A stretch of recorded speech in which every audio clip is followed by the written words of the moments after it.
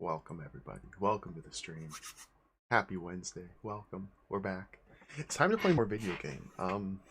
It's time to play more quote unquote video game. we're gonna play. I don't know how this is gonna go. We're gonna play Mandragore today. Welcome to the stream, everybody. We're gonna play Mandragore, specifically on the Commodore 64. I'm excited for this. Welcome everybody. Thank you Dana for the raid. Thank you Dana for the raid. Mega stream over at the Dana Crystallis channel. How was Crystal Project? Dana, that game looks wonderful. That game looks so good. That game looks so fun. I gotta play it, man. I gotta play it. It looks so good.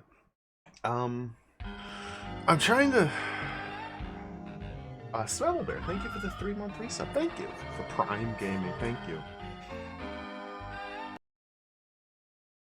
Mandragore for the Commodore 64. I'm a little bit nervous about this game. I'm a little bit nervous about this game. Now, I've seen a little bit of this before. My extent of knowledge of Mandragore is that it is a French-developed Ultima 3 style adventure game.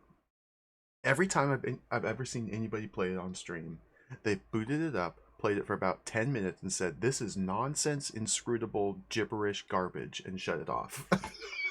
So, I cannot wait to sink my teeth into it and see how it goes. Mandragore. Mandragore. Mandragore. Mandragore. Really fun. More platforming, but fun. Yes. Oh.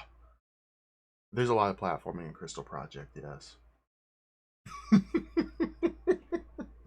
Let me say hello to everybody, and then we have to get started because there's a lot to go through before we actually play the game, and I really want to play this game.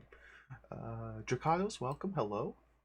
Alana Ray, hello. Foamed, hello. Azora Justin, hello. Hello Tango Bunny, hello Goof Muffin, hello Duck Admirer. Thank you again for the raid, Dana. Welcome Raiders. Hello Gonzo Cookie.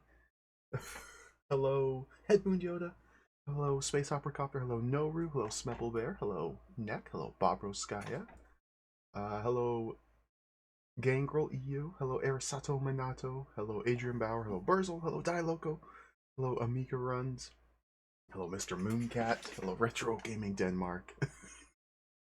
Hello Rubber Titty. Welcome to the stream, everybody.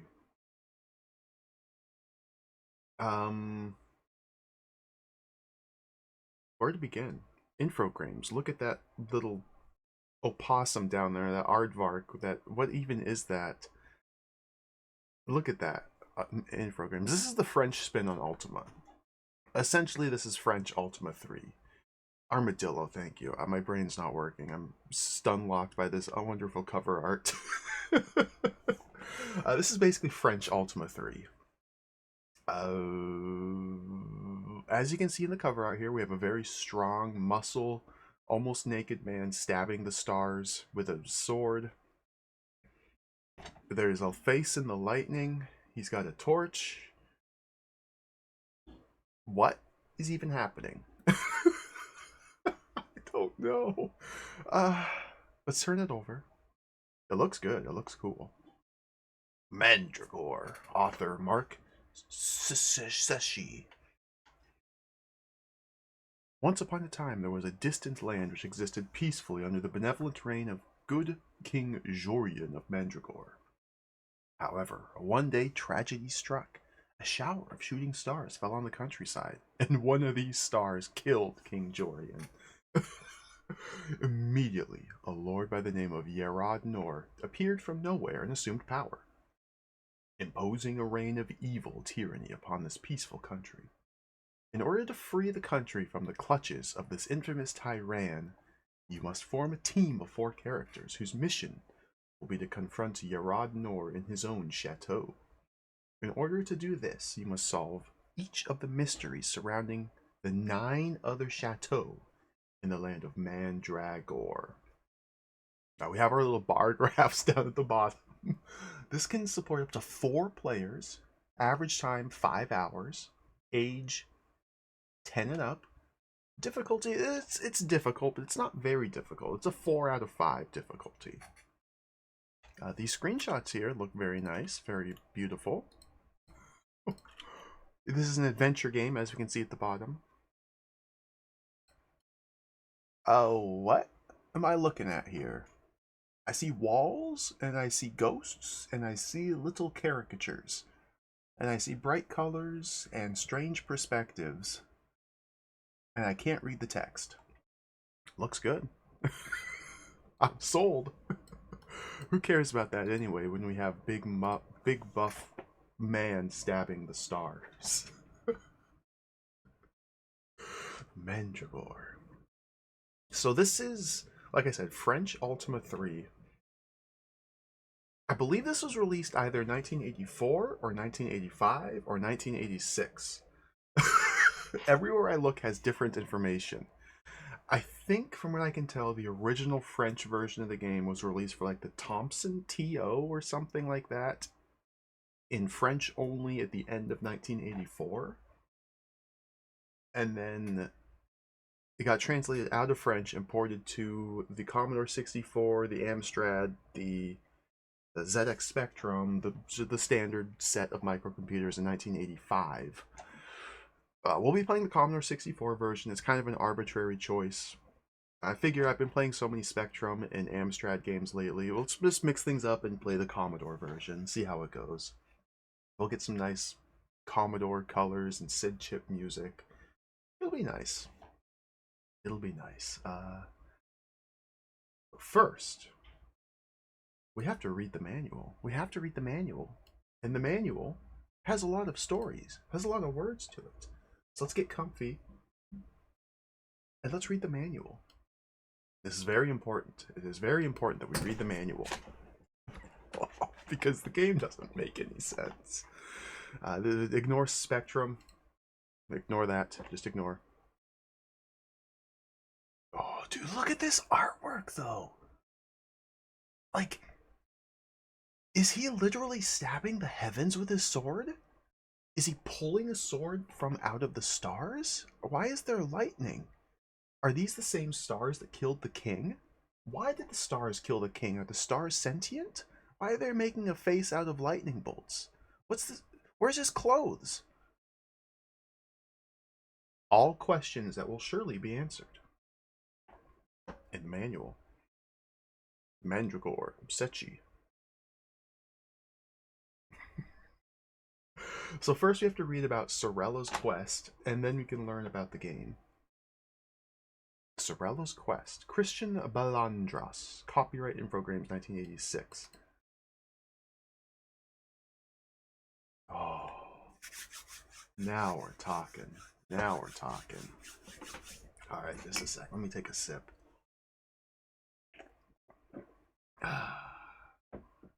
As a quick heads up, none of this lore seems to have anything to do with the game.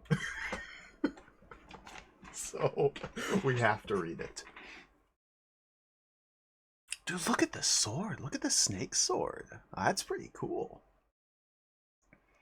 Encounter in a tavern.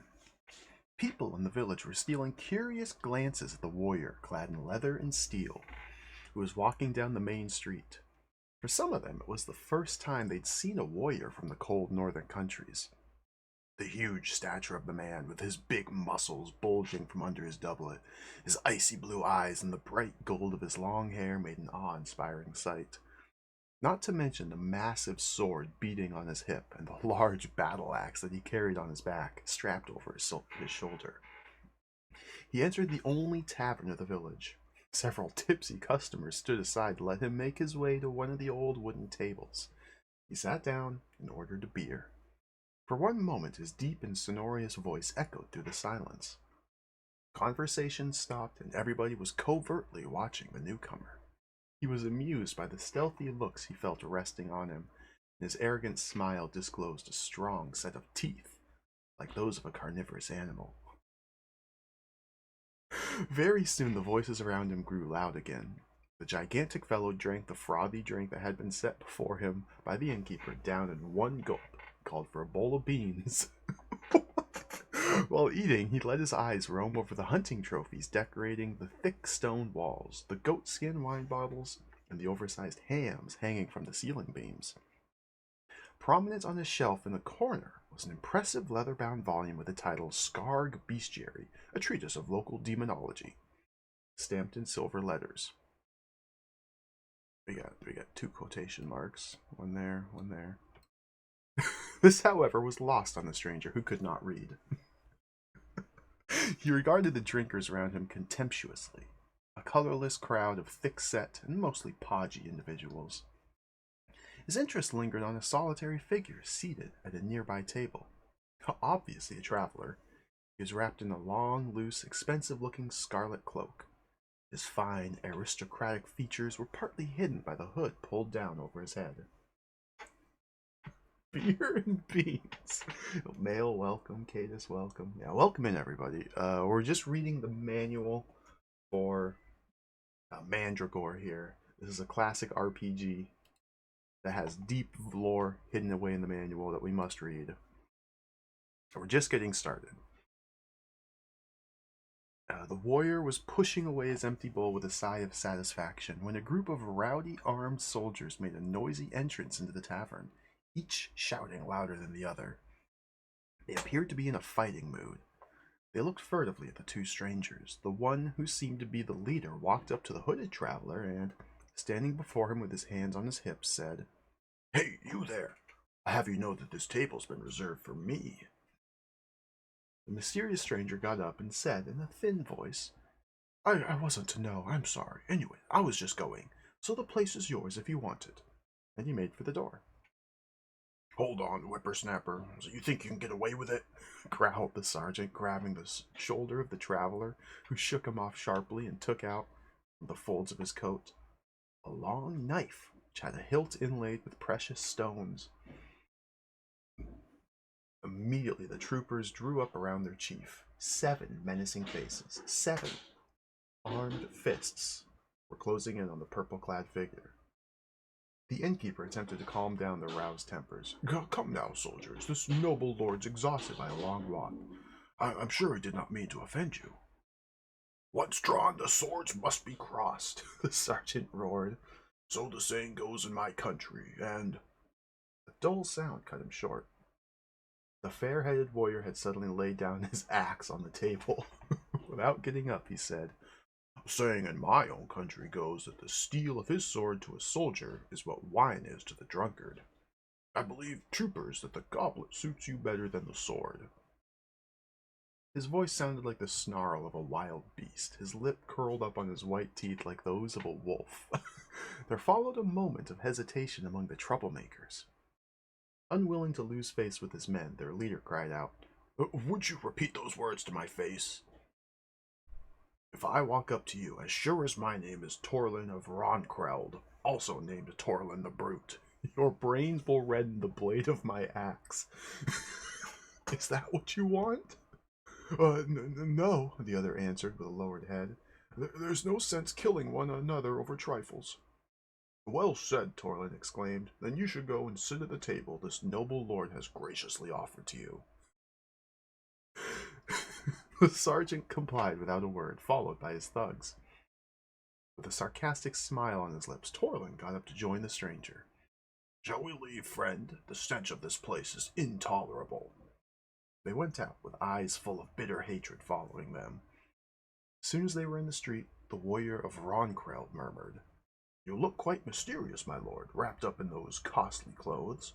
You know my name. May I at least know yours?"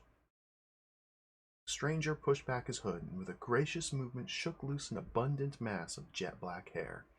Astounded, Torlin admired the contrast between the gray eyes and a delicate alabaster face and black hair spread over the red velvet of the coat. "But you are—" "Yes, I am," she answered proudly. "My name is Sorella, and I come from Lake Karashgoom.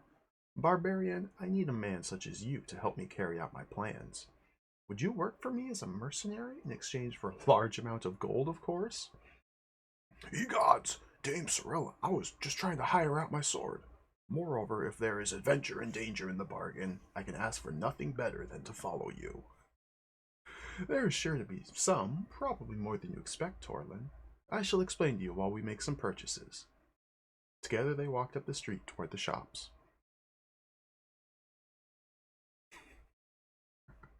The magician and his servant. They entered the village emporium, which was fragrant with spices. The shopkeeper was engaged in a bitter argument with two rather vindictive customers. "What?" protested the taller of the two, a lean, short-bearded character dressed in a tunic and blue breeches. "You charge 50 crowns for this miserable piece of parchment? You are joking, you scoundrel."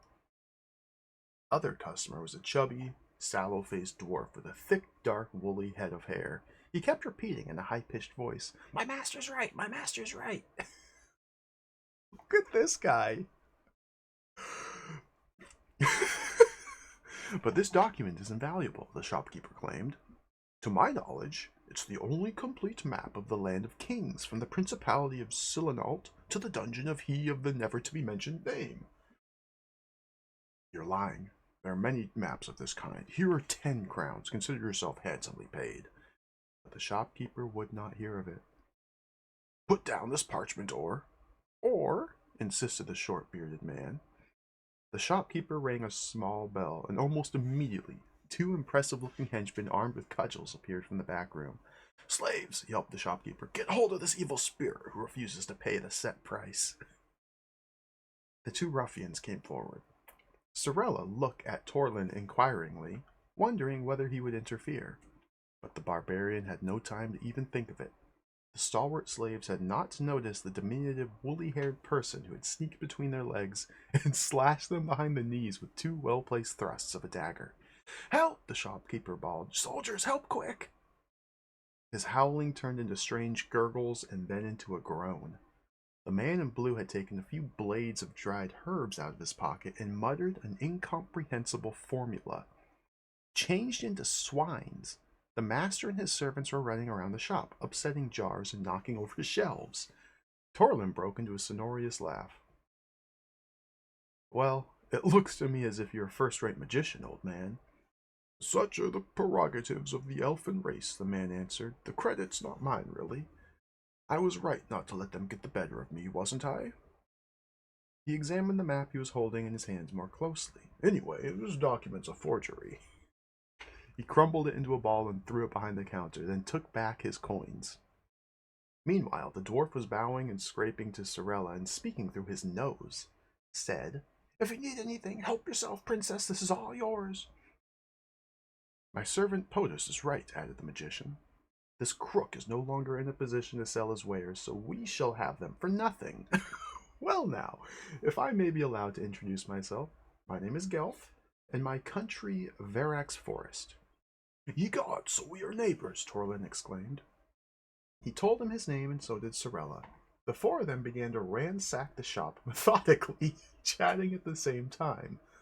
Gelf explained that he was looking for documents concerning the land of kings, for he had long been dreaming of encountering he of the not-to-be-mentioned name. Sorella then made an attempt to have him join them. She told how her father had become a priest, dedicated to the worship of a sacred flame in a sort of temple, which was supposed to be built on a volcano, but she did not know where.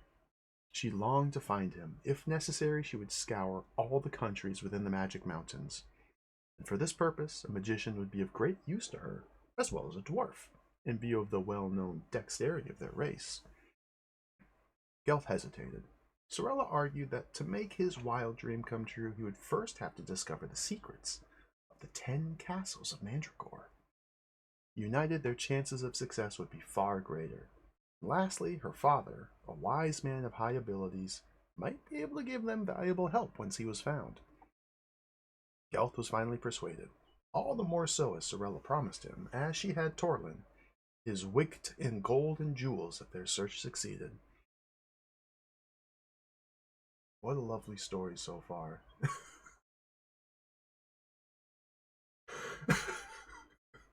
They just roll up on the shop, transmogrify the shopkeeper and guards into pigs, and then just ransack it. These are our heroes. Hey, Pains, welcome. Departure. Oh, look at the horse.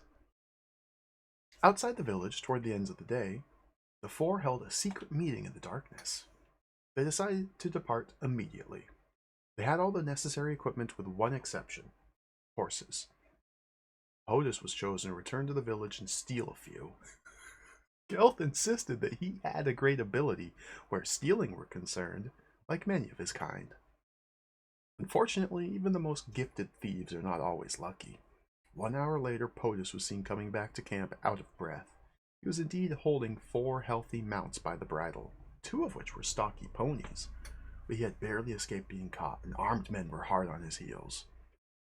Soldiers had no trouble reaching their campsite. At their head, Torlin saw the sergeant he had humiliated in the tavern, but this time he had about 15 men accompanying him, their eyes ablaze, lusting for revenge. So, barbarian, you're in league with this horse-stealing midget. So is this female who is trying to pass herself off as a traveling nobleman. The other is a magician who turned Moras the merchant into a pig, another said. Attack them! Death to the bandits! The soldiers rushed to the onslaught. The first to die was the sergeant. Torlin's axe had split his body into 2 from the top of his head down to his chest. A few dispersed into the fields in the shape of fat pigs. Others, whining, were flattened into the ground, hamstrung by the agile POTUS. Sorella herself dispatched 2 of them with her sharp dagger. What was left of the troop was hacked to pieces by the axe and the sword of the warrior of Roncride. At a short distance behind the armed men, the whole village was following, and they could hear them shouting, Here are the thieves! Let's tear their guts out! Torlin wiped his sword and his axe in the grass and said, They outnumber us this time. We have our horses. Let's get out of here. Which they did.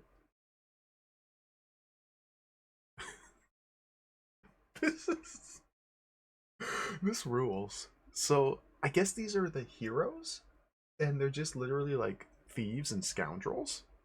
And we just stole from a town, slaughtered the guards, and now we stole horses and ransacked a this is so good. Scarred forest. In the thickening darkness, the black trunks of the giant pines looked all alike. But Torlin could have sworn he'd already seen this one, whose contorted bark suggested unholy scriptures, no more than a few minutes ago. When on their stolen mounts they penetrated deep into the weird forest of Skarg, in order to escape the pursuing villagers. Gelf, riding ahead, pulled back his horse to keep abreast of the warrior. His eyes shone in the dusk as they rested on his. Torlin wondered whether they could read his mind. Didn't need to wonder for long, as the magician whispered with a look of mutual understanding. Might be wiser to make a stop before nightfall, before we get completely lost. Yes, we better set up camp under these branches, rather than wander aimlessly till morning. We shall camp here, he said, but where's POTUS? With a start, the young woman looked behind her. His pony was galloping close to the mine. I was talking to him a moment ago. I don't understand. A scream enlightened them, which they recognized as the high-pitched voice of POTUS, and meant that he was not far off. But it was a scream of anguish. Torlin drew his long sword out of the scabbard in a fierce gesture. He was about to spur on his mount when the neighing of a horse was heard, followed by the beat of hooves. The dwarf suddenly appeared out of the darkness, shaking in the saddle, his sallow face contorted. He had some trouble bringing his mount to a halt beside his companions, the animal appearing to have experienced the same fright as POTUS himself. Still brandishing his blade, Torlin grabbed the reins of the pony with his free hand and calmed him down, clicking his tongue, as was his habit. What are frightened of midget? He asked, flexing his arm muscles. This translation, man. A huge thing was crouching in the thicket, mumbled POTUS. It flew to the treetops. I could only make out a movement in the branches, but I distinctly heard a flapping of wings. Torlin the brute broke into a boisterous laugh. A night bird. Our midget nearly died of fright after startling a common owl. Big as you are, the dwarf snarled, you might serve very well as a feast to such an owl. Torlin sneered. The magician interrupted. POTUS may very well have driven away some dangerous creature. Warrior, are you ignorant of the rumors concerning the feathered fauna of Skarg? This does not trouble me, old man. In Rongreld, we do not pay attention to these legends. And if indeed there is such a thing as a fauna, with all due respect to POTUS, I shall be the one to feast on them. I once read in a wizard's book the description of blood-sucking flying monsters, Gelth added. That's enough, you accursed magician. You're going to frighten Dame Sorella for no reason. Let's set up camp without more ado, and if by chance any kind of creature decides to come and suck our blood, this sword would make short work of spreading them. What about your magic, Gelth? The young woman inquired. Can't it bewitch the creatures of darkness? I don't know. I will place charms around our camp and speak the magic words. I hope it will be enough to ensure our safety. This forest has such bad reputation. As for me, muttered POTUS, I place more confidence in your spells than in the strength of this stupid pack of meat. Torlin refrained from crushing the grinning face of the dwarf. He shrugged his broad shoulders and applied himself to the task of starting a fire. I'm not... Oh, this is like looking up a tree?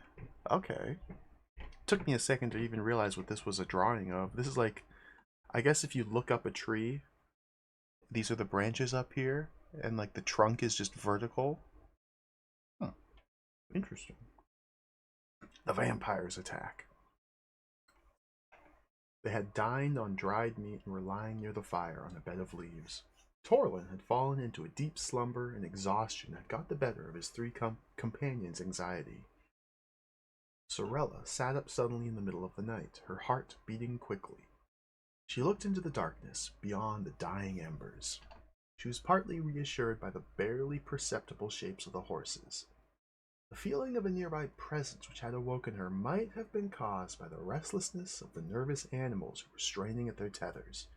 She started. The horses were restless. It meant that they sensed something.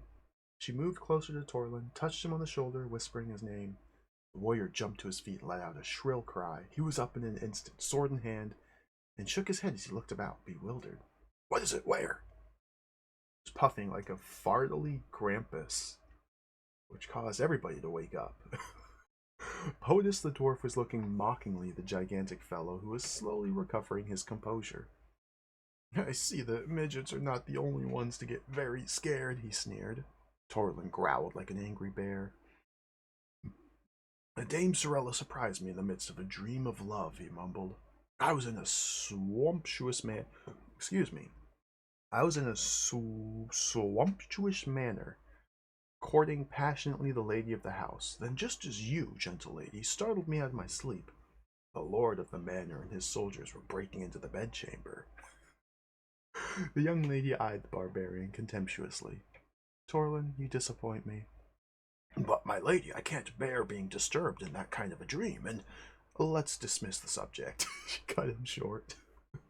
More serious business is at hand. I feel uneasy in my mind. The horses have been restless, and I feel as though I'm being watched. That's why I wanted to wake you up. Torlin went to the horses, stroked them, and spoke to them. When he joined his companions again, his brow was knotted with worry. Indeed, these animals are very frightened. Their hides are shivering, although the night air is mild. Their jaws are chattering convulsively. I've never seen horses in such a state. Listen, Gelth interrupted. As they stopped talking, they heard noises now coming from the dark, high regions of the forest, probably from above the trees. There was no doubt that the noise was the fluttering of wings, as if hosts of winged creatures were flying close to the treetops. The horses were huddling together, shaking. In the light of the dying fire, sweat could be seen streaming down POTUS' face, and the dwarf could be seen gripping the breeches of his master, the magician. Torlin stepped up to Sorella's side, his long sword ready to defend the long, frail figure. He was again the arrogant warrior, confident in his valor. Your old wives' tale may be worth paying attention to, magician. It seems to me as though these creatures were swooping down on us. Their flesh is not too revolting. We shall eat fresh meat tomorrow. Ha ha ha. Look at the bat. The fluttering drew closer. Gelth looked askance at the laughing barbarian. You won't be amused for long, Torlin the brute, he whispered. Here comes the winged tribe of Skarg, which all wizards' books agree is impervious to most spells. The steel of my blade will do the work if your magic proves powerless, old man. The first flying creatures dived onto them, heralded by a shrill whistling. It happened so fast that they could only make out a huge dark mass falling like a rock from the treetops. Gelf and POTUS rolled on the ground. I guess Gelt. Sorry. Gelf. Gelt. I guess Gelt is Gelf. They forgot the H. Sorry, that bugged me. Gelf and POTUS rolled on the ground, stunned by a flap of the bird's wing. But Torlin had time to strike. He had a fleeting sensation of tearing through a thick elastic membrane, and in fact, the thing, thrown off balance, shrieked hideously and crashed into the nearby thickets, with a great noise of branches breaking. Torlin started shouting out orders. POTUS, take my axe from my saddle and see if you can destroy this one. Cyrella, Gelf, try to light torches and stay near the fire. The dwarf complied, handling with difficulty the axe, which was taller than he was, plunged into the darkness. The young woman and the magician did their utmost. Not their utmost, to inflame resin-coated stakes, but a second attack did not give them time to do so. Several monsters loomed out of the darkness simultaneously, uttering ear-splitting whistles. Cyrella threw an armful of flaming torches at the one that swooped on her, forcing him to swerve. Gelf cast a magic spell intending to paralyze the sensitive functions of the giant vampires. What? There was indeed a moment of confusion among the assailants, which enabled Gelf to barely avoid being hit by one of them, and Torlin to strike two with a great swirl of his sword. The monsters fell with a frantic beating of their wings, roaring in a way fit to curdle the blood of the most courageous. The warrior rushed forwards to hack the two black, hairy bodies to pieces, and a moment later the ruddy wings stiffened in death. POTUS emerged from the deep night all spattered with purplish blood. A triumphant grin twisted his thick lips. In action, his fear had left him, and he outgrew his diminutive size. He shivered, though, when the vampires attacked once more altogether. What? He shivered, though, when the vampires attacked once more altogether. In a confusion of shrieks and whistles, a dozen monsters, perhaps more, appeared, coming from all sides. Torlin cut off two horrible heads, then was struck violently on the right shoulder by a wing, which made him drop his sword. Immediately, another monster swooped down on him, pinning him onto his back, onto the damp ground. He felt the weight of the creature oppressing his chest. Strong claws mauled his sides. The huge membranous wings closed on him. A slobbering and filthy snout came down on his face. A foul breath suddenly nauseated him. Sharp fangs were reaching for his throat. Small red eyes, sunken in folds of scaly skin, were already relishing their victory. Torlin managed to free his hands and catch hold of the vampire's neck. His fingers tightened. His muscular arms tried to push back the frightful gargoyle, but the monster surpassed him in sheer strength, and the repulsive snout kept slowly closing in on Torlin's contracted face. Then, with a final outburst of rage, the warrior released his grip and quickly pushed his thumbs into the demoniacal eyes fixing him. The red globes burst, soiling Torlin with a mixture of blood and viscous humors. His fingers dug deep into the sockets while the creature moved its wings convulsively. Seizing his opportunity, the barbarian gathered together his energy and punched the monster hard on his warty forehead. The rather thin skull cracked. A thick whitish fluid oozed out of the scalloped ears and stinking nostrils of the vampire. The great winged body stiffened, and Torlin slung aside what was now a carcass. Dude, this is awesome! Confusion prevailed around him. Cyrella's screams restored to him enough strength to grab his sword and hasten to the rescue. The young woman was lying in the same position he'd experienced. A vampire was smothering her with its weight, ready to tear her tender breast. Farther away, Gelf found himself in the same position, but already POTUS, axe in hand, was perched on the monster's filthy back, intent on hacking away at his master's assailant.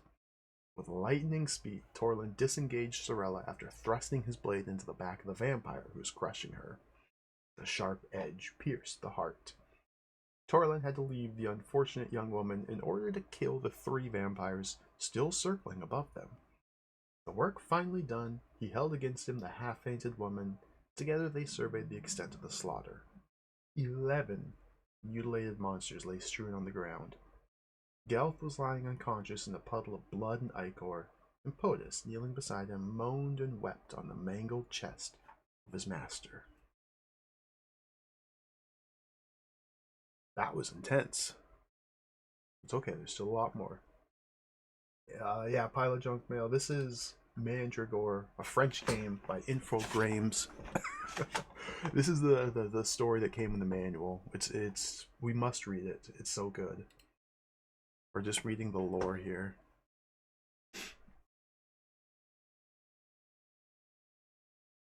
Quest for the Healing Rush.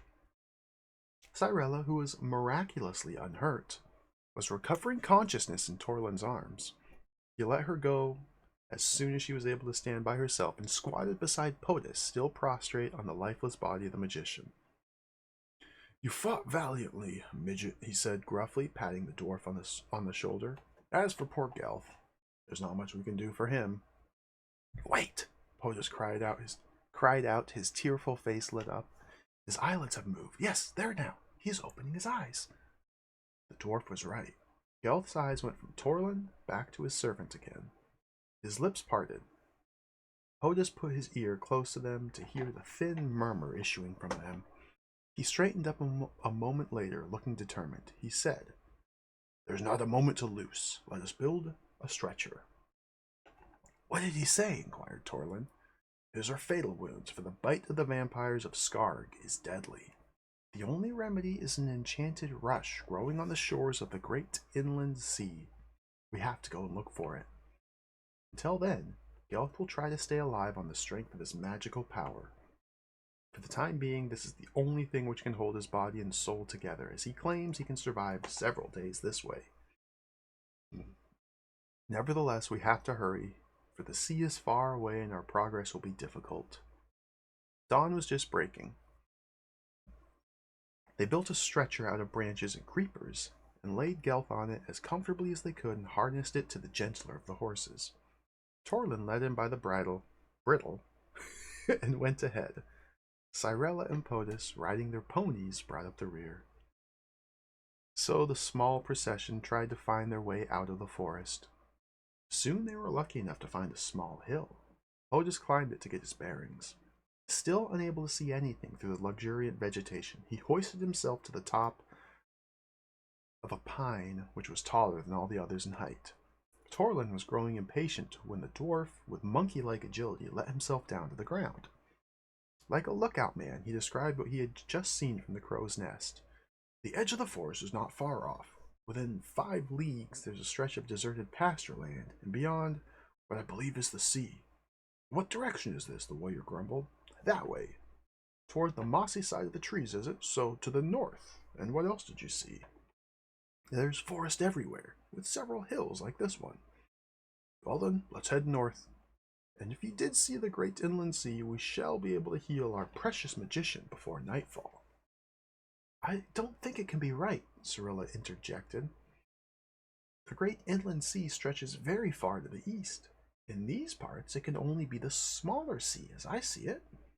"It doesn't matter whether it's small or great. It's the medicinal rush we're interested in." "I am familiar with the shores of the smaller inland sea," the young woman went on. "I've often visited them. No rush grows there, healing or otherwise.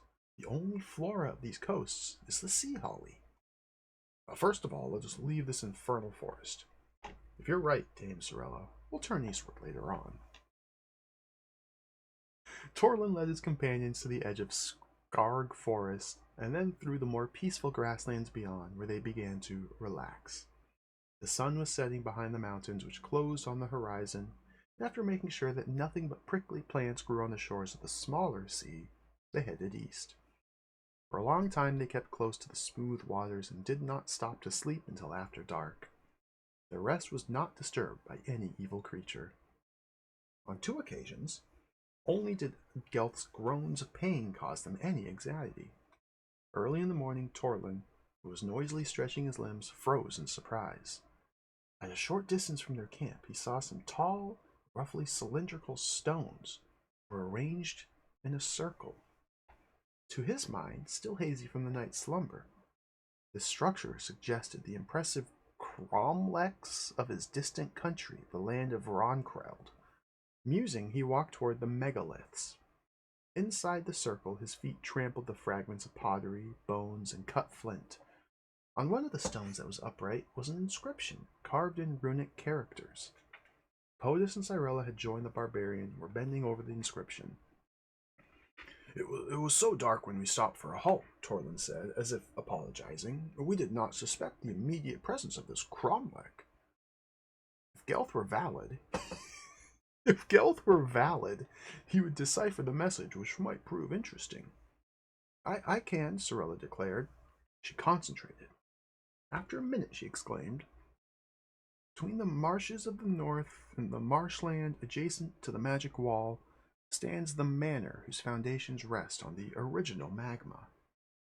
This must indicate the temple of the sacred flame where my father officiates, she cried, and an arrow carved in the rock points east. We're bound to pass it on our way. She bit her lip and continued, but we can't stop until we've reached the Great Sea and taken care of Gelth. It can't be helped. We shall retrace our steps later on. My father can wait, but Gelth can't. Her voice was firm and determined. POTUS, never losing his practical common sense, pointed to an almost undamaged and obviously very old stone jug and a flint spearhead of good craftsmanship. I shall take these. We can sell them in a village or exchange them for food. He then turned back to give his master emergency medical care. The small party then proceeded on their way. Oh, look at this map. Oh. Okay, Scarred Forest. The small landlocked sea, the great landlocked sea. Fardali. This is Ronkreld. Girdle of Rainy Mountains. This is Lurg. So I guess our heroes are somewhere down here? Trying to get to here? Well, you'll notice nothing in this story so far. As far as I can tell, nothing that we've read will ever come up in the game. I think this is purely just setting up the world. This is purely just world building. Just it seems like just some guy's D&D campaign that he's blogging about, which is cool. I'm into this. It's just kind of funny. Beautiful map. We may need to use this map as we play the game. The Siren Song. As far as the eye could reach, the frothy sea extended its even boundless surface, unbroken except for a few rocky reefs, and in the distance the outline of an island, hidden at intervals by moving banks of fog. The shoreline offered a harmonious picture of golden sand and lush green meadows which reached down to the very edge of the beach. A thin stream bordered with reeds flowed into the calm blue sea, an idyllic picture animated by the ballet of the fishing birds hunting flying fish on the crest of the waves. Cyrilla, kneeling by Gelth's side, was crushing the magical rushes into the jug they'd found near the cromlech. The magician was resting on a bed of newly cut reeds. The young woman got up to get some fresh water from the stream and used it to thin the vegetable mixture.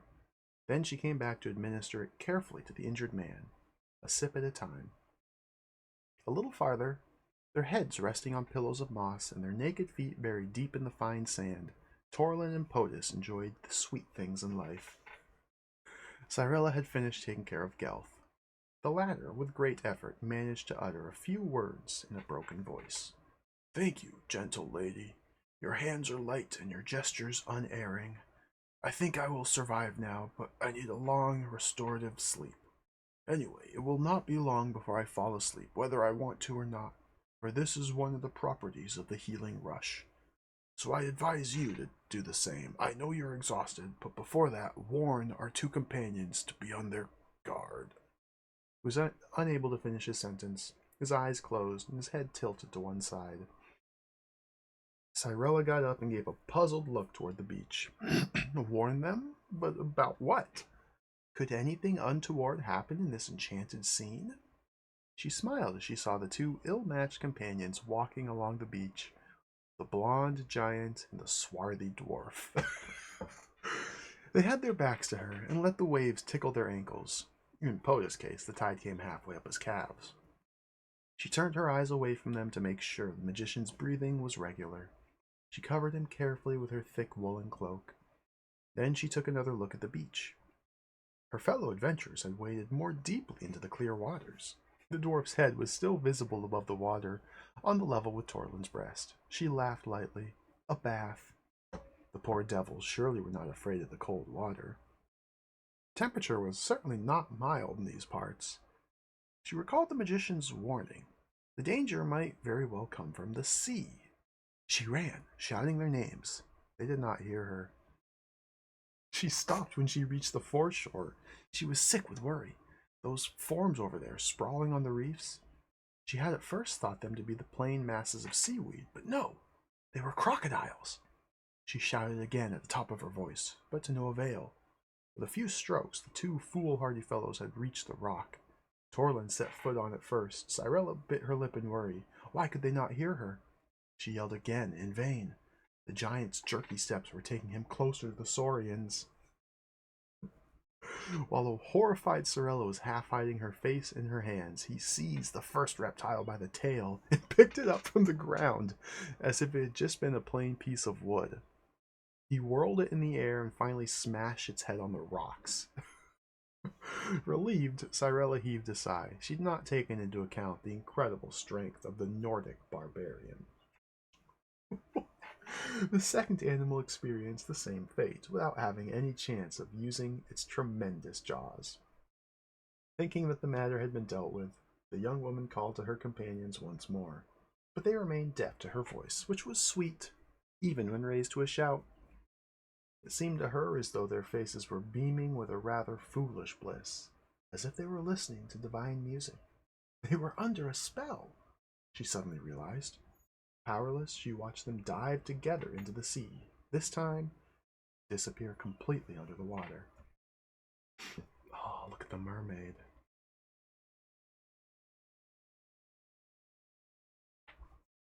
A couple more pages still. Oh, Hazemaker, welcome. Syllogism, welcome.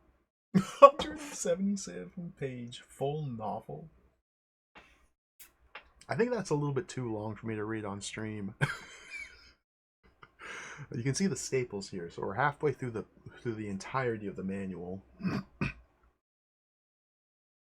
Cyrella's distress. Cyrella's strength had reached its limit of.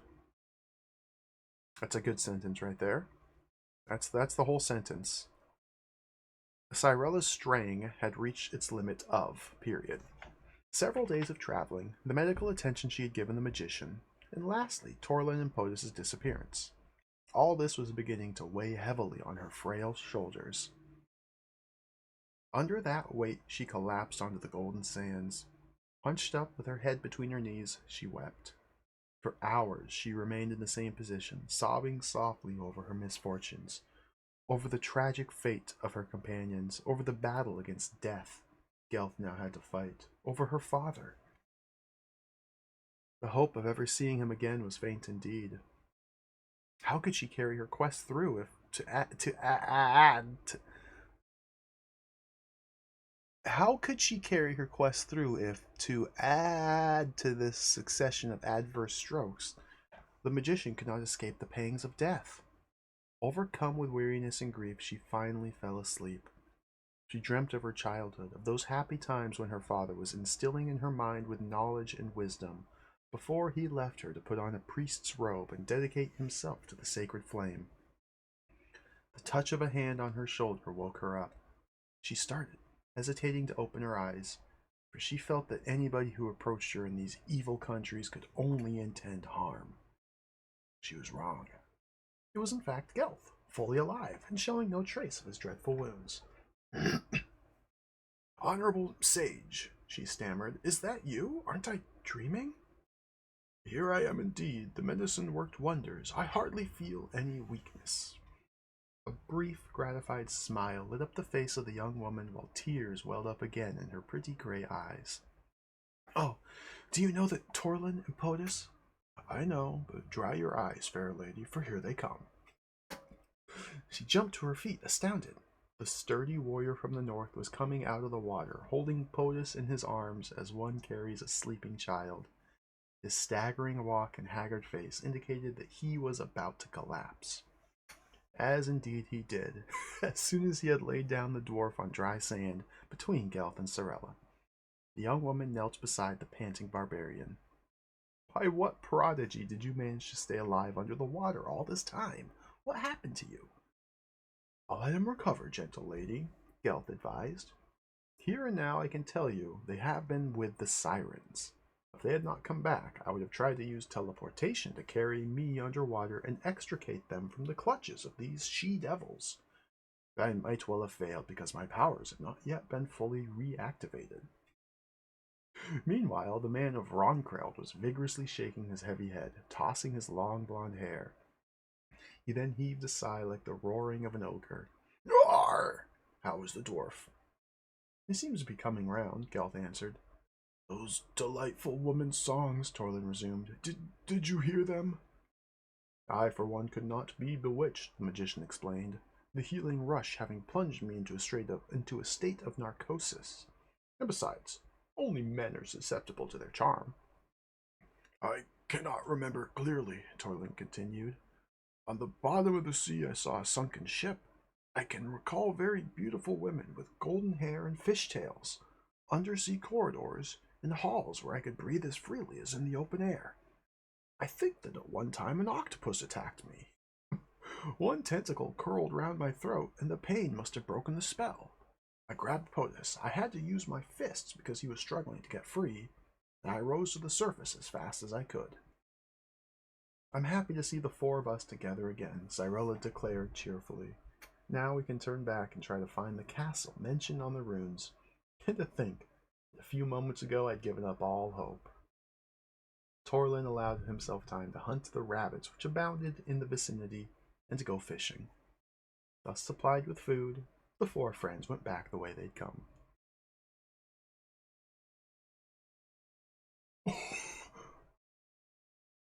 That's a skeleton. Look at that skeleton. That's a good skeleton. That's a really good skeleton. That's a really good skeleton.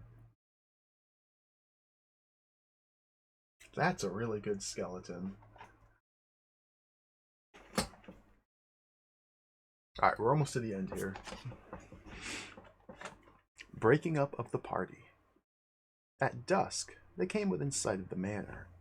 Cyrella could no longer control her eagerness, but Gelth suggested that they set up camp and send one of them to reconnoiter. I love that word. Torlin quite naturally offered his services. He ate and drank in company with the other three, after which he set out on foot for the famous castle, his sword at his belt and his terrifying axe on his shoulder. In the moonlight, the fortified manor assumed a lugubrious but by no means impressive appearance, for it had a squat and stocky construction which looked embedded in the ground like a knoll. Around a peat fire, Cyrella and her two companions waited for Torlin's return. Worried, they talked for a while, admiring the starlit sky, and then tried to sleep. They were getting really concerned about their friend when frightful shrieks broke the night silence. To the right, to the left, and behind them. They hardly had any time to think. The specters were already attacking. There were three of them. Three indefinite white shapes, vaguely human-like, which seemed to float in the air. POTUS and Cyrella pulled out their daggers. With lightning speed, Gelth uttered the magic formula calculated to bewitch any sort of creature. One of the ghosts disintegrated. Cyrella tried to stab the other two, but in vain. At last, the magician succeeded in making them disappear like their mate. I have always believed in ghosts, Cyrella murmured, shuddering in retrospect. I've never seen any until now. I don't like the look of it at all, grumbled Gelth. It was not long before his fear materialized. Sickening, shrill cries were heard. Putrid smells infected the air. The shades of night parted to make way for a group of repulsive beings dressed in dark rags. Their sallow faces, veritable caricatures of human features, appeared to be in a state of decay. Their black eyes were expressionless, and they were stretching before them fleshless arms. "The living dead!" Gelt exclaimed. "Keep away, my friends, they're invincible." Only the black art has any power over these abominations. POTUS did not have to be told twice. He took to his heels, which is easier to do for a dwarf than for a normal human being, and rushed blindly into the darkness. Several monsters were close on his heels. Cyrella ran away in the opposite direction, while Gelf blocked the way to the main body of the ignoble host. She ran like a gazelle, her black hair streaming around her head.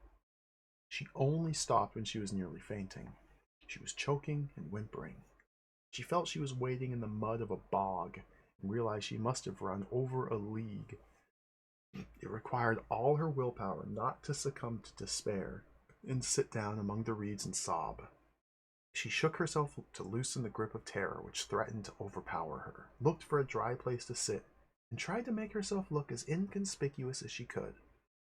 Far in the night, sinister calls still echoed, frightful moanings and indescribable squackings? Indescribable squackings. I've never even heard that word, so I wouldn't even know what sound that is. I guess squeak and squack? Squeak and quack? Squack? Cyrella waited until morning, shivering with cold and anxiety, wrapped up in her cloak. She surveyed the scene stretching before her eyes in the waning light of dawn. The mysterious manor was just a tiny russet spot, barely distinguishable in the background of the unnamed mountains. She turned her head to the right. Beyond more unknown and impassable ridges lay. The sun was just starting its daily course in the azure sky. She thought of her companions scattered in this inhospitable country, dead perhaps, the three of them. A slight movement attracted her attention. She was not mistaken. A lean figure was moving towards her. On her guard, she grabbed her long knife. Could it be? When it came closer, she relaxed. Gelth, at least, had escaped. She walked up towards him. They were soon facing each other. "Why are you threatening me with this weapon, gentle lady?" the magician murmured. His eyes gleamed strangely. Forgive me, learned magician. I did not recognize you immediately." Have Torlin and POTUS not reappeared? "No, they have not. I fought victoriously against the living dead, then teleported myself inside the manor to see what was going on for myself, and joined the barbarian of Ronkreld. I left in haste. This is not the place you're looking for. It is nothing but a den of diabolical creatures, where one can wander indefinitely without being able to find a way out. Torlin must have perished there by now." "Couldn't you have attempted to rescue him?" A strange smile fleeted across the magician's face. "It seemed more urgent to find you, fair lady, and this I did by the magic trick of repeatedly visualizing the surroundings. Now I will lead you to where your fate is driving you," he sneered. Cyrella raised her eyebrows inquiringly. All of a sudden, Gelt's voice changed into a hideous snarl, and eyes glowing like live coals, he growled. "In these parts, the great master Yarad Nor has taken possession of my soul, and from now on I am subservient to his schemes. Obstinate female, I will now turn you into a sow." The young woman started back, aware that the evil forces of the manor had got hold of the magician. But she repressed her fear, reacted so quickly that Gelth had no time to carry out his threat. She plunged her dagger up to the hilt into the heart of the possessed man. An awful gurgle came out of his throat, and the traitor collapsed silently. Period. Cyrella wiped the blood which stained the blade and replaced it in the sheath. A look of cold determination hardened her features. So the message of the runes was a lie, no doubt left there by the emissary, the powers of evil. So her companions had forsaken her one after the other. One had run away, another was dead, another had betrayed her. So she was entirely alone this time.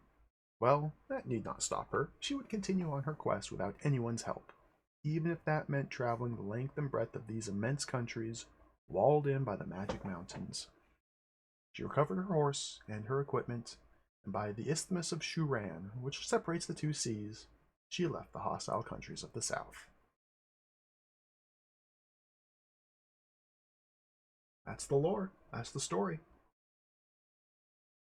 What a wonderful book. Now, I just have to point out real quick the discrepancy here. The Isthmus of Shuran, which separates the two seas. There is no isthmus here. There is nothing separating these two seas. They are connected by water. The map doesn't seem to align with the story, which is fine. What a good story. Hey, Coconut, welcome. Empty Eye, welcome. Welcome in, everybody. Yeah, this is the lore for the game Mandragore. This is a French-developed spin on Ultima 3. We'll see once we get into the game how strongly reminiscent it is of Ultima 3, but it proves to be a very different experience, I believe. That lore, 20 pages of lore, seem to have nothing to do with the lore listed on the back of the box. So, let's keep reading. Rules of the game, Mandragore.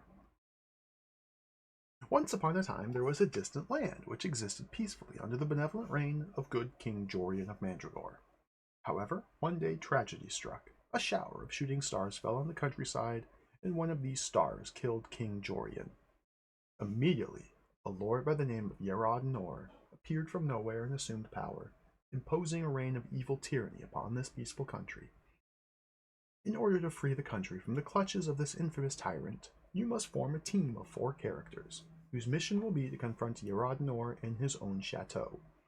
In order to do this, you must solve each of the mysteries surrounding the 9 other chateaux in the land of Mandragore.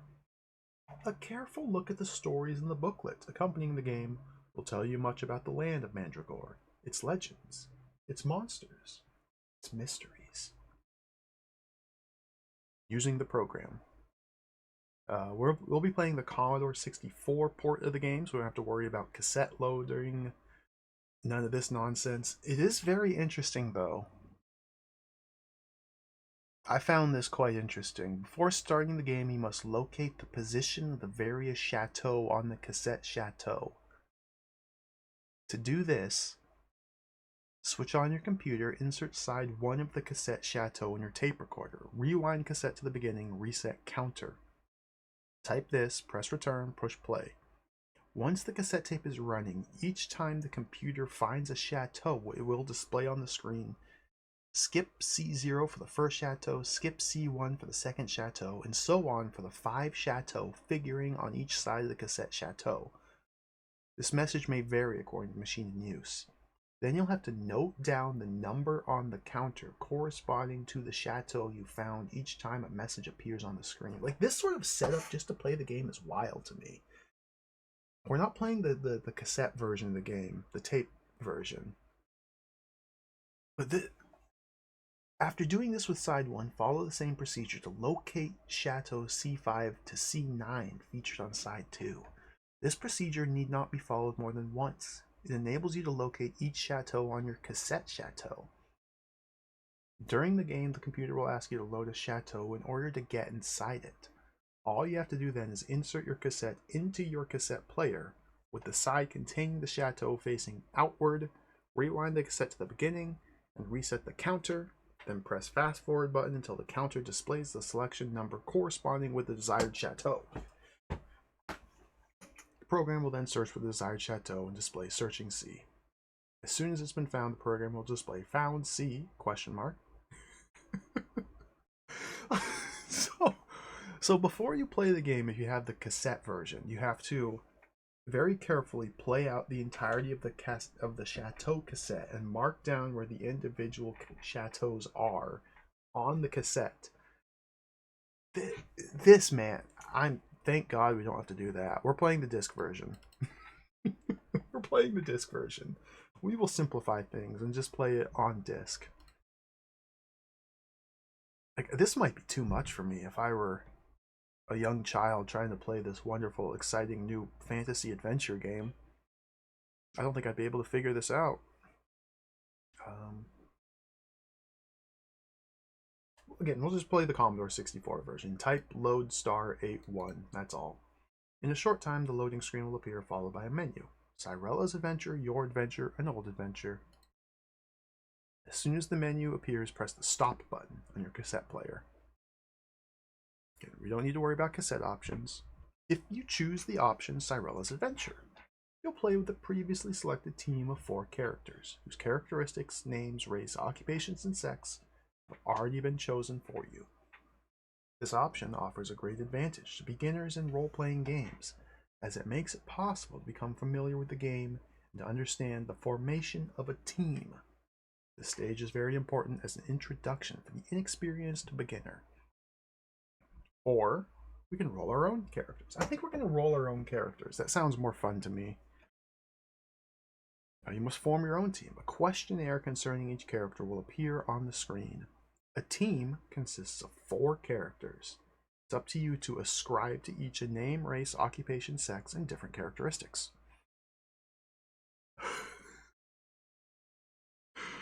There are 6 characteristics altogether: Constitution, Strength, Intelligence, Wisdom, Dexterity, Appearance. 80 points are to be divided between them, from 5 to 20 each. Now, that right there is literally all that it says that the stats do. That's all it says about them. We have no idea what these stats actually, like, specifically do in the game. But there they are. You use the keyboard to enter the value corresponding to your assessment of each characteristics. If you want a value below 10, you must confirm your choice by pressing return or enter. In other cases, confirmation is automatic. Blah, blah, blah. Cannot put more than 80 points in. After you've assessed the 6 characteristics, you can still modify your distribution or go straight to the choice of race. 5 different races are possible: dwarf, elf, my orc, hobbit, human.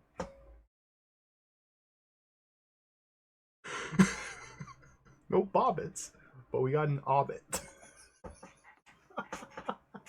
Oh my god, wonderful. Hey, Com's Unwelcome, Stars Cab, Joker Sage. Welcome in, everybody. I know I've missed a lot of people in chat. I've been engrossed in this wonderful story. Again, no mention of the differences between these races, if there are any differences. We got my orcs, elves, hobbits, humans. Occupation, this cannot be an arbitrary choice, as certain occupations require specified conditions. You have 6 alternatives. Warrior, no special conditions. Ranger, his strength must be above 15. Wizard, his intelligence must be above 15. Cleric, his wisdom must be above 15. Thief, his dexterity must be above 15. Minstrel, his appearance must be above 15. The choice of occupation is a very important section, as each occupation has its own specific characteristics. We're not going to tell them to you, but they exist. In the course of the game, there will be opportunities to use the strength of a ranger, or the dexterity of a thief, or the intelligence of a wizard. So it's worth taking some time to consider your distribution of points for characteristics, as these in turn determine your choice of occupation for each character, and will have a great bearing on the outcome of the game. To choose an occupation, use keys, and confirm your decision by pressing return or enter. So, we can roll 4 characters, and there are 6 different classes. So, we'll have to pick 2 classes to go without. I think I want to have a ranger for strength. I think I want to have a wizard. I think I want to have a cleric, and probably a thief. Just very basic. Boom, boom, boom, boom. I have no idea what a minstrel will be for, and since a warrior has no special requirements, it seems like it's the most generic. We could probably do without, but This is all guesswork on my part.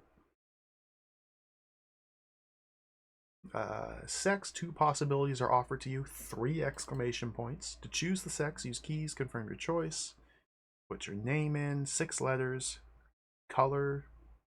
The graphic display of a character depends on the choice of occupation and sex. It can be improved by modifying the color with the spacebar. Oh, cool. Your team includes 2 wizards. It will be useful to distinguish them by their color.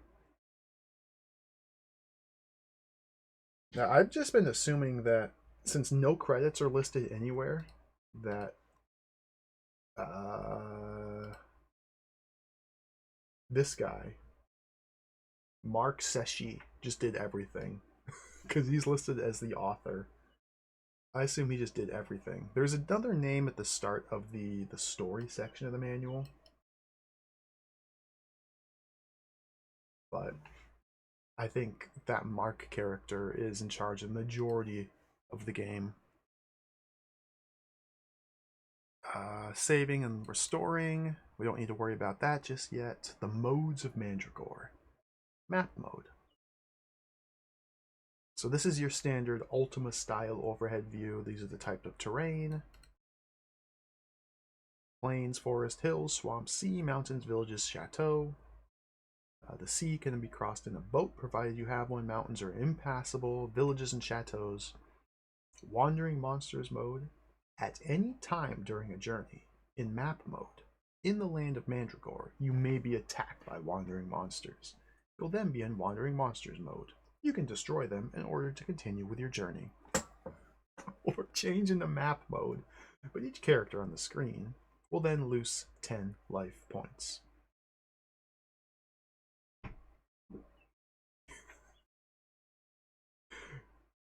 Village mode. There are over a dozen villages listed in the land of Mandragore. They make it possible to buy or steal weapons, torches, food, a boat, or to sell things found in the course of trips inside the chateau. Chateau mode. 10 chateaux, each of them consisting of about 30 rooms and dungeons, make up the universe of Mandragore. Each conceals a mystery to be solved, as well as treasures to be found. There are also monsters, many traps to escape from. Change from one mode to another. To enter a village, when you're in map mode, you must position yourself on the square symbolizing a village and type V. To enter a chateau while you're in map mode, you must position yourself on the square representing a chateau and type C. Tape loading, don't need to worry about. To change into map mode while in another mode, type M.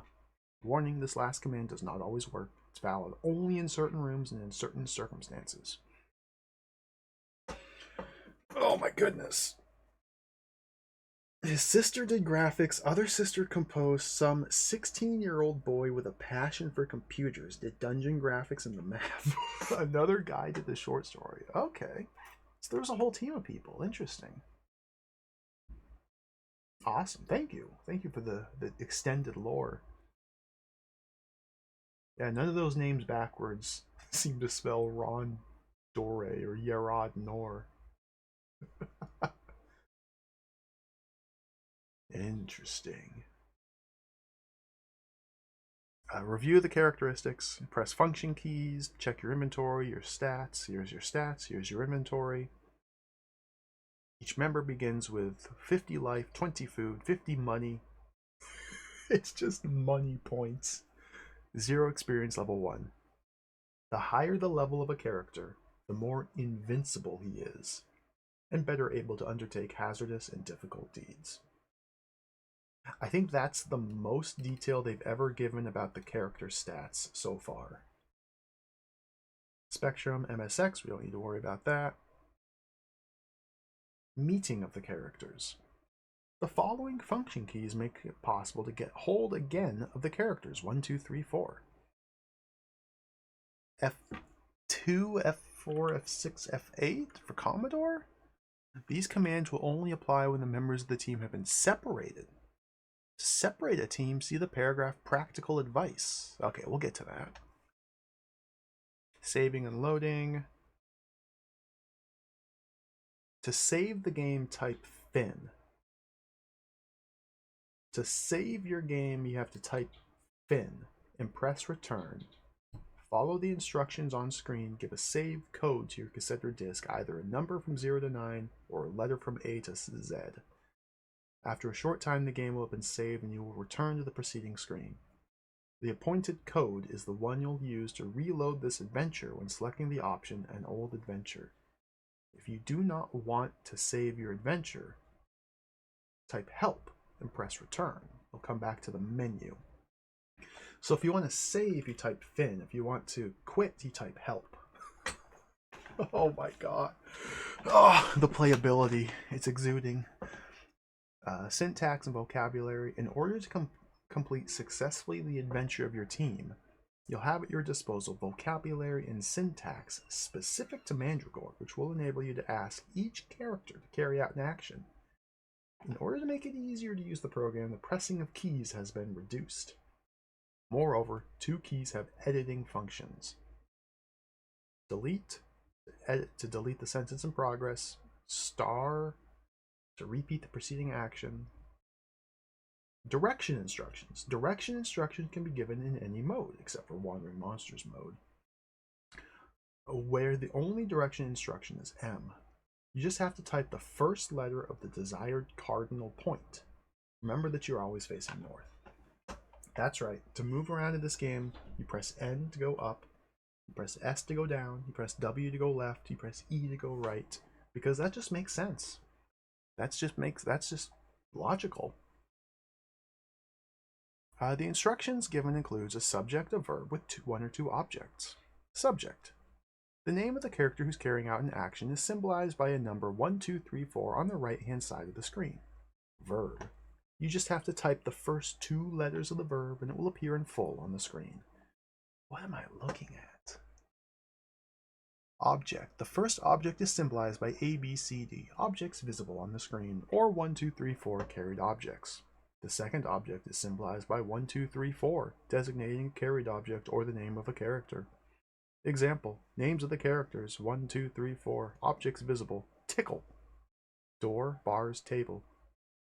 If you type 1ATA3 and press return or enter, the screen will display Cyrella attacks tickle with sword. 3 being a carried object not visible on the screen, but which can be seen by recalling the characteristics of the first character. If you type 2GI23 and press return or enter, the screen will display POTUS gives chicken to Gelth. 2 being a carried object not visible on the screen, but which can be seen by recalling the characteristics of the second character. If you type 3 BRC, the screen will display Gelth 3 breaks BR bars C. Okay. Do not have to type prepositions and conjunctions. To explain the vocabulary, we shall use the following abbreviations. Oh my god. Character, inventory, monsters, direction, number, food or money, points, list of verbs at your disposal. There's 29 different verbs we can use. Okay, and this is the syntax. Okay. There's 29 different verbs we can use to command our characters. Absorb, buy, light, attack, drink, break, hunt, disarm, give, spell, explore, hypnotize, inspect, read, eat, petrify, feed, open, lay, take, ask, cure, paralyze, teleport, shoot, barter, sell, look, steal. And this is the specific syntax. C absorbs N, C reads M, C eats I, M, N, I, referring to monsters, inventory, number, direction. Okay, I think I see. I kind of, maybe. You may have noticed that some verbs are used with 1 or 2 objects. In such cases, the shortened typing will always automatically give the preposition corresponding to the expected second object. Do not want to use the second object, press return.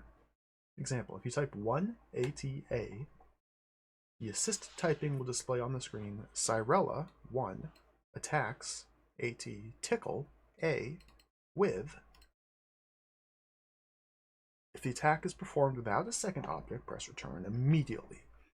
The verb cure only works with cleric. The verbs look, teleport, spell, paralyze, hypnotize, petrify can only be used by wizard. Steal, sell, buy, barter only work in village mode. No fighting action works in village. The only verbs that work in map mode are give, feed, absorb, drink, eat, cure. Barter makes it possible to exchange money for food. Break opens doors and gates by force. Look makes it possible to see a room without actually entering it. But look is only available with a wizard. Inspect and disarm make it possible to detect and defuse potentially booby-trapped objects. Feed makes it possible for any character to use his or her food points to help another in trouble. The verb absorb makes it possible to lengthen life by means of food points. What? Eat and drink work only for carried objects. It's necessary to take a chicken before it can be eaten. So, wait, what? Hunt makes it possible to add your food points. Shoot's always used with an object, the latter being some form of missiles, throwing weapons, bow for example. Light makes it possible to get out of difficulty in certain dark rooms. What? So you have food points, but you can also carry food items in your inventory. You have to absorb the food points, but you have to eat or drink the food items that you're carrying in your inventory. And the food you're carrying in your inventory, if you eat it, does it add to your food points, or do you absorb the food points first to heal? But you can also feed other characters using your food points to feed them.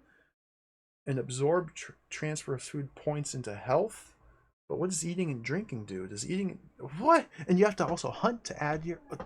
We'll figure it out. Doesn't make any sense.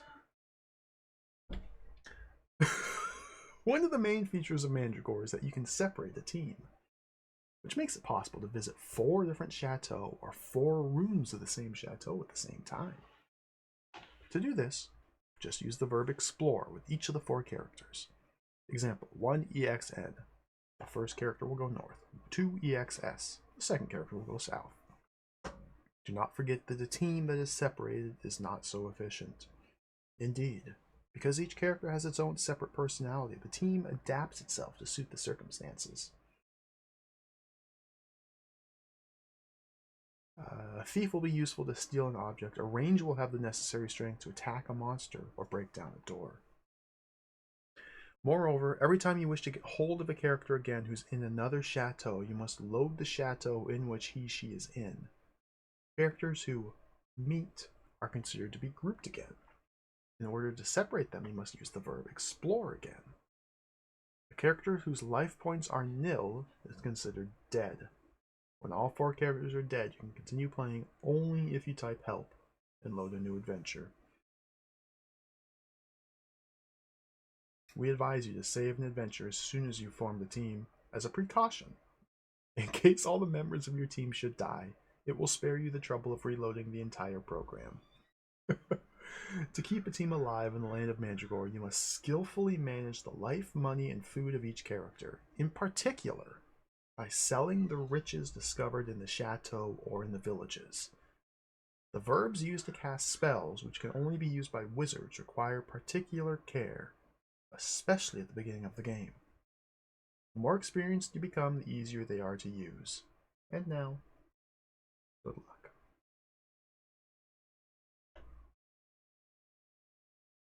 I have no idea what we're supposed to do in this game.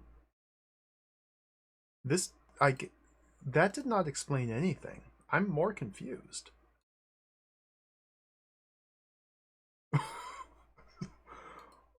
What? 29 different verbs. So I guess, okay, so we definitely need a wizard in our party, because only a wizard can look. Look is only available to wizards. Teleport, spell. What does spell do? Spell. C spells M. Monsters? Objects? You can spell. Is spell a spell? Or is spell like spell a word? Paralyze, hypnotize, petrify. You probably need a thief to steal. Cure via cleric. I don't know. I don't have any idea. It seems to me like the purpose of the game is to solve the mystery of the chateaus, of which is very vague and unclear what that even means. And we are meant to be looting these chateaus and villages and then selling them for money. We probably won't get money from killing monsters. We also need to raise our experience. Oh, let's just play the game. Let's just play it. Let's just play it. Let's just play it. What better way to learn how to play the game than to play the game? This should be fun. Let's play some Mandragore. Oh, dude. Imagine, Scylla. That would be a nightmare. That would be a nightmare. That would be a nightmare. Constantly rewinding the tape and then letting it play and then marking down the different chateau and then flipping the tape and rewind it, let it play. No, no, no, no, no, no, no, no, no. No, left empty, welcome. We're just getting started. Let's click that button. There it is. How do I use this? We just go like that.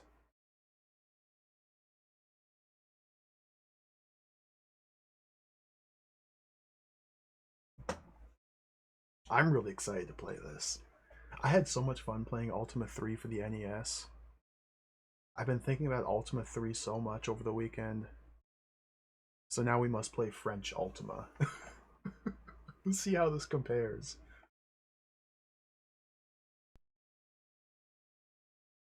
Okay, no title screen.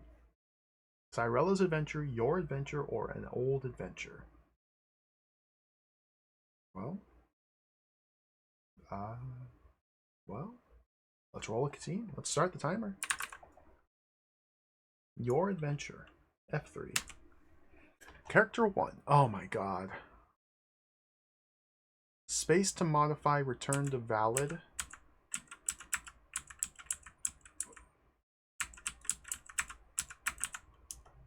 What?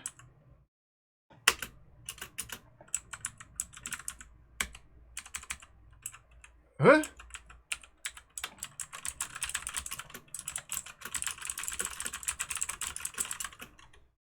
What?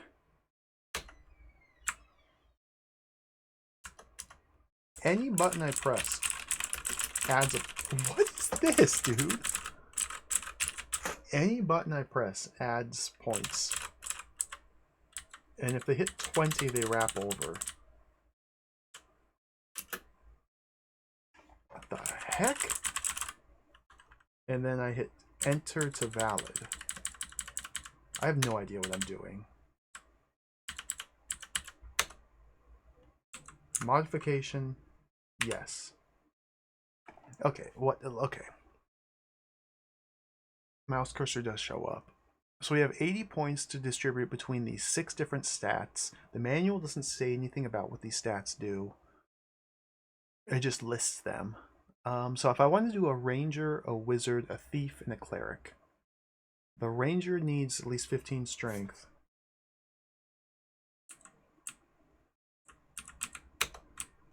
So we can go 20, 20. Now we have 40 points to distribute between these 4 stats. We'll go with 5 knowledge. Oh my god. 5 knowledge. 5 wisdom. This is the frontline ranger. 20 dex. 10 appearance. Modification? No. Name? Bethro. Race? What does any of this mean? I gotta look at the manual.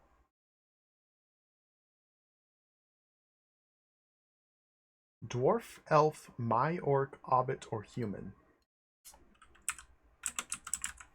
Dwarf, elf, my orc, hobbit, or human.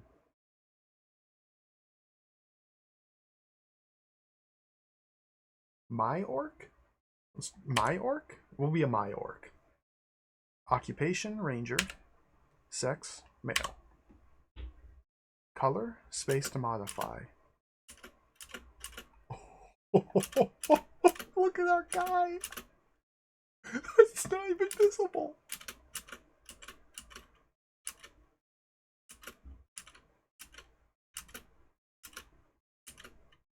This game might be good. This might be good.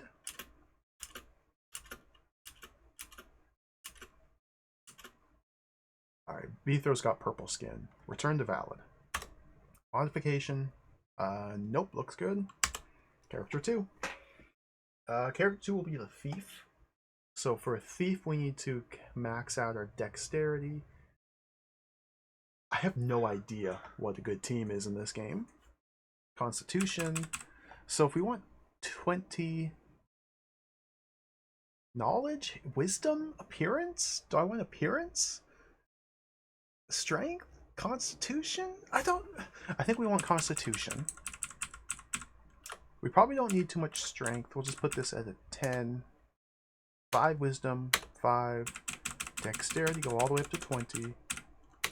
Appearance, all the way up to 20. This is our very handsome and beautiful thief. Modification, no. Name, gotta be Half. Race, Hobbit? No, dwarf.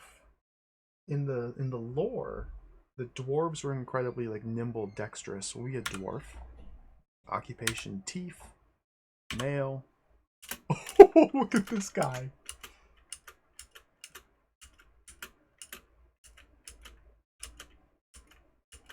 Oh, there are bongo colors.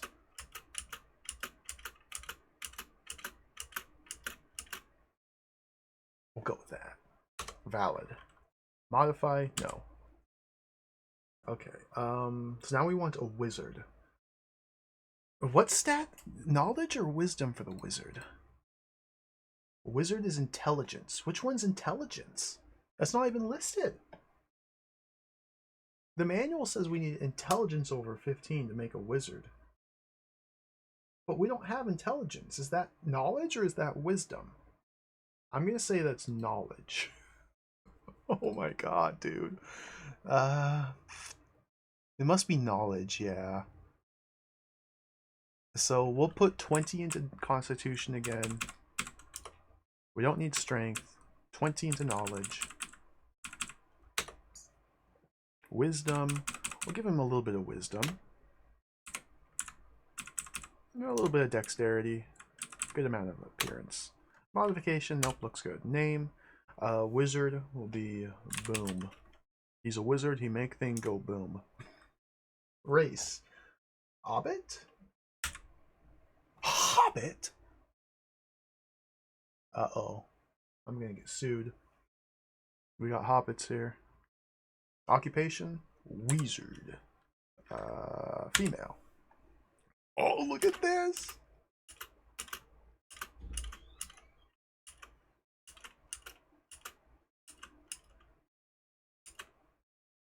Beautiful.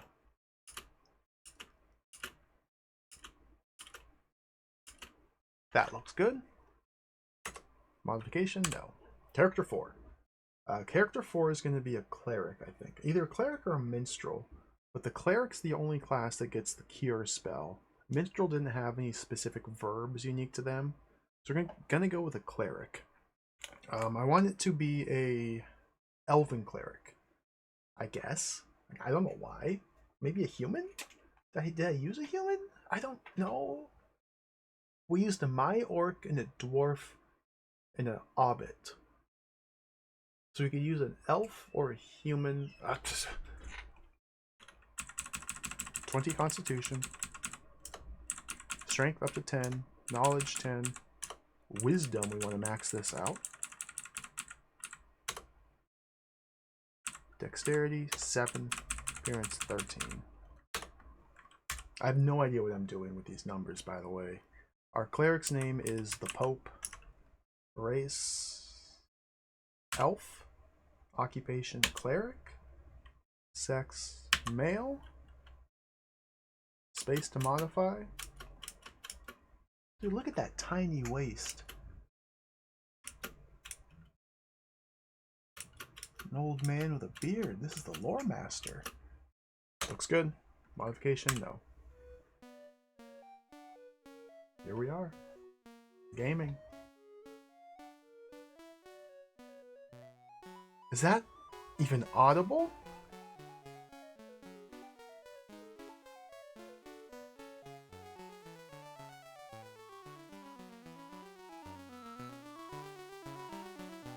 Turn up a little bit.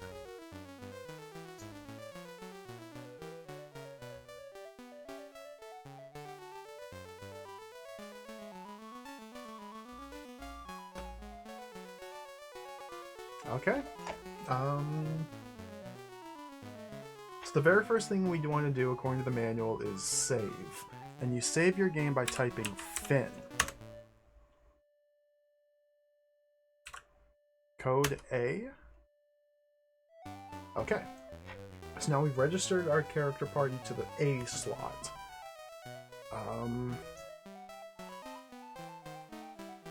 How do I look at my party? F1? Okay, B throw, level 1, 0 experience. We have 50 life, 20 food. Got money. There's our stats. Nothing in the inventory. F1 to F8. So F3 gets us character 2. Okay. So we are completely naked.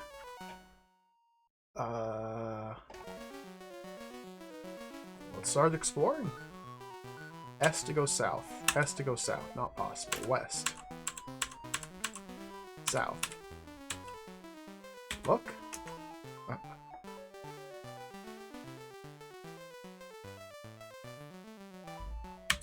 Village. Oh. Okay, we're in a village now. There's a passerby and a sign. So we've changed into village mode. That was map mode. Now we're in village mode. These are our 4 party members here. There's the passerby. There's the sign. So how do we talk to the passerby? How do we use words to communicate? Thoughts.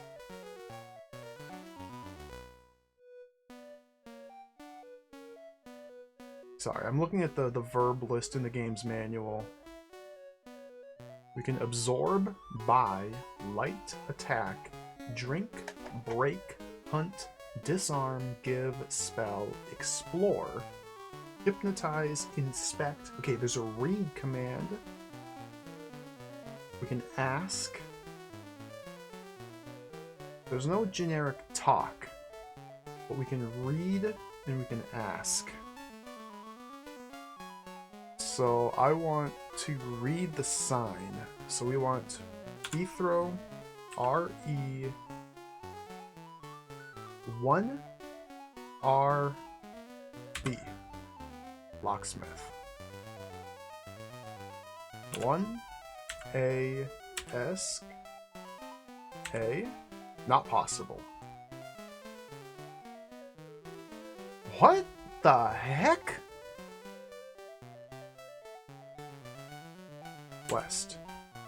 Okay, we're in the locksmith. There's a torch, a key, a salesman.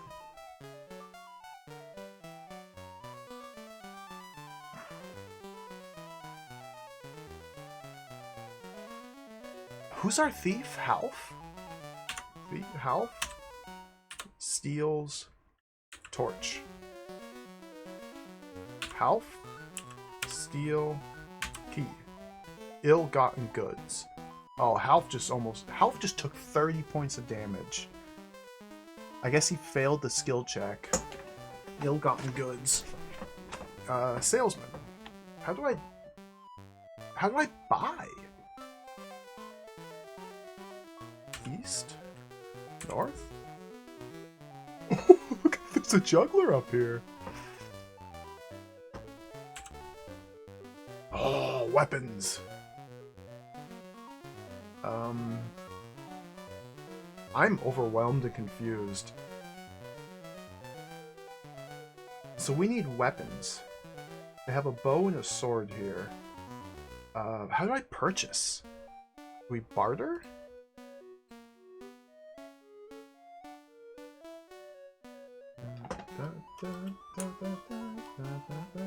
Sorry, let me just fix this here. So that's the verb list. Inspect. Eat. Now, we might need to feed Half some food. We can take things. Barter. Barter lets us purchase. Okay.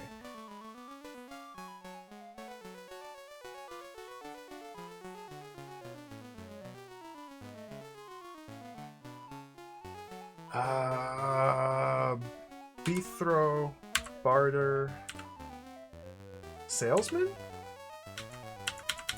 Sword?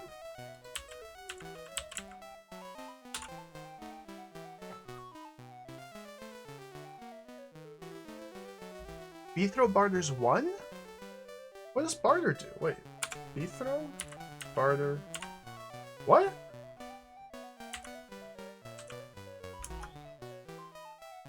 Oh, is buy at the top of the list? I didn't even realize that. It's number 2. Literally number 2. Okay, yeah. Thank you, thank you. So we need Bethro buys sword. Too expensive. Well, what's the price? Bethro looks sword. Nope, can't do that. Can't do that. Impossible here. Examine? Explore? Nope! Don't do that. Delete.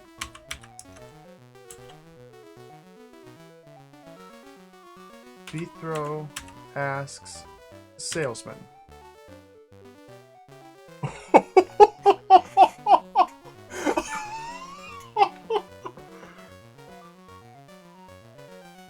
Okay, we don't have the money for that. Can we pool our money together? Everybody has 50 money. So if I can pool my money...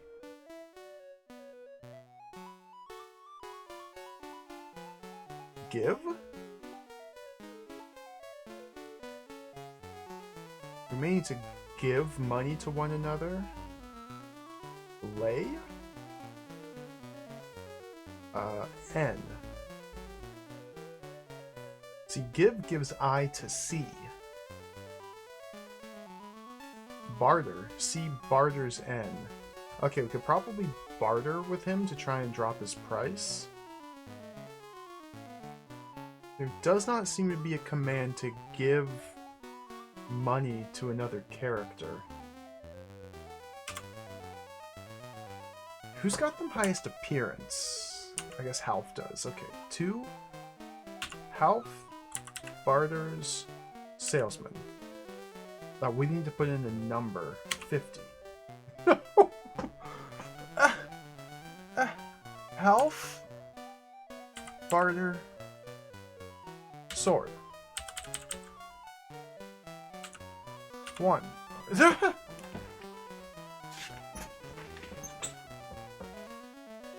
Give. Half gives money. This is impossible. Oh, grocer. We need to ask the grocer.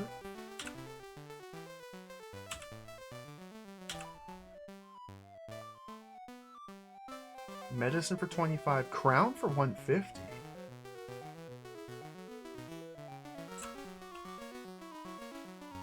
There's a wand in here. Dude, this stuff's so expensive. Okay, we need to get to a chateau and start stealing some treasure. Or maybe we can steal stuff from around the town and sell it. Boat? Boat?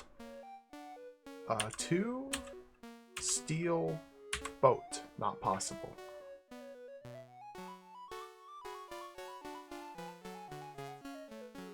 Boat. Why is there a boat here? Wait.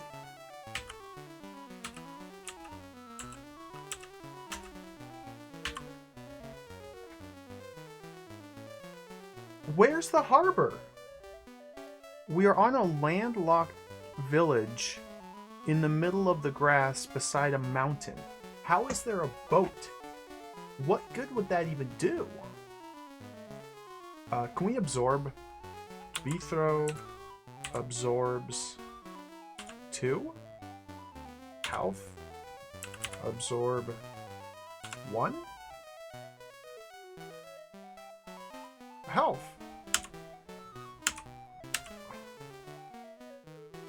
Half has no food! Or money. Where'd it go?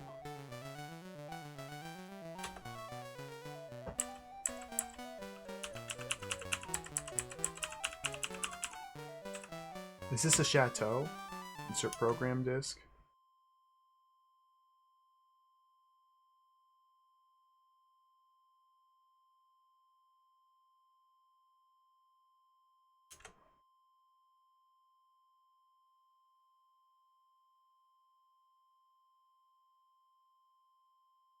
I hit enter.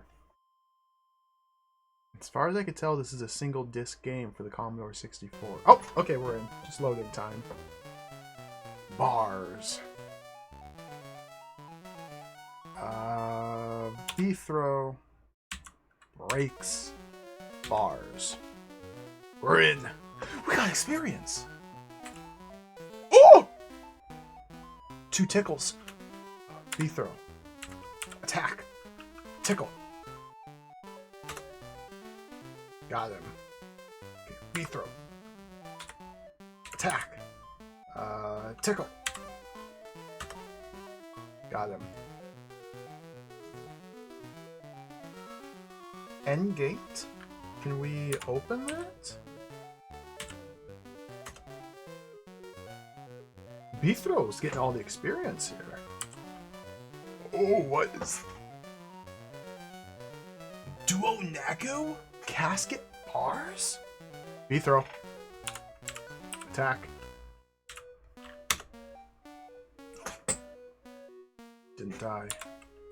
B-throw. Attack him. Aborted attempt? No, attack him. Hit! B-throw. Attack. This guy might be too strong for me. Okay, he's dead. There's treasure there. Health takes casket?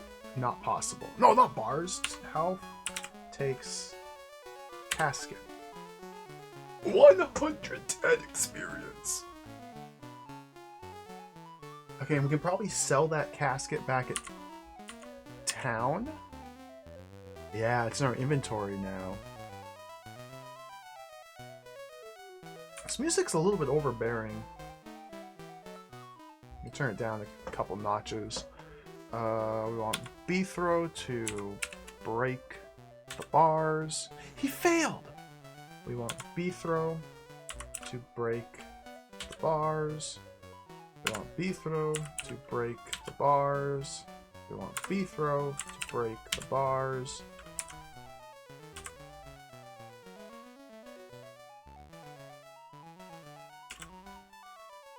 I can't seem to get in. Go north? What the heck am I looking at? Oh, that's boom there. Can we cast a spell? B-throw, attack, ram. Uh-oh. B-throw absorbs food. 9. Okay. B-throw, attack, the ram. Got him. B-throw, break, bar. Got him. Gemini. End gate.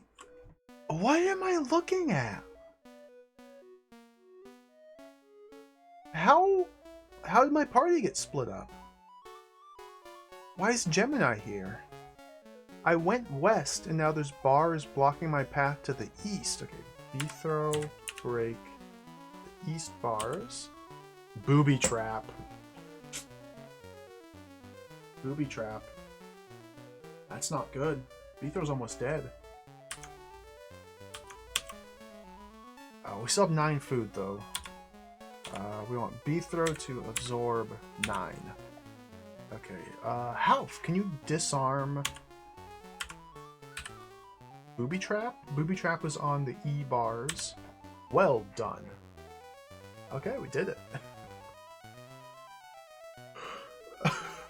Can we just open the bars?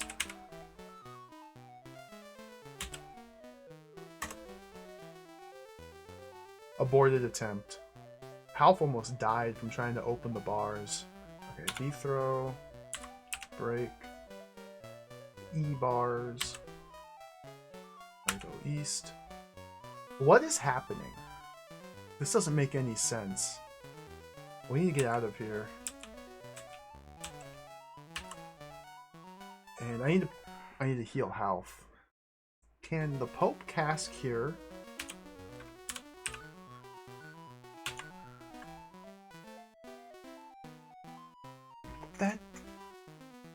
Did that do anything? Did that do anything? For your health. 4C.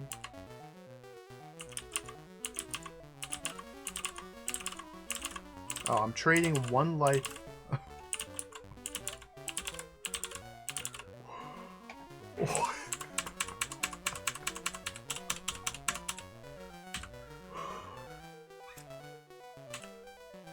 Salesman.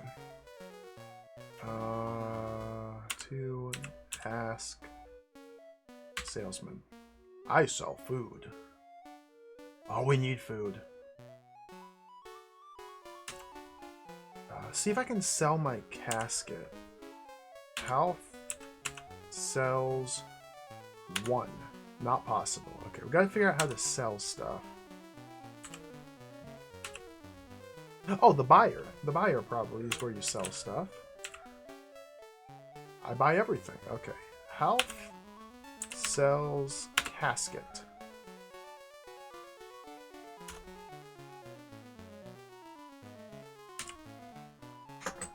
Oh, yep, we got money now. Okay. 100 money. So now we can go... I think we're gonna have to do a lot of mapping in this game. So, like... This is dramatically different from Ultima. This is dramatically different from Ultima. Other than the overhead view of the world map, this is completely different. So we want health to barter with the salesman. Oh, the timer did stop, sorry. How do I barter?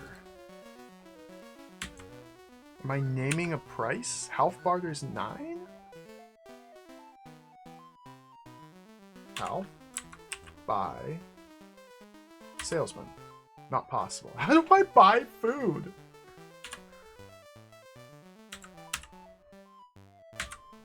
I sell food.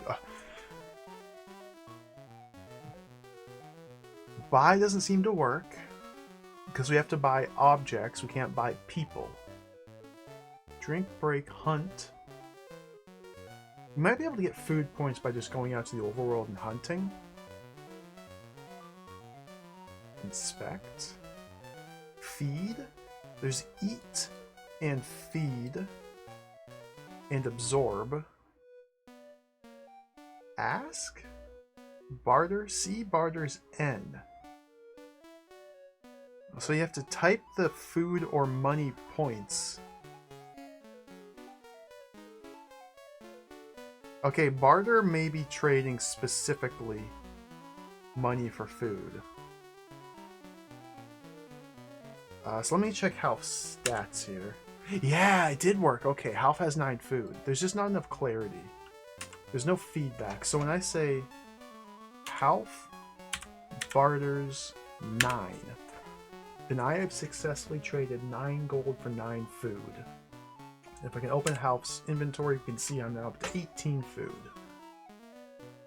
Okay. This is incomprehensible. Yo, Duke, welcome. Oh my god. No,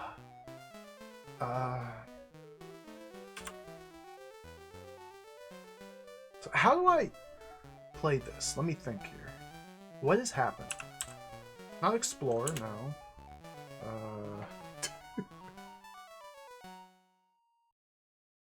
I just need to like take a screenshot of this. Inspect. Okay. We can inspect things. We can break things. Well, we broke the bars multiple times.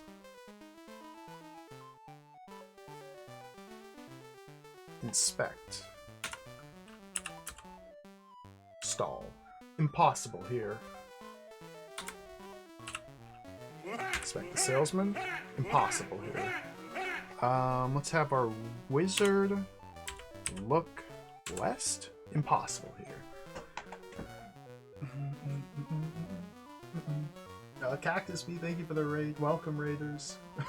Welcome to Mandragore.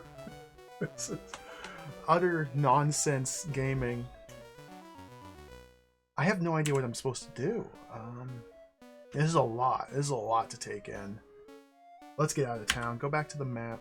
Let's start exploring. So this is our dude. This is our team. Our team is made up of Beethro the Ranger, Half the Thief, Boom the Wizard, and Pope the Cleric. And we're in the world of Mandragore. What is this? What am I walking on? Not possible.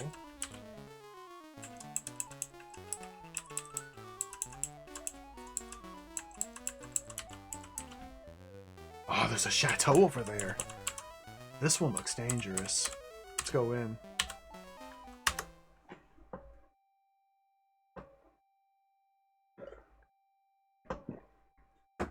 I think I'm going to have to approach this game like it were an adventure game. Like a text adventure. I might have to draw maps using Trizbort. Seeing as how the villages and the chateaus seem to be split up into discrete screens that you move from one to the other. Each screen has a discrete number of items within it. What the heck?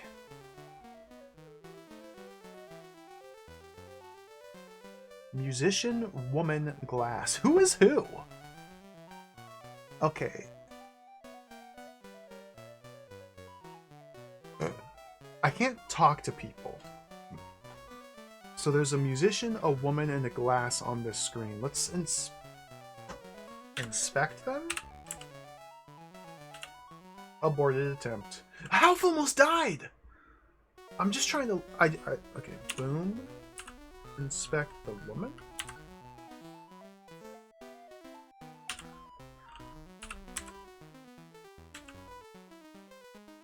What?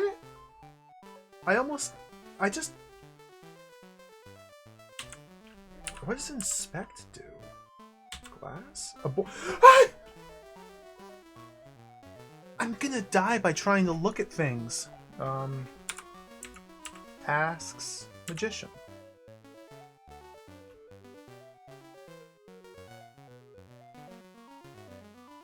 Oh, those are the notes. These are the notes that he's playing.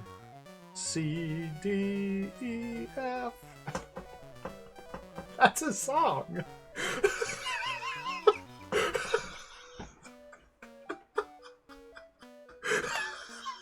Okay, wait. Okay, this game's good. This game is awesome. Everything's perfect about this game.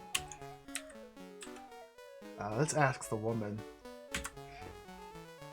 I don't like numbers.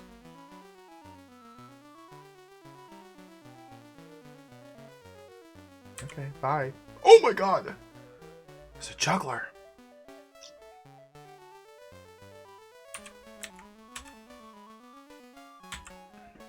Juggle with numbers.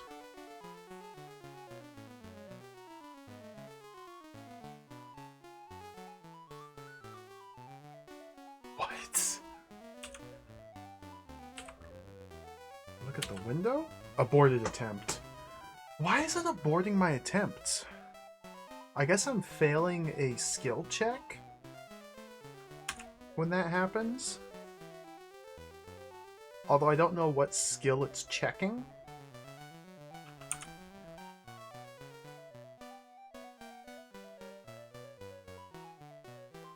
Throw, break, glass. Not possible.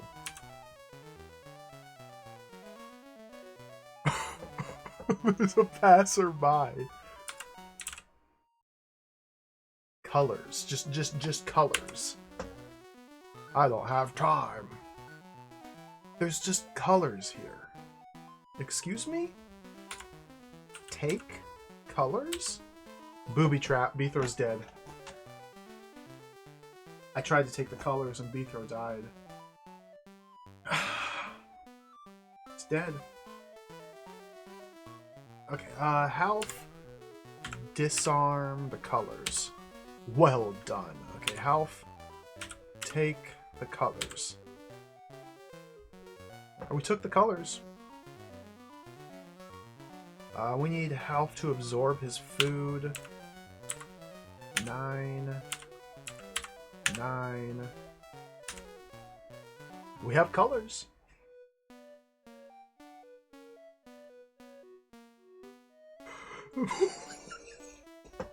What in the...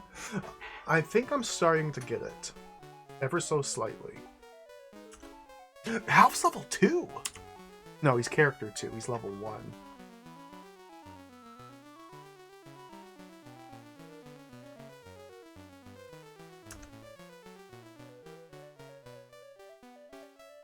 Open the gate.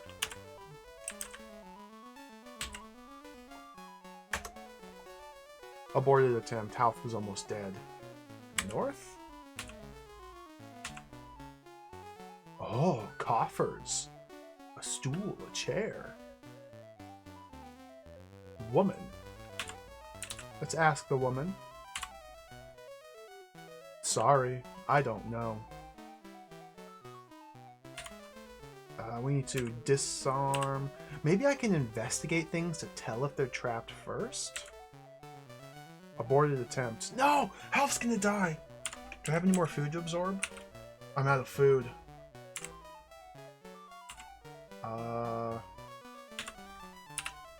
Inspect the coffers. Booby trap. Okay, so that's how we can tell if things are trapped or not. So disarm the coffers. Aborted attempt. Half's dead. Boom. Look east. Hey, look at that. We can look east. We've cast our wizard spell to appear to the east. There's an E-gate. A man. A book. Book! Book. Solution equals balance.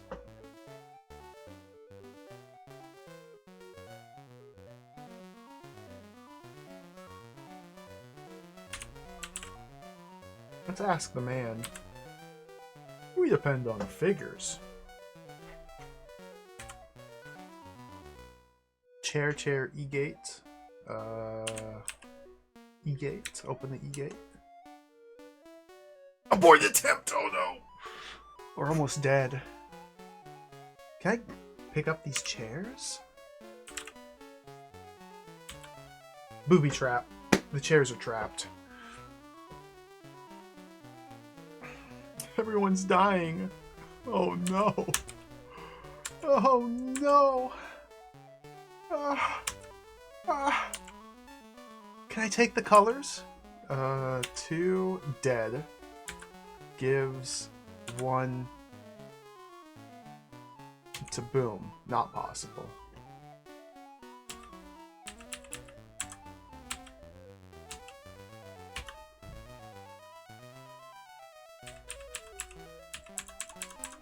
Let's go back to the world. Oh.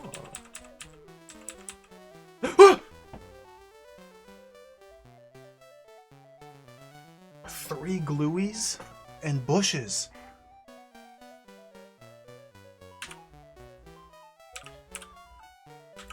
Attack the gluey.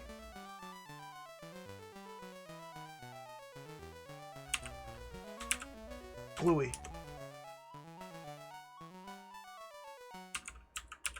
Gluey.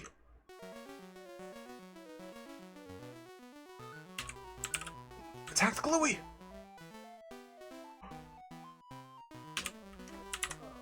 Eat your food. Eat your food. Okay, we're fine. We're still in this. We're still in this. Attack the gluey. Oh, we got this. You can do it, Boom. Do I have spells I can cast?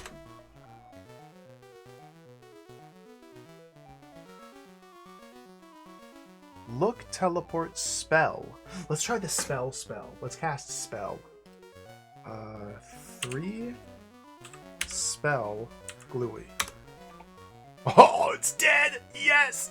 Okay, 3 spell the gluey.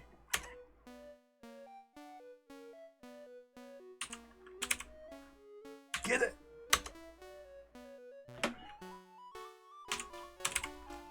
Spell the gluey! Okay, one more. There's just one more.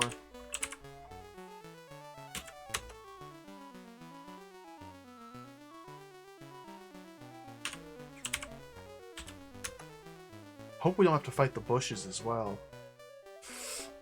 2 attacks in a row! Okay, spell the gluey. The bushes!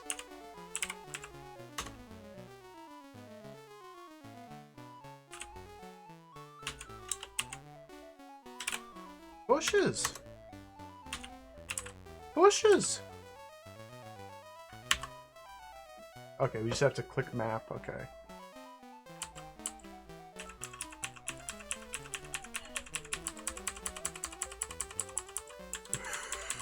This is awesome! I think this game might be awesome.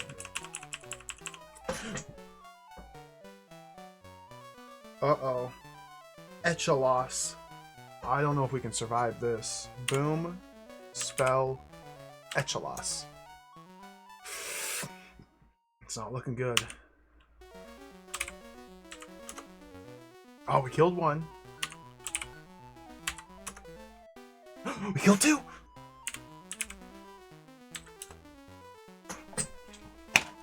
Easy game. It's an easy game.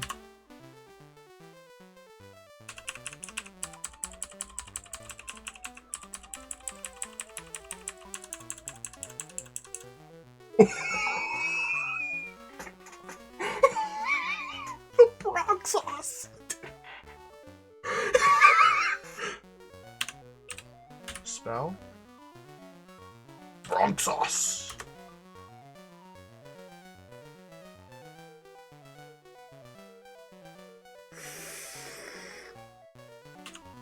Spell Bronx sauce. Oh, got him. The Master Spellcrafter, boom. Our Hobbit Wizard, still only level 1. I have 2 food, okay. Absorb that last 2 food. You move your character around the world map, by the way, by pressing W to go west, E to go east, N to go north, and S to go south.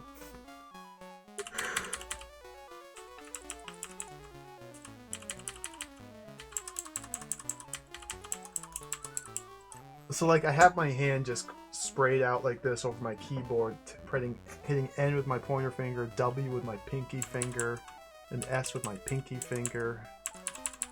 It's just a mess.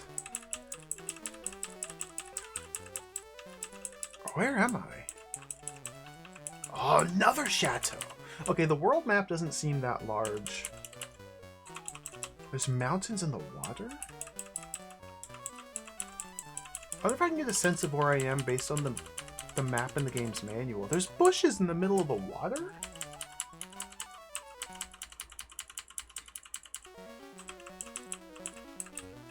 The goal of the game... What the heck? You're up, Boom. Spell the Titan.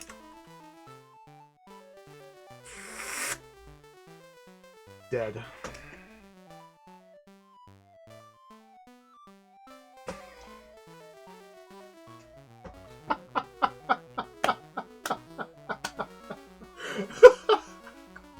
Well, that's it. Everyone's dead.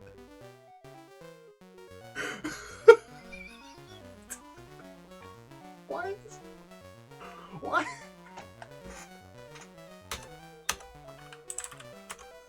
Oh yeah, there's nothing we can do. Everyone's dead.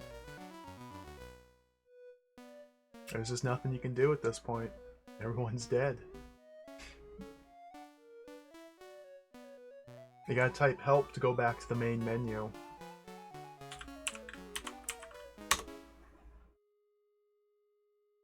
What's Sorella's adventure?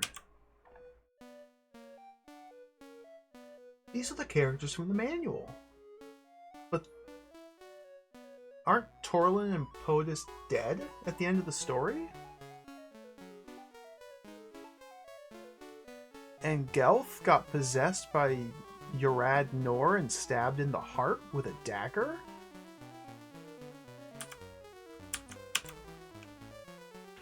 Paladin? Wait. How? What? How is she a paladin, but that's not even a character class you can select? What?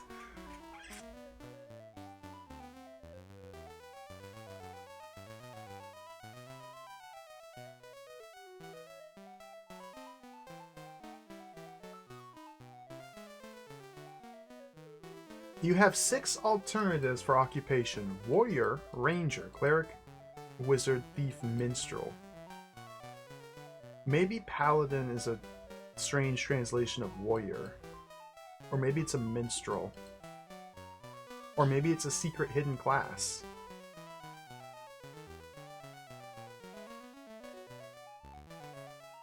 She only has 15 knowledge and 15 appearance, so she could be a minstrel, she could be a wizard, or a generic warrior. What's Gelth? Human wizard.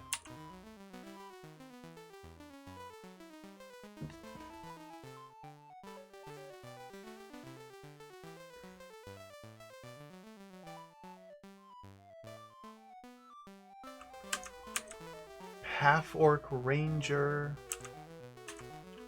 Dwarf thief.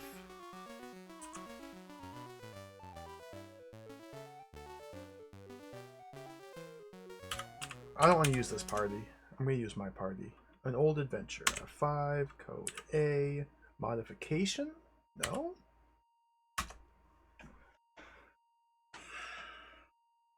I think I kind of have a sense of where to start with this game.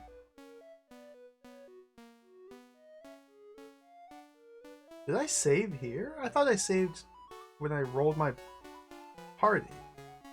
This is a different team. Wait. What? What?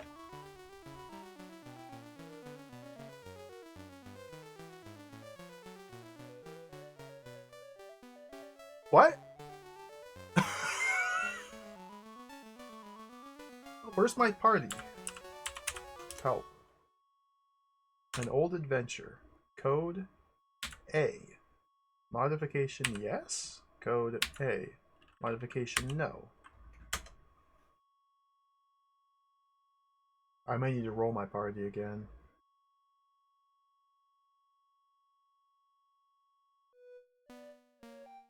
I swear I saved it in slot A. Oh, it might be 1 through 9. It's very confusing. Everything about this game is very confusing. You must give a code from 0 to 9 or a letter from A to Z.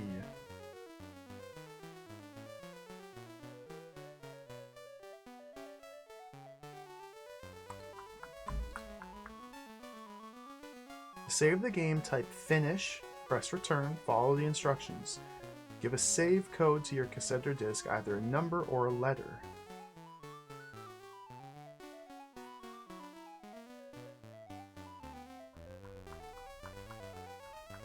It's a single disc.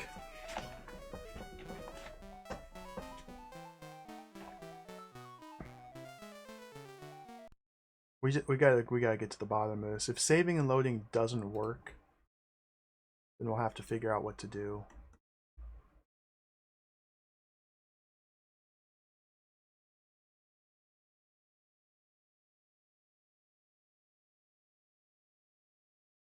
It's not in read-only mode.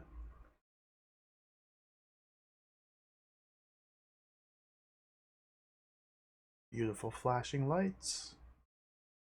I tested this offline the other night and it worked just fine. In fact, I think the file that we loaded right then and there was my test, because I just did Cyrella's adventure, moved into the town and saved, and then checked to see if that worked, and it did.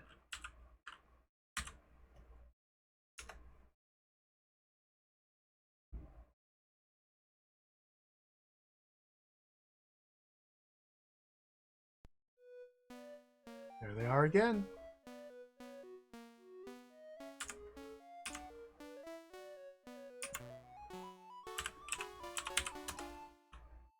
My adventure.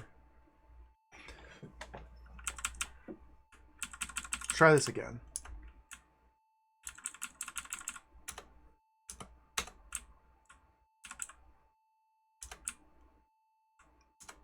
Modification, no. Name, Bethro. Race, my orc. Occupation, ranger. Sex, male. Modification, no. Health. No! Modification, yes. Health doesn't need too much strength. We want a lot of dexterity. Appearance. Modification, no. Health. Race, dwarf. Occupation, thief. Sex, male. Good. Modification, no. Character 3, this was the wizard. There's like a stuck musical note. That's beautiful. Wizard, we need a lot of knowledge. Crank that to 20. Do a little bit of wisdom. I don't know if that helps at all. A lot of appearance. Oh, gotta go to 18. Boom. Race. Elf? Sure. Wizard. Good. And the Pope, our cleric. It might not be necessary to have a cleric. If the only benefit clerics have is that they can cast the cure spell to trade one of their hit points and give it to one party member. That seems like it's garbage. Let's try a minstrel instead. A goof off. So a minstrel needs maximum appearance. 20. We'll give him a little bit of that, a little bit of this, a little bit of that, a little bit of that. Oh, I gotta modify. Modify, yes. Oh, a little bit there, a little bit there, a little bit of that, a little bit of that. 16 of that, 20 of that. Sure, looks good. Goof off. Minstrel. Oh, minstrel! Or middle orc, whatever a my orc is. Middle orc minstrel. Good. Modification, no. Okay, so now we want to save. So we finish. Insert team disc, we'll do 1. Enter.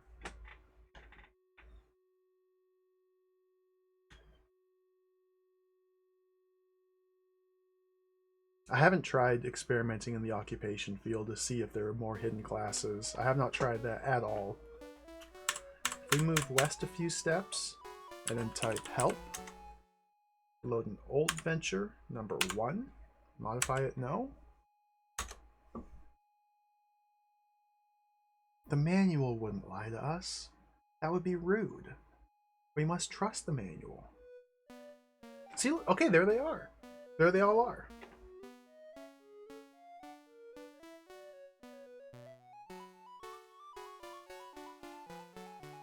Okay.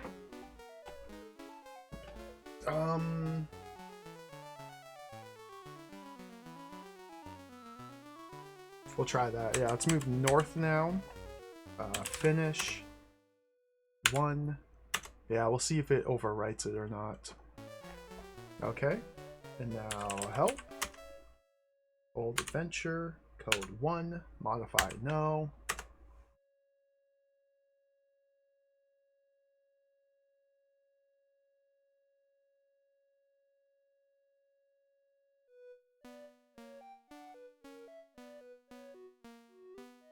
This is the original save. So you get to save one time per save slot.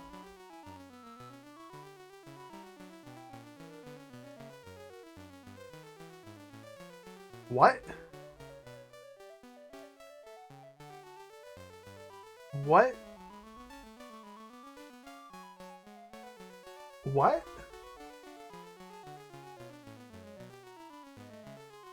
That can't be right. What? Maybe that's right.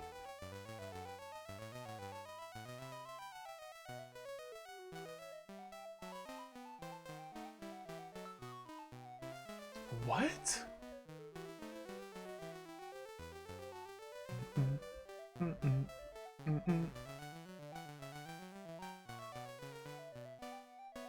Am I supposed to make a save disk? I don't have a save disk. It might be you have 36 slots per save disk, and you may be able to just use a blank disk as a save disk. And since I'm saving to the game disk, maybe... What?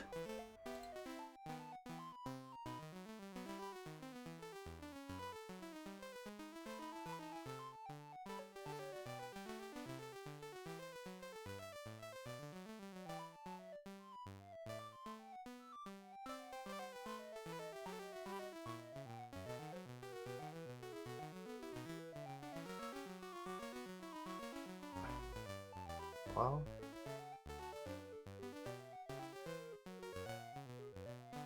Alright. What? I don't know how to use... Does Vice allow you to just create empty disks? Create and attach an empty disk image. Let's try it. We're breaking new ground here. I have no idea what I'm doing.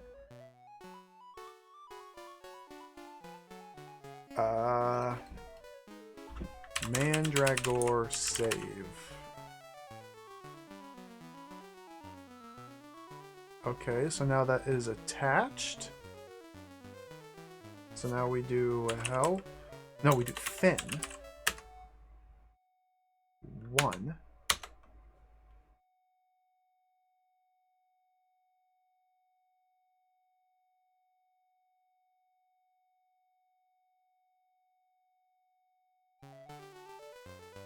Okay.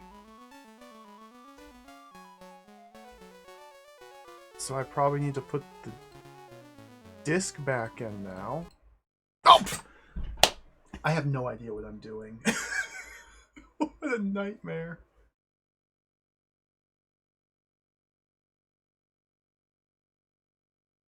It automatically reset when I put the disc back in. There's probably like a setting here in Vice I need to change.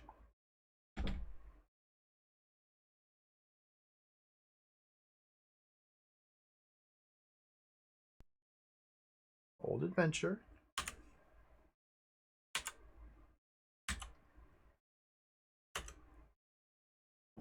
And now it doesn't work.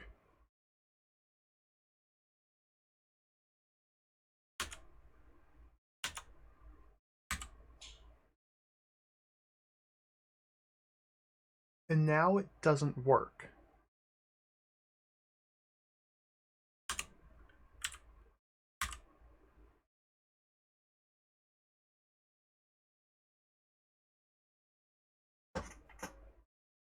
What?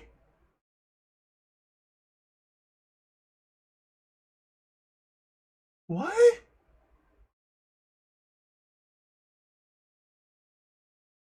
This is a disaster.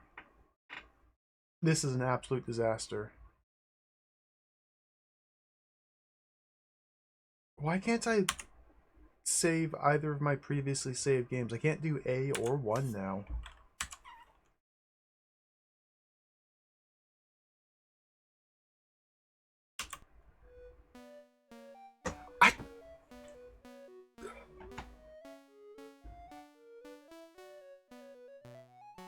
What? Help! Let's roll new characters.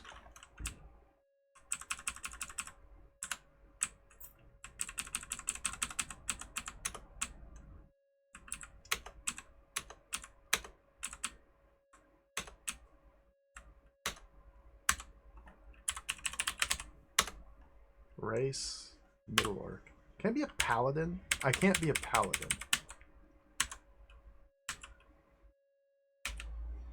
So be a ranger.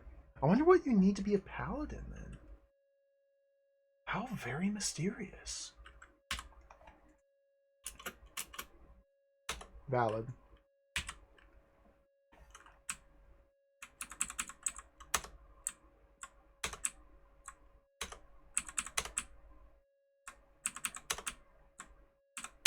Modify, no. Health.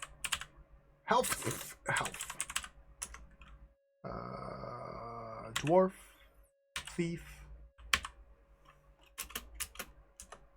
Modify, no. This will be the wizard.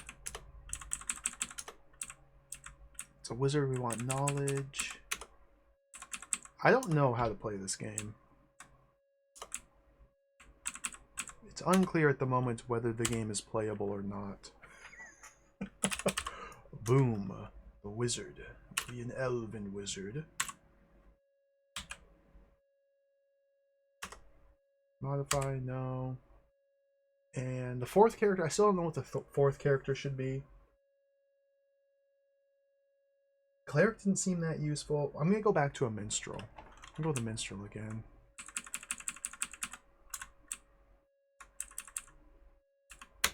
Strength.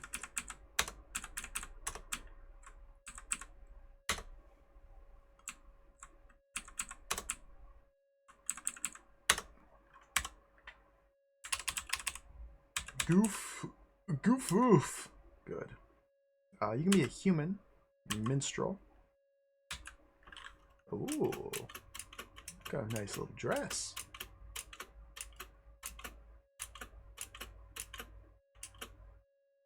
Blue hair. Let's go. Modify, no.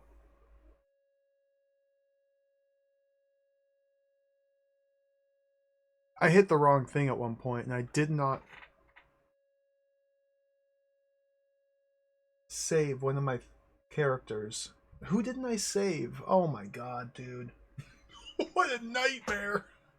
Who didn't I save? Ah! Okay, well, let's roll one of the characters again. I don't know who I forgot to save. Maybe the wizard. We'll try that one. This is so jacked. Maybe we just do the preset party. Maybe that's the best. Maybe we just roll with the pre-generated party. Modify, no. IDK. Race. Elf? Occupation, paladin. PPP, paladin, no. So the ones in the manual were warrior. Not wizard!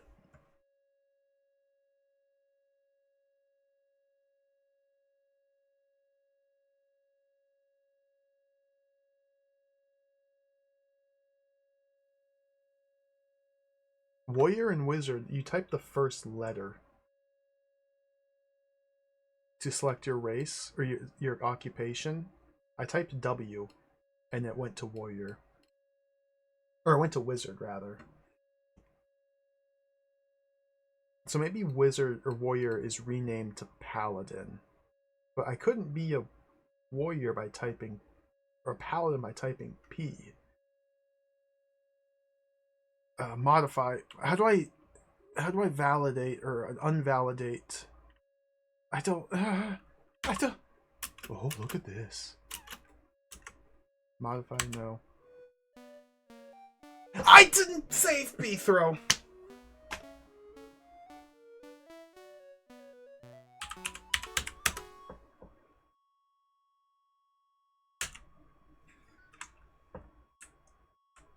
I have to have B throw. We have to have B throw.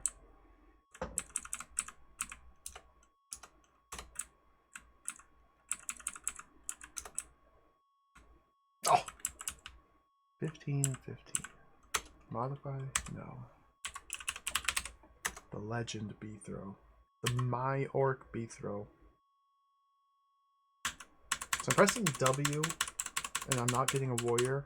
Pressing P, I'm not getting a paladin. I can press R to get a ranger. Modify? No.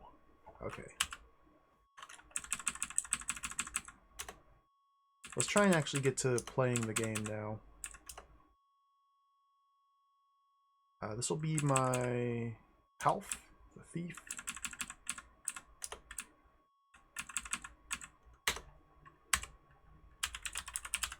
Health. Health. Dwarven. Thief. No. This will be the wizard.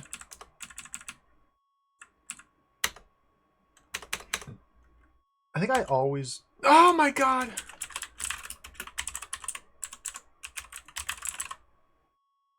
Modify, yes. I think I always want 20 constitution for every character.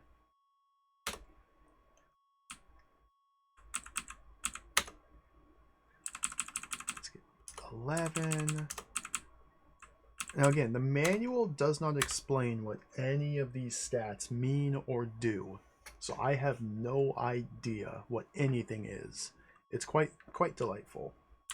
Boom, our wizard will be an elven wizard, female, valid, no modify. Okay, fourth character. 20 con, 8 strength. I don't know. Let's get some wisdom. Sure. We want 10 dex, 20 appearance. Modify, no. Our goof off. Race, we a human. Minstrel.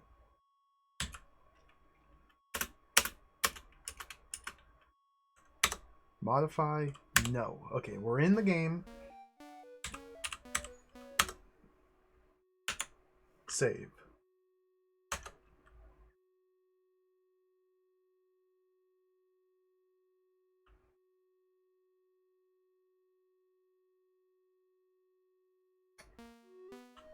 Step west. Type help.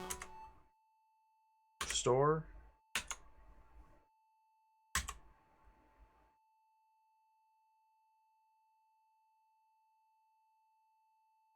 Now it's working again, but I have no idea why it stopped working. Is this just trust? Do we trust that the game's working now? I don't know. Let's go to the village here.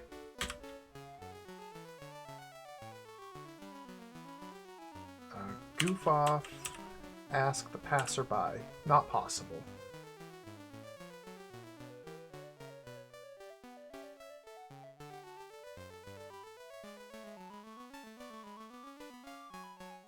What can I do with this passerby?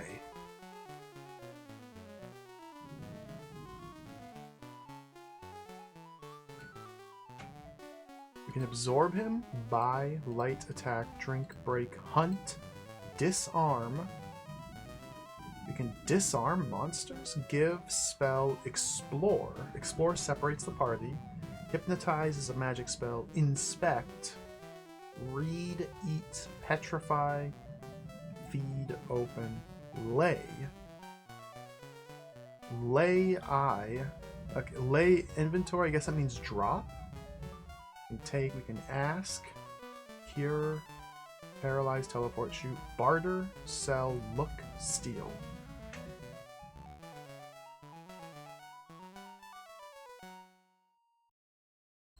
How do I do anything with the passerby?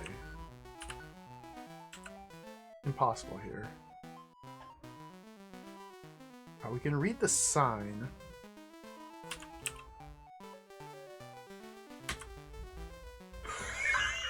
Dude, this is so good.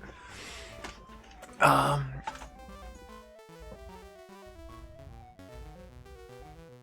think what we need to do is draw maps of literally everywhere.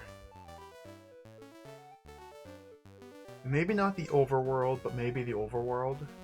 I think if we want to successfully play this game, we need to have a knowledge of the general layouts of the different towns and their services. And it's kind of structured like a text adventure. Because we're in this room, the first room of the town. I can't go south. South is the exit. I can go west. The sign is in front of the western door, which leads to the keysmith or the locksmith. There's a torch and a key. You can go east. East again. This is the salesman. Now I'm taking damage. I guess this is just your life gradually drains over time. So every few moves I make, I lose a point of life. So I think we have to spend some suicide runs with our characters simply exploring. We go north, here's the juggler. Not possible to ask the juggler. So maybe these characters in the towns are simply for flavor. To make the world, the villages seem more lived in. And they're just kind of inanimate characters. So here's the buyer. Here's the weapon store. The grocer. The wand salesman. The boat.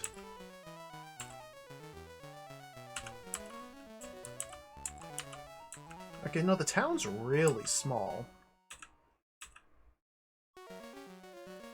Like 9 screens. It's just 9 screens. Let's go back to the map. I think the first thing we really want to do is head to the chateau here. Because we need treasure to start selling it.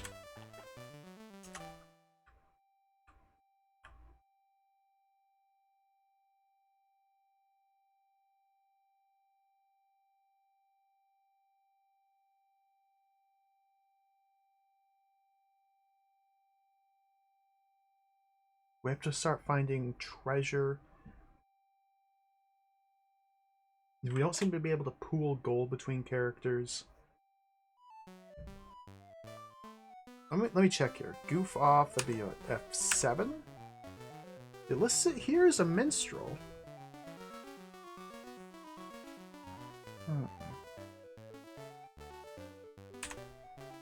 So we want B throw with the strength to break the bars. Nice, I'm in. Can't go east, can't go west, we go in. 2 tickles. Okay, boom. Spell the tickle. Nice. Well done.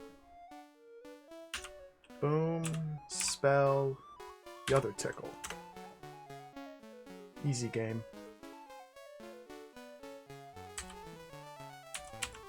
We need to open the gate now. Let's have Half inspect the gate. Not possible. Okay, let's have Half open the gate. Aborted attempt. Let's have Half open the gate.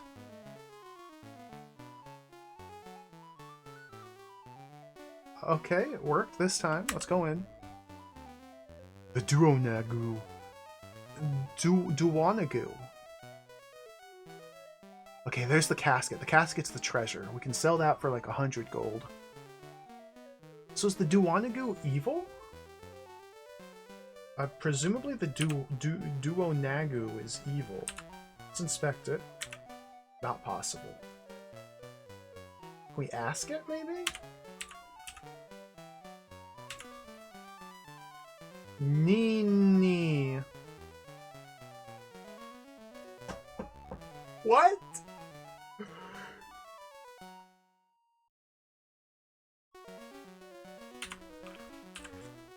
Inspect the... He hit me! Okay, it's evil. It's evil. It's evil. Inspect the casket. Not possible. Boom. Spell. Duo Nagui.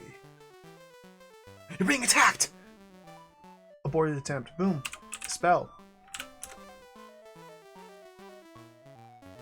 Throw. Attack.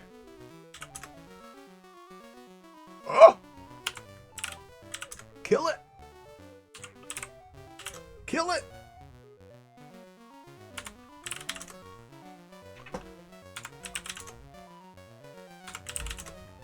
Okay, it's dead. Whew. Inspect the casket now. Aborted attempt. Inspect the casket. Inspect the casket. Not possible. Take the casket? Okay. She's got so much experience for picking that up.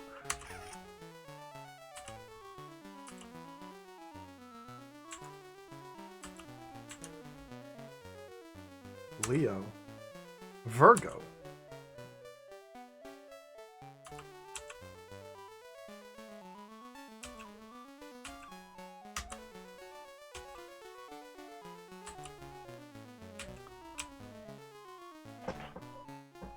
Liquors? What the? Why? What? Health. What?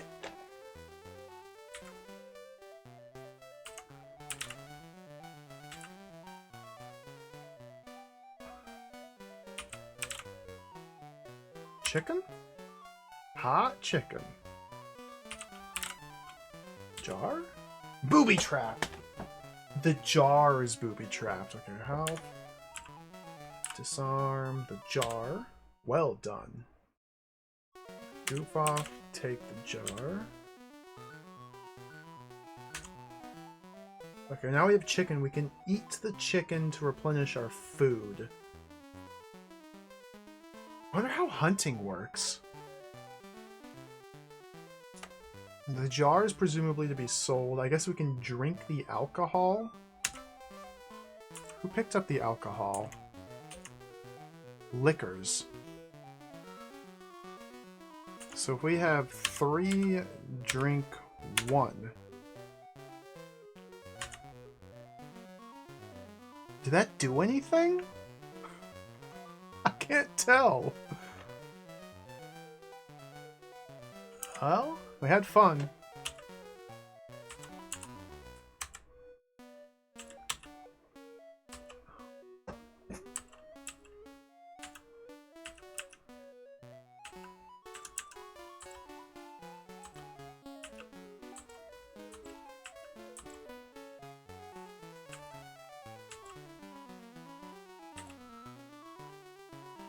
Heracles. Dude, I'm going insane here.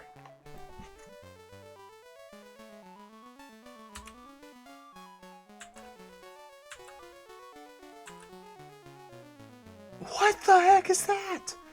Is that a TARDIS? Why are they floating up in the sky? I can't get out of this room. We're stuck.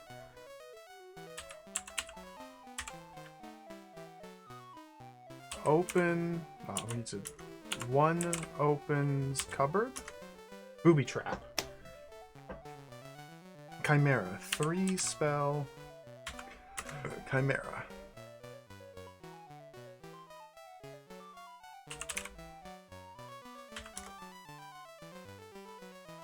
What the?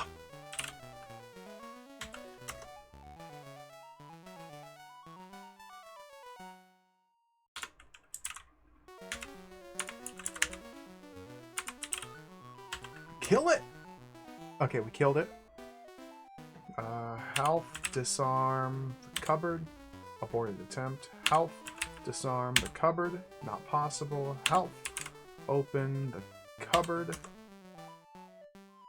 Aborted attempt. Health, open the cupboard. Okay, now we can go north. The master is here. Ask the master?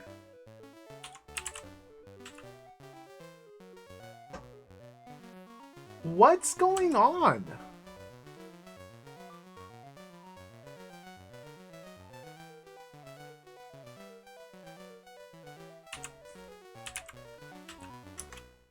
I can't spell the master. Torch? Take the torch. Booby trap. Half's dead. Dude, this is Half is dead.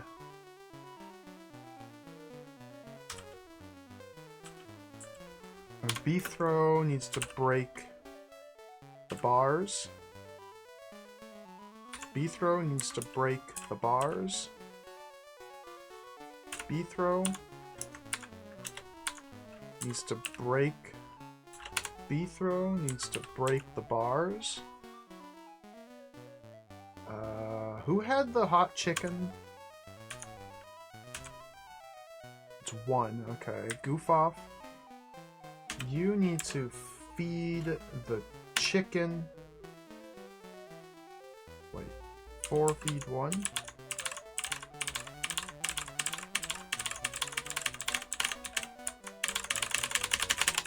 Okay. Go west.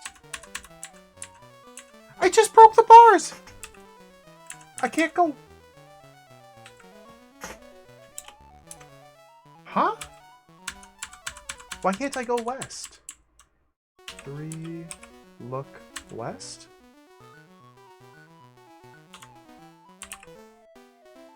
Okay, maybe we have to break the east bars. Go east.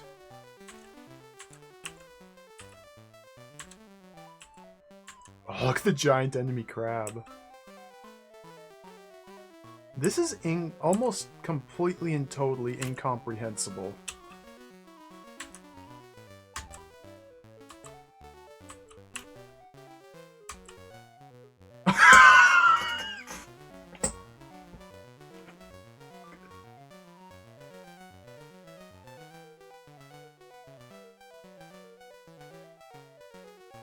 What is happening? Oh, Bane's welcome. A man sitting on the train, chewing gum in silence. After a while, an elder lady leans forward from opposite and says, "Sir, very kind of you to tell me so much, but unfortunately, I'm deaf." Thank you, Baines.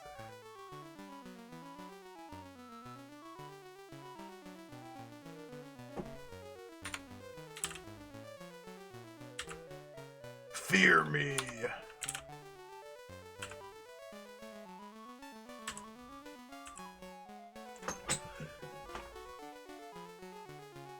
Okay, there's a big problem here with navigating these chateaus.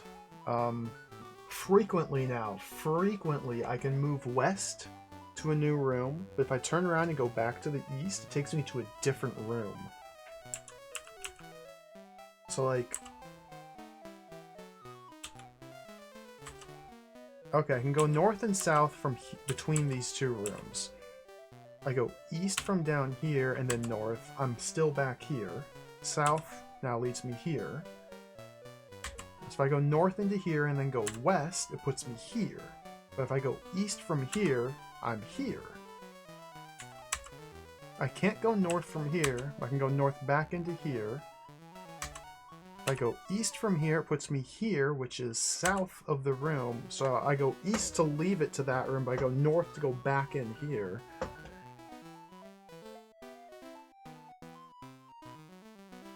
Stairs? Why are there 2 stairs?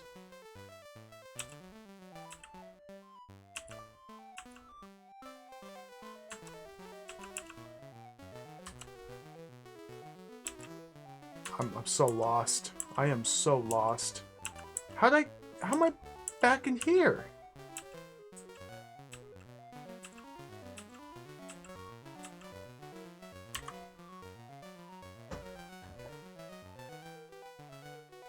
The chateaus are a giant maze of magic and wonder, and traps and evil.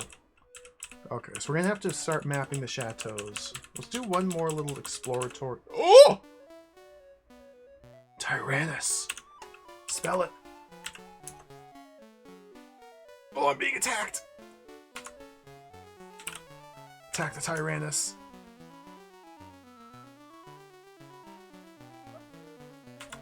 Attack.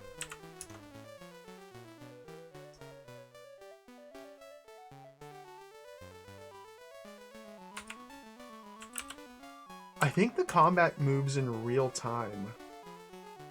What the fuck? I won the fight and then died.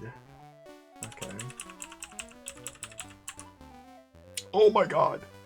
Chimpangore. There's 2 Chimpangores here. Goof off. Dance? What do you do, Goof off? Attack, I guess? The Chimpanganore? Oh wow, you just killed it. Okay.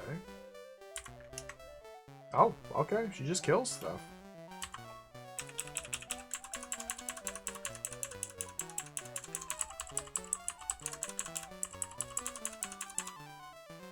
A wrestler. The sun. Goof off. Take the sun. Impossible. Ask the wrestler. Not possible. Do we fight the wrestler?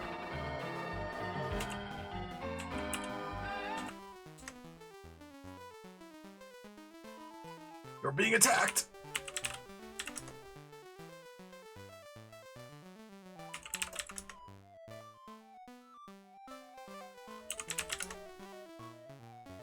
Kagarado, thank you for the 12-month resub. That's 1 full year. Thank you very much.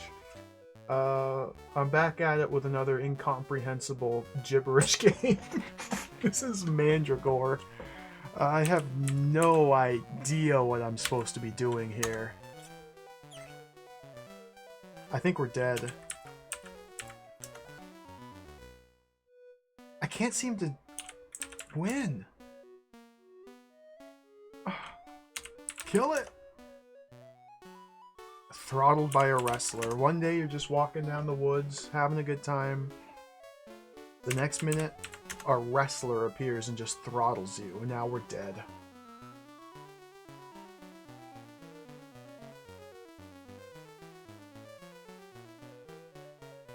Okay.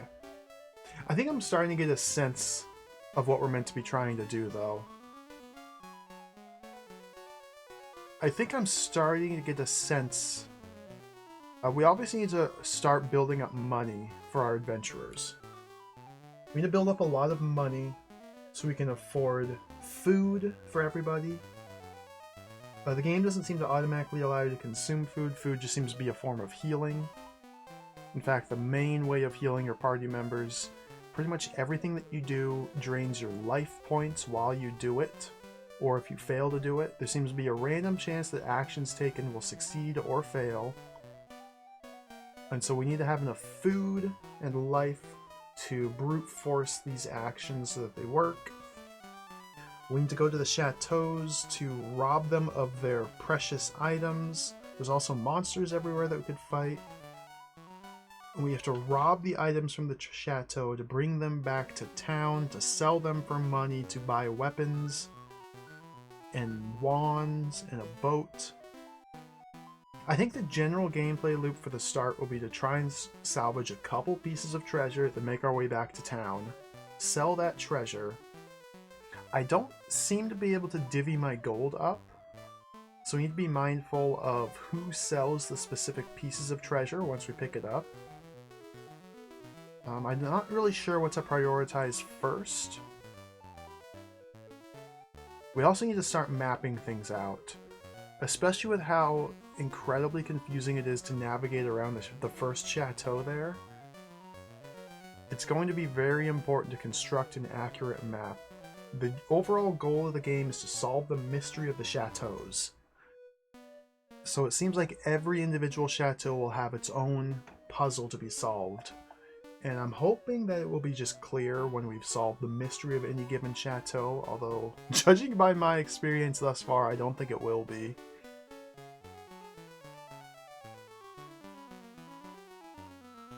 Oh, 100% Duke. This has to be. Just the general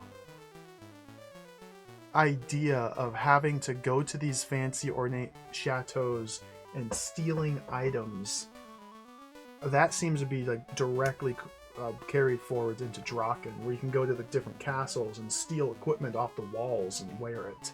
Yeah, for sure.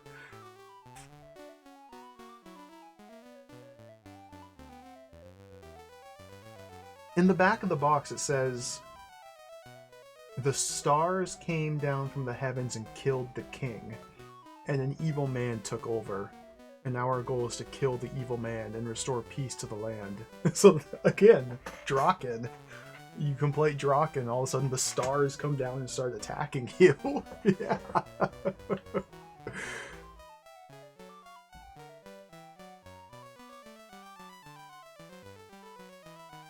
Okay, sorry, I'm just trying to get my bearings here. Think of what to do.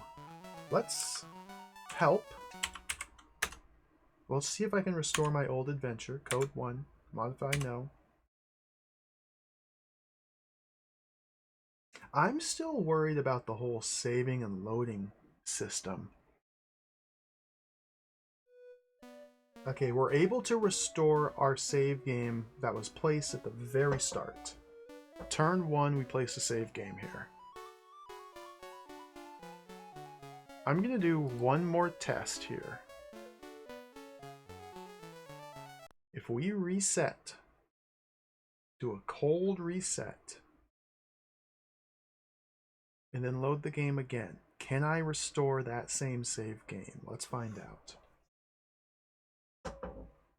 Almost 90 minutes into the game, we're still trying to figure out how to even do anything. Beautiful lights.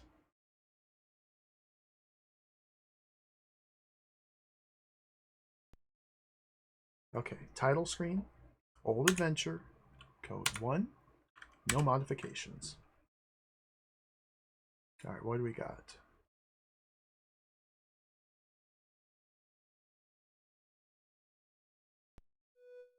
There they are! Why wasn't it working? What? I don't know.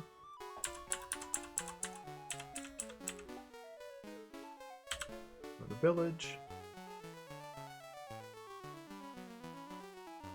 Now, I am curious as to whether time is passing or turns are passing constantly, or if that's only when there's monsters on the same screen. Because when we're in the encounters, it seems like the monsters will just attack you intermittently. And it's not like turn-based combat, it's like real-time combat. Which kind of implies that perhaps real-time is passing elsewhere, but I don't know. Alright, oh my goodness. I'm gonna take a short break here. I know we haven't done anything in the game other than die. I'm gonna take a short break real quick.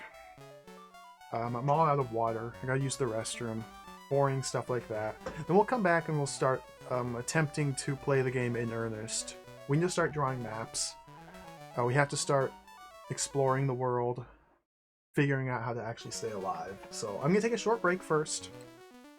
And then we shall engage brain and effort and try and figure out how to do anything. Mute that. We'll be back in a few minutes. BRB.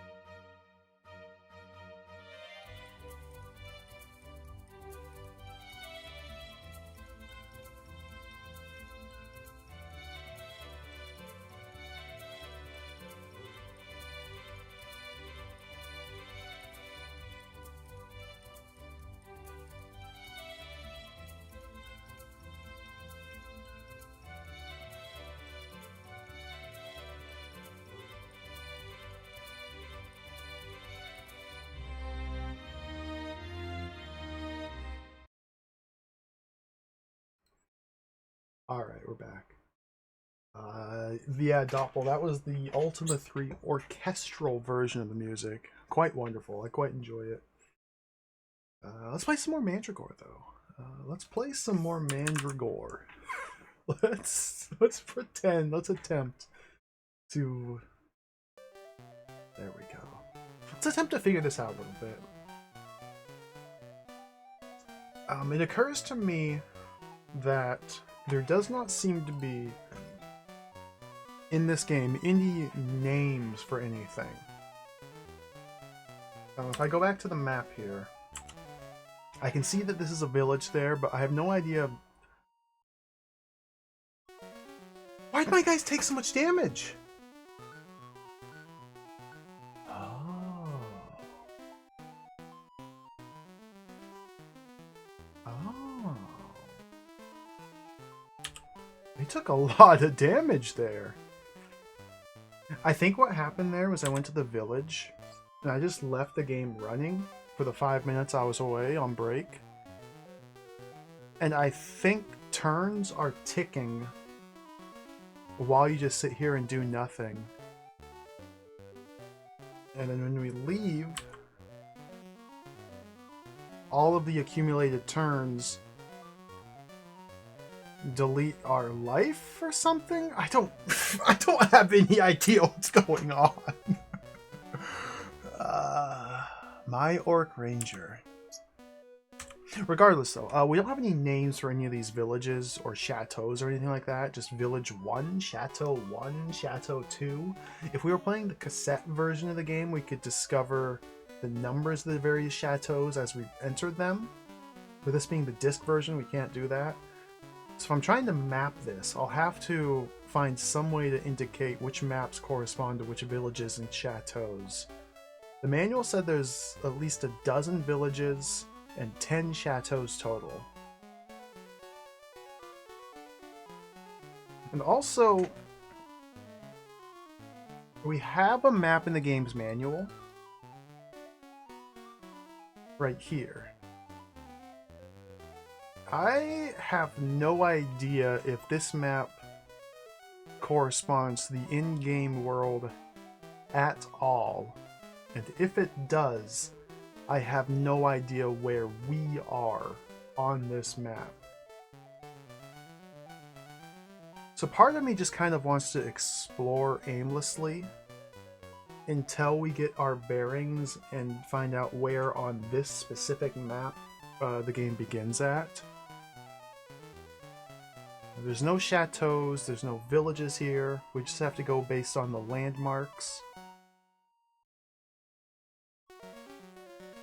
And the only landmarks is this giant body of water. So let's start with that. Let's make that the first goal. I think the first goal will be just exploring the land and trying to get a sense of where we are located. So here's a giant body of water. There's a chateau. But like, which body of water is this? Oh! Tyrannus! Attack, Beethro. Beethro doesn't have a weapon. So I think still, until we get weapons, my best means of attacking is by spelling the Tyrannus.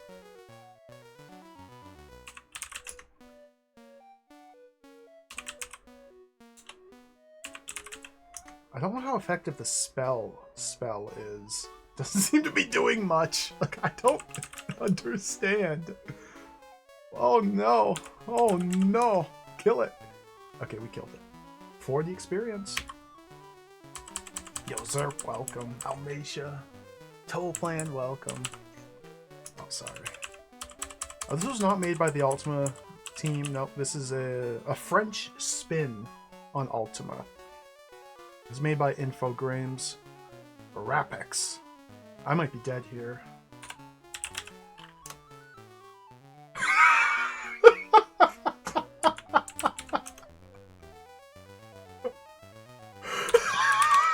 Kill it!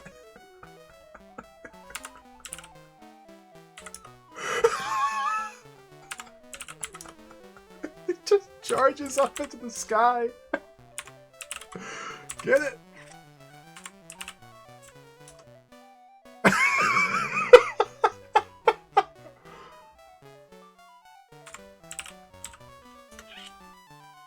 So to attack the enemies, I first have to press a number 1, 2, 3, 4 to choose who takes the action.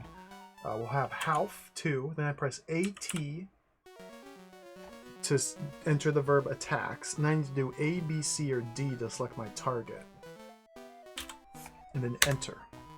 So every attack is 2ATC enter. If I had weapons, which I don't, if I had weapons, then after selecting my target, I would specify which weapon to use. But since none of my guys start with weapons, we're just punching enemies. I think spell for my caster is probably the command you would use for using a wand in combat. Because casting spell, or rather choosing to spell things, also wants me to then insert an inventory item. I don't have any.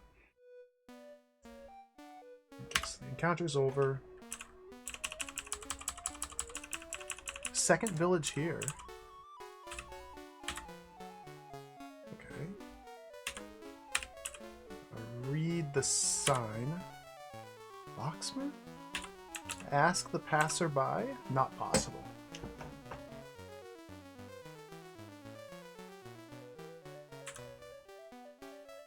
Okay, I have a torch and a key here. Oh, wait.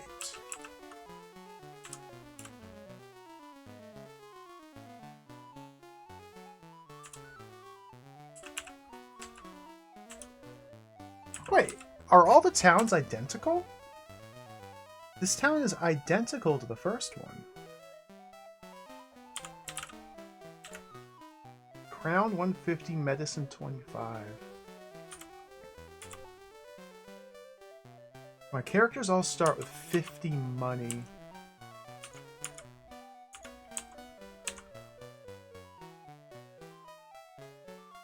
The manual did mention, yeah, it said it was Asterix for the Commodore 64. I don't know what that corresponds to on my emulator here. Nor do I know how to check. I'm using symbolic keyboard mapping. So if I want to press the asterisk, that's probably Shift 8. We'll try it next time I don't want to try it right now. So 2, ask, grocer. Okay. And then Shift 8 again. Okay. Oh, mega number, welcome.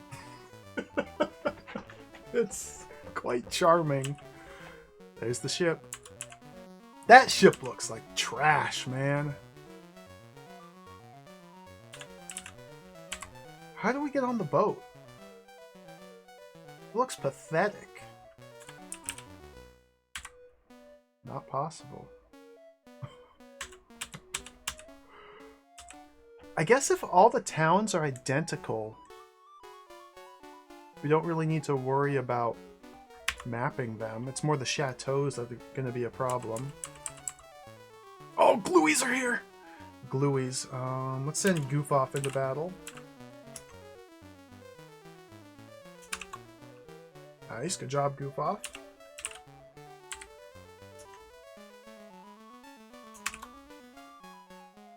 Kill it. Got it. So they attacked while I was inputting my commands. So the combat runs on a real-time system.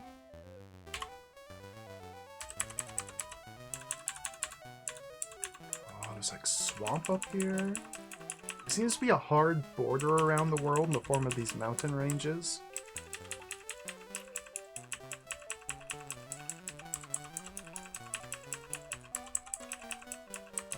There's a little passage through here. Yeah, right now I'm just wandering oh my god! Oh, Chimpangores. These things are pretty easy. Let's send Half into battle with them. Being attacked.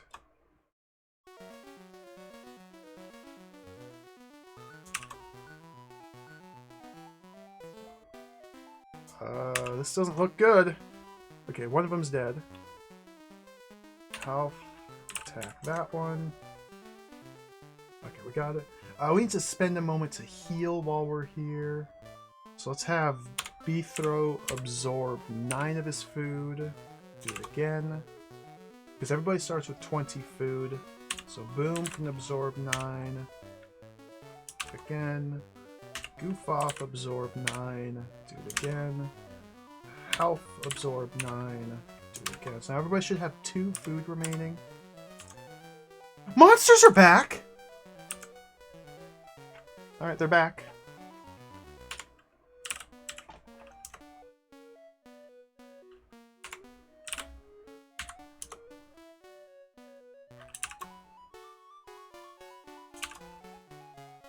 Kill it!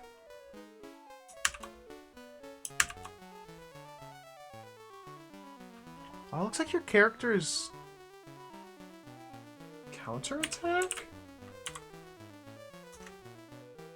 Okay, we killed the Champanganor, so let's get out of here. Retreat from the combat mode so we don't spawn more. I have no idea what's going on. Okay, there's more water here.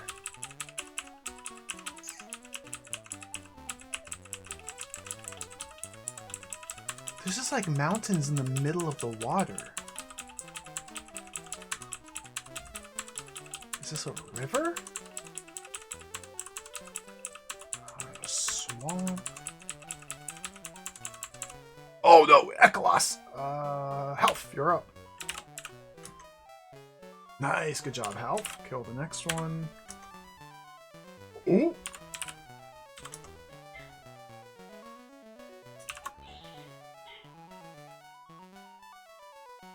Got him. Go to the map.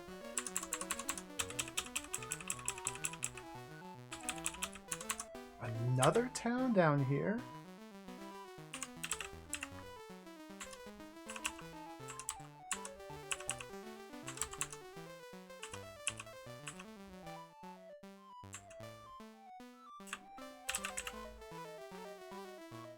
Yeah, every town looks identical and seems to have the exact same set of items for sale, the same prices. There seem to be no distinguishing factors from one town to the next. Okay, interesting. I still haven't picked up any items. And the only way to earn money is to pick up items and then sell them. And the items are found either in towns or chateaus. So I guess we want to get some food here. This is the food salesman. I sell food, yeah. So if we have 50 food to start with, and we want 1 to barter 9... 18, 27, 30... Not possible.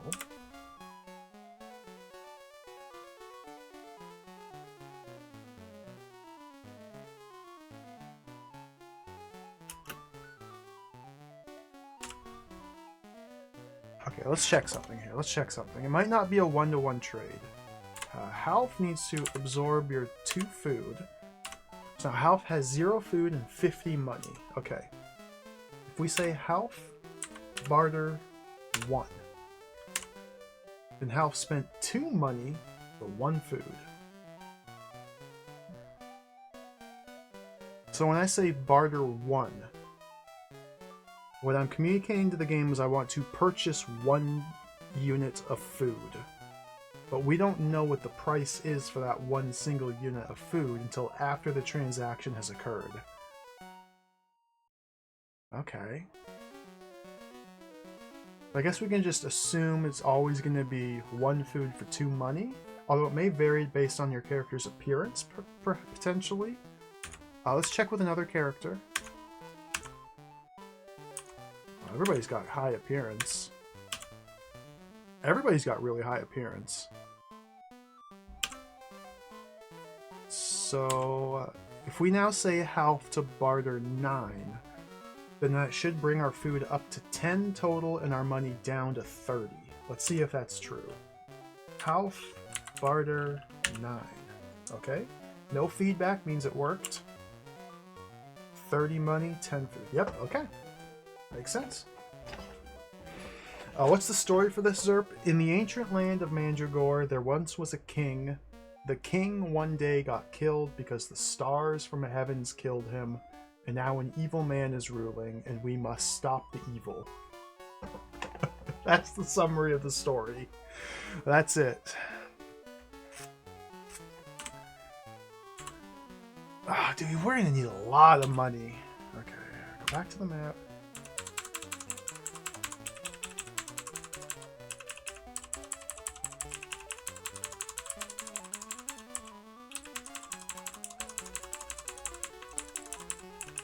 Why are there just mountains in the water?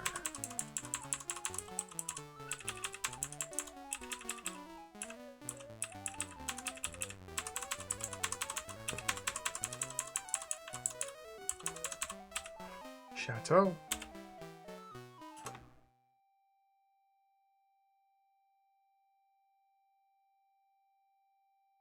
I'm strongly tempted to map the overworld here. We may map the overworld. It could happen.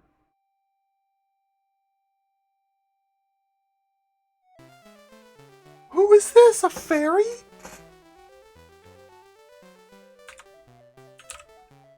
Fairy. Heaven's waiting for you. Is that a threat? Are you a friend? Inspect. Not possible. So on this screen, the first screen of the chateau, there are bars, there are color, and there are fairy. So this is the fairy, this is the bars. What's the color? I can't inspect it. It's not possible. Can I just take it? Not possible. What's the color? Why is there color? No, don't attack, don't attack. We have to break the bars. We have to break the bars. We have to break the bars. I can't break the bars. Rito's gonna die. Goof Off simply cannot attack. Oh, because I attack, we have to break the bars.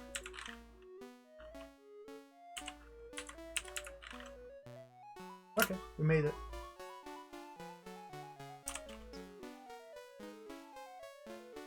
So Goof Off, with a strength of 9, took 2 attempts to break the bars.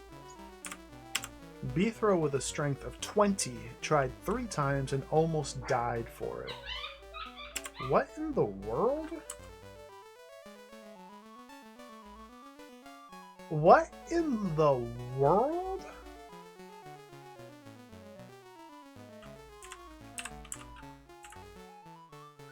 I tried to inspect the picture, but he just gave up.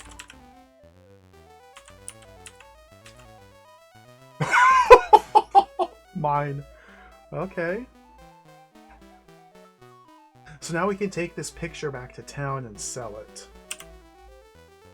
Beethro needs to eat his food. Absorb 9.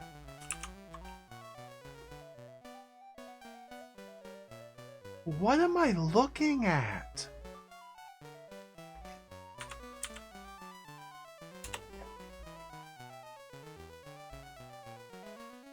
Gotta bring up my verb list again. What can I do with a ladder? Drink, break, hunt. I still need to try hunting. Disarm, give, spell, explore, hypnotize, inspect, read, eat, petrify, feed, open, lay, take, secure, teleport, shoot, steal, look. None of these would correspond to a ladder. What am I doing? Take the ladder. Not possible. Oh, another picture. A spear. Oh. I have a weapon. Half. Inspect the picture. Half. Inspect the picture. Half. Take the picture. So we want to come away from here with 4 different items. Okay, there's a jar. Why does he... Okay.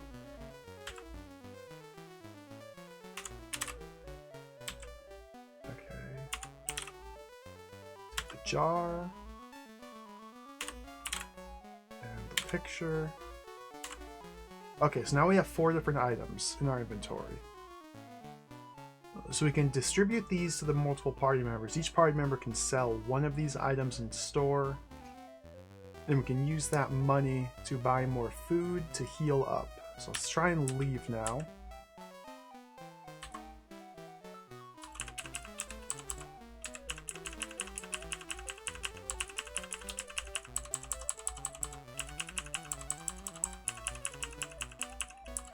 There was a town somewhere over here.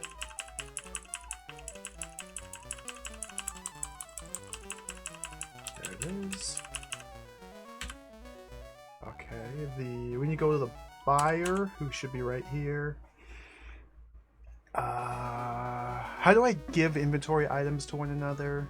The give command. C gives I to C. Okay, so we want Half to give the picture to Bethro. We want Half to give the jar to Boom. We want Half to give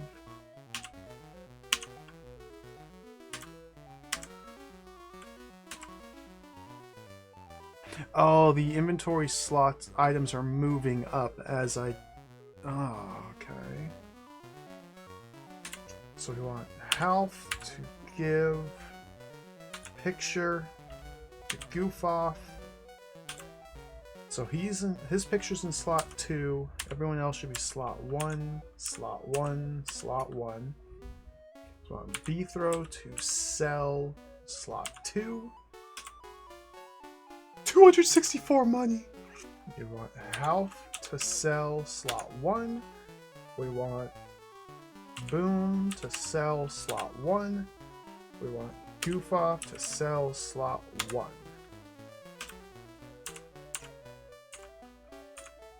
Oh, the jar didn't sell for very much.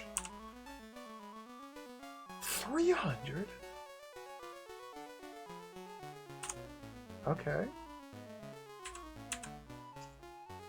I need to ask the salesman. Sword's only 130. Bow's 220. 4 buys bow.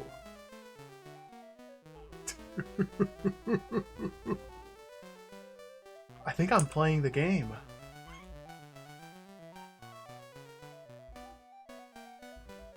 Okay, so now we have a bow on our Goof Off minstrel. Our fighter has a sword. Or a spear, rather. Our ranger has a spear. I have no idea what the relative strengths of these different weapons are compared to one another. It's completely and totally unclear. Like, do I want the sword on Bethro instead of the spear? No. We need to get some more food.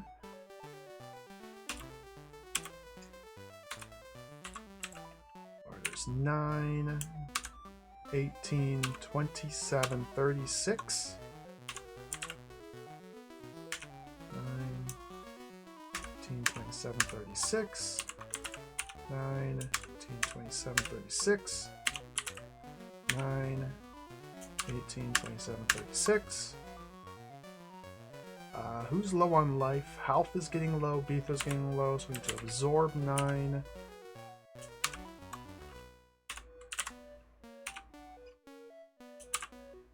this...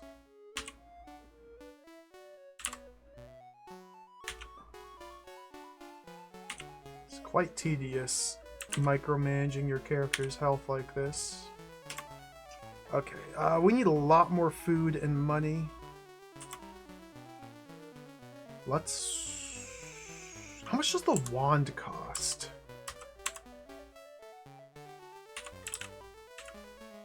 $250. Can Boom could have bought that. But I spent...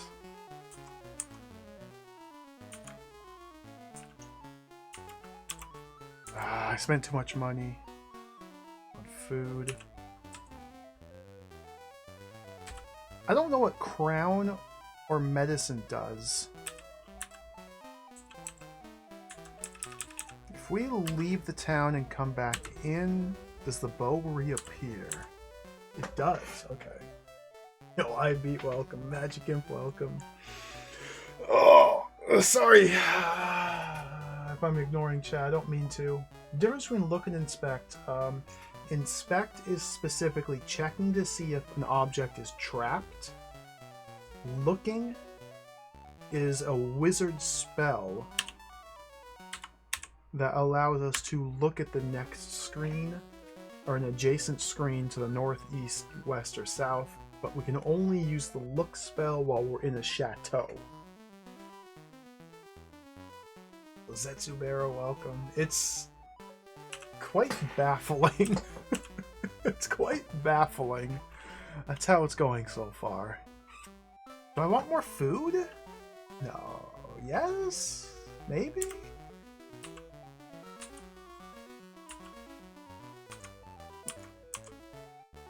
No, we need more money. Ah! Okay, one attack A with spear. Was that better? Or worse? Again, not possible. One attack A spear. Oh, got him. One attack B spear.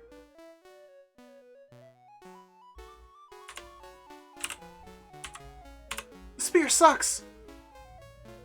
Spear sucks! Goof off. Attack C with bow. Not possible! Do I need arrows? Is there a separate command? Shoot? Oh, okay, there is. 4 shoots gluey with bow. You have to use the shoot command, not the attack command. Okay. And he still walks up to it and touches the enemy to shoot the arrow. Dude. Beetho's almost dead. Okay, start absorbing. Absorb. Back to map.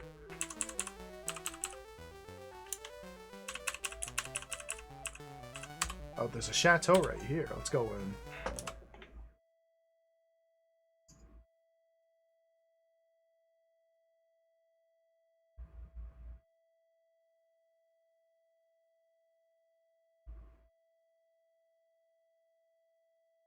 I don't know where we are.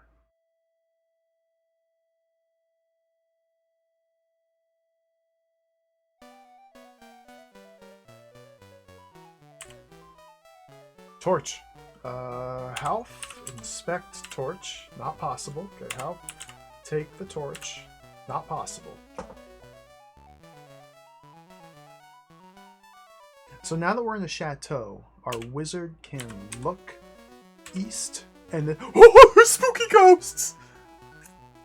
And now there's ghosts to the east. So these ghosts might just straight up kill me. Ghosts! Goof off, shoot ghosts with bow.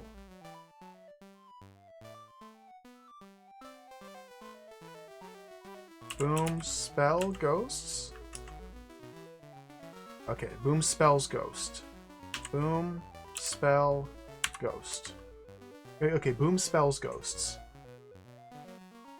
So ghosts seem to be weak against spells. We're getting a lot of experience here. I can't take the torches? Can we light the torches? Oh, it wants me to light an inventory item.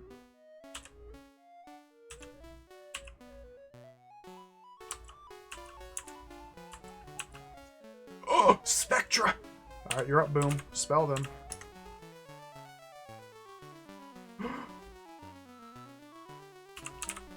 Spell it. 100 experience.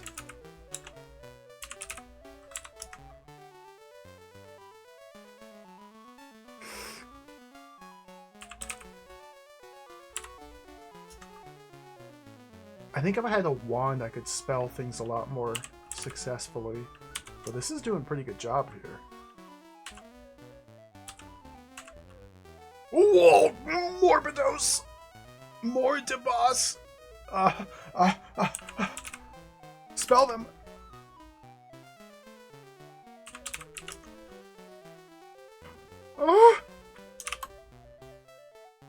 I don't like this.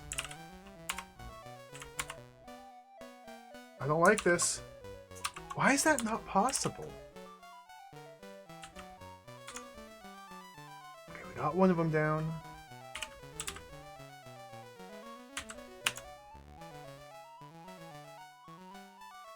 Again. 4, shoot, B1. Okay, 4, shoot, C1. Okay, whew. I'm barely surviving here. See, the thing is, I haven't picked up any treasure here to sell. 3, absorb 9. I'm out of food. 4, absorb 9.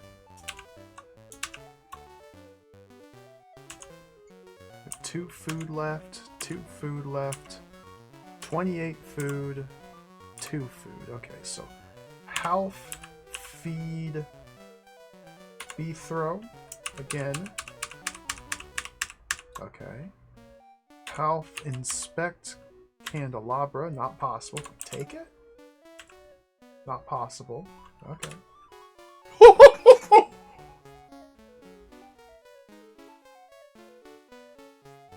Look at these guys. Gnomes. They're called gnomes, but they're just skeletons.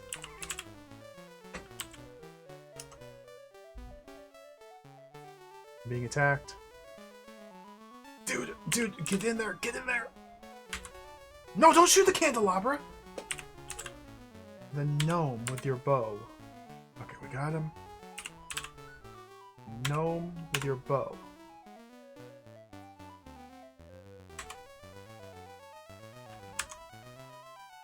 $560 experience and still only level 1. I wonder if it's possible to level up in this game. Oh! Spell them! Spell them! Quick! Oh no!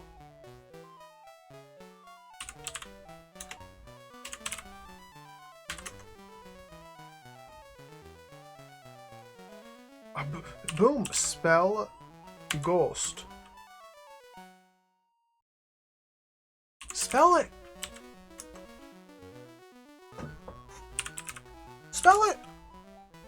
Uh-oh. This is bad. This is bad.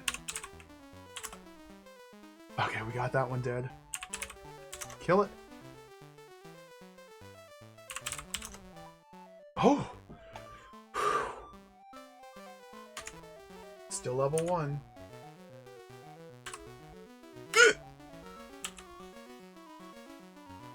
Who has food? Health. Feeds. Boom.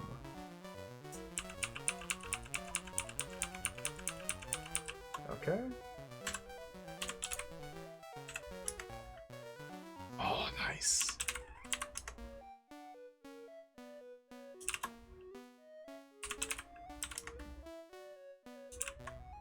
Nice. Look at the key.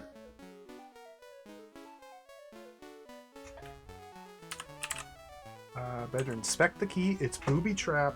Okay, so we need health, the thief to disarm the key. Aborted attempt. Okay, try again. We need Half to disarm the key. Not possible. Okay, we need Half to take the key. Not possible. What? Okay, we need Half to disarm the key. Not possible.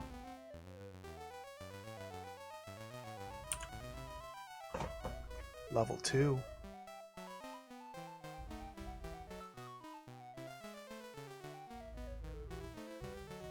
Did these numbers go up?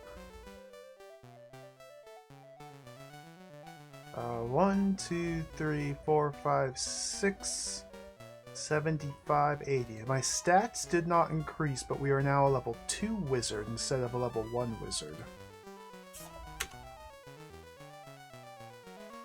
Can I take the key? Booby trap. So we know that the key is trapped, but I seem to be unable to disarm the trap. I don't know why. Already's got 2 food, so 1 feed Half. Do it again. 3 feed Half. Do it again. 4 feed Half. Do it again. Half disarm key. Well done. Half take key. Not possible. Dude, just pick it up. I disarmed the trap on the gold key, but now I can't pick it up. Take key.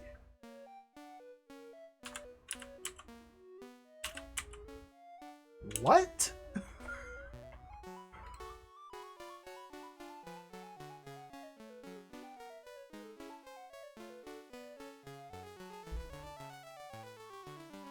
Explore, no.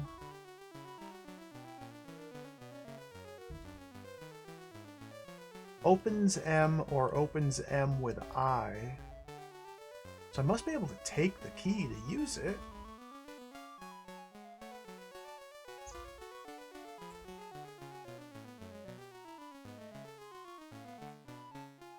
Sell? What is happening?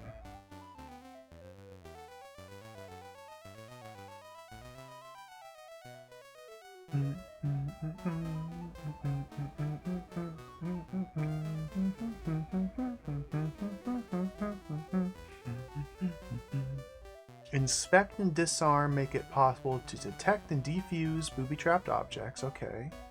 Feed. Use your food to help another. Absorb. Eat your own food. Eat and drink. Work for carried objects. Hunt. Add your food points. Shoot is always used with an object, being some form of missiles throwing weapon. There's a key on the ground that I simply can't take. It's just not possible.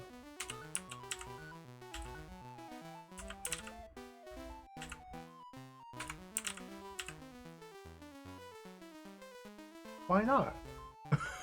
What's going on? Open the door. The door is booby-trapped. Okay, we disarmed the door.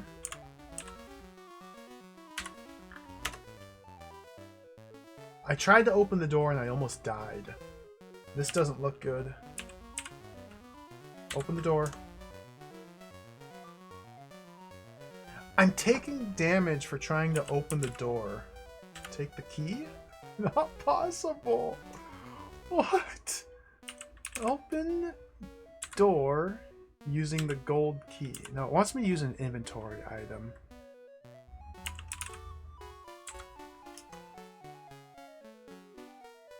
Dude! Break the door. Just bashed it. Okay. And it led to nowhere?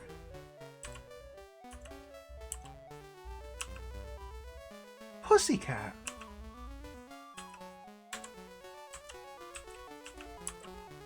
Oh, we're locked in. Half's gonna die here. We gotta go quick.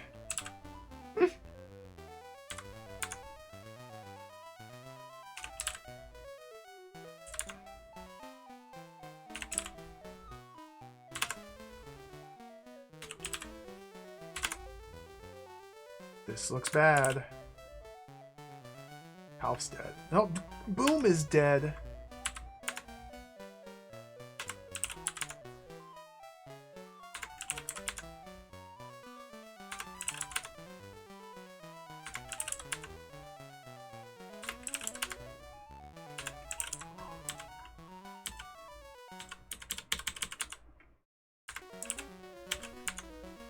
I can't attack this pussycat.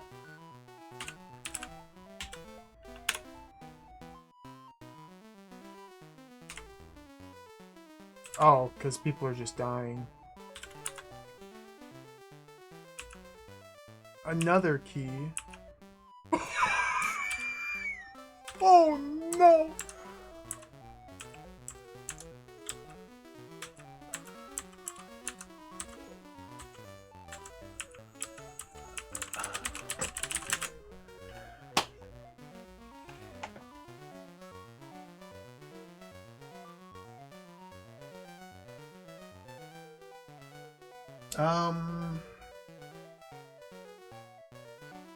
We're dead.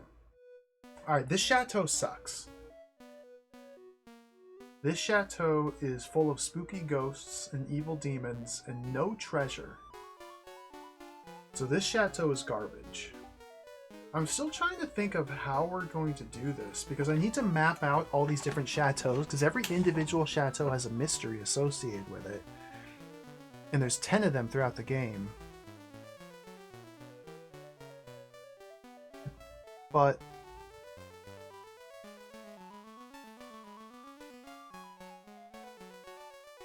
I think we need to map the world. I think we need to create a world map. I strongly believe we need to create a world map. This in-game map here, I don't even know what I'm looking at, or where I would even find out where our characters are with respect to this world map. Like, none of this makes any sense. Happy Mr. Dave, thank you for the 100 bits. Thank you. I can't see the message. It's not really frustrating, it's just more confusing. This is a game with a very steep learning curve because nothing makes sense.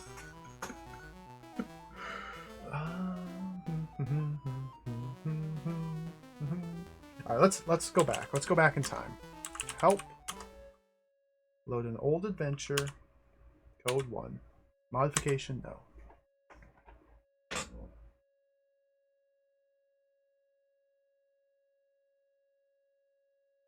The thing is, just nothing makes sense.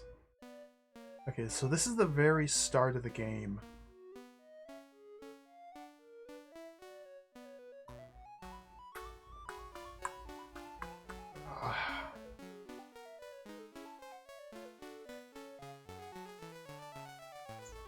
Do we map the whole world?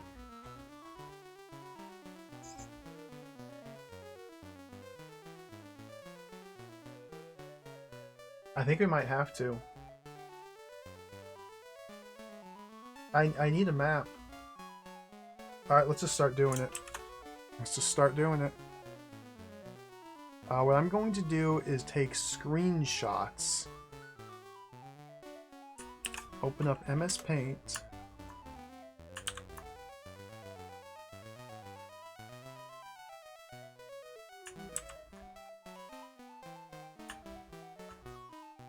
Do I use MS Paint to map this? Maybe. Oh dear.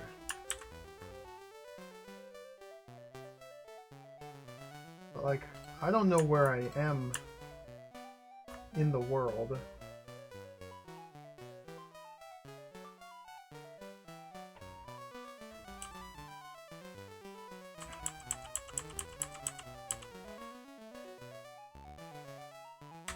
So I can go due north to here. This, oh, I don't know about this. This might be a bad idea.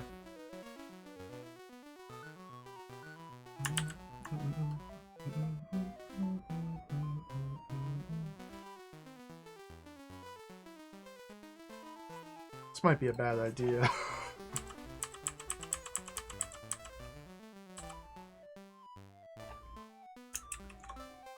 Man, this would take a long time.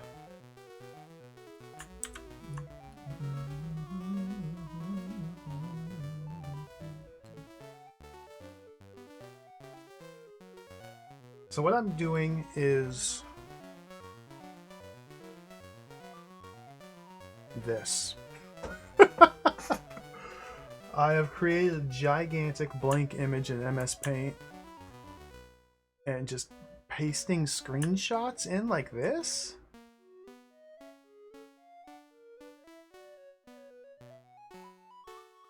I guess at least until I get a sense of where I am in the world and where we can and can't go, we'll just keep this up.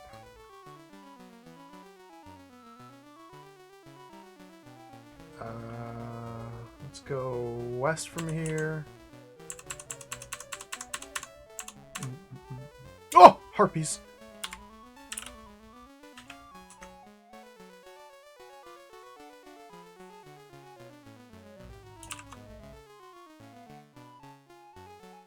I hope I don't die. Oh, we can just run from battle. It takes 10 damage to everybody, but you can just run from encounters. I don't know if I have found an edge or not. I don't know. There's like a line of mountains on the northern edge that seemed like it might be the edge of the map, but it's not entirely clear. So we need to go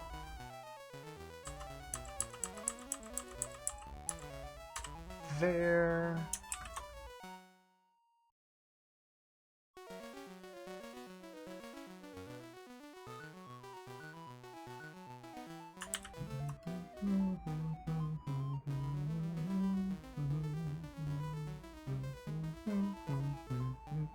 Beautiful music.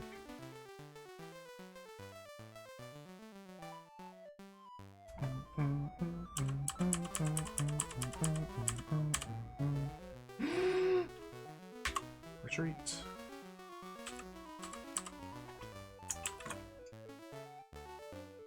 Like, these mountains here could be the northernmost edge, but it might not be.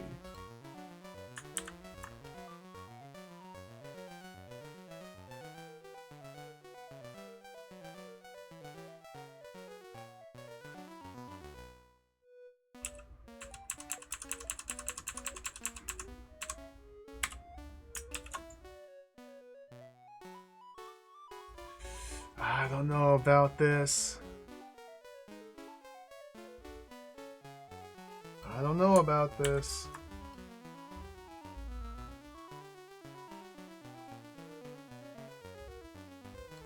Like, this map might be mega. It might just be mega large.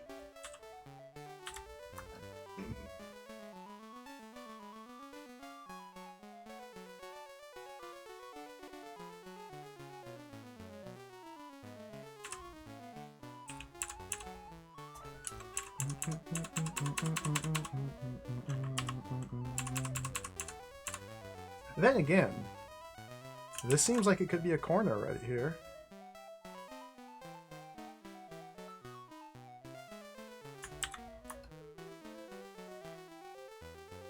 This could be a corner right here.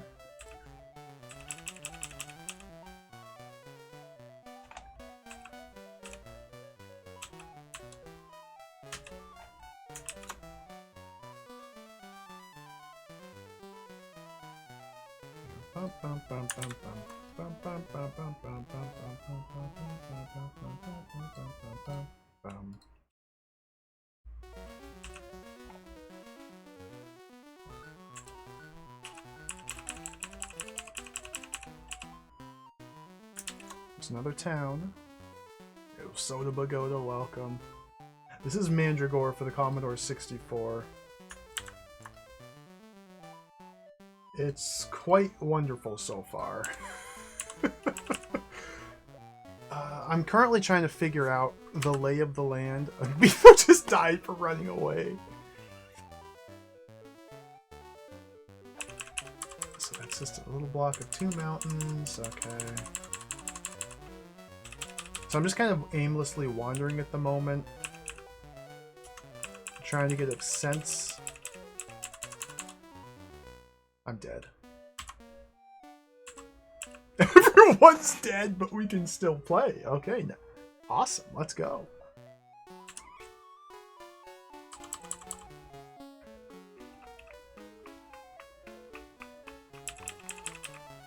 I'm gonna go. I need to add these into my map here. Okay, so down from there.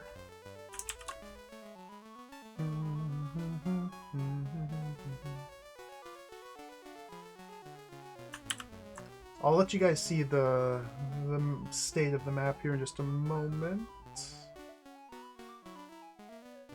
Is it like that? Yes.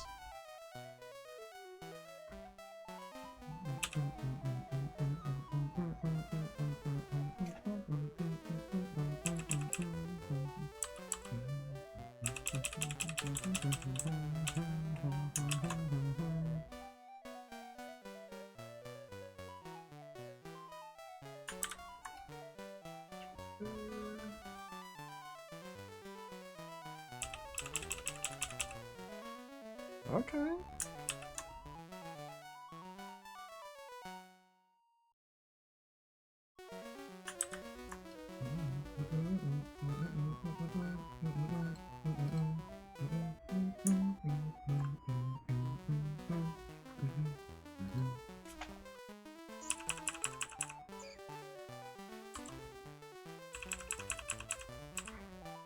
There's a chateau.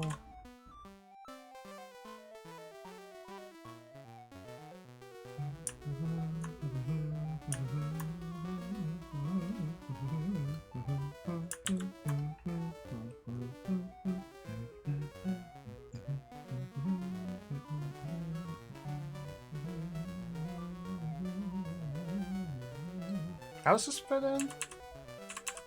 Oh, that goes up. I see. I see.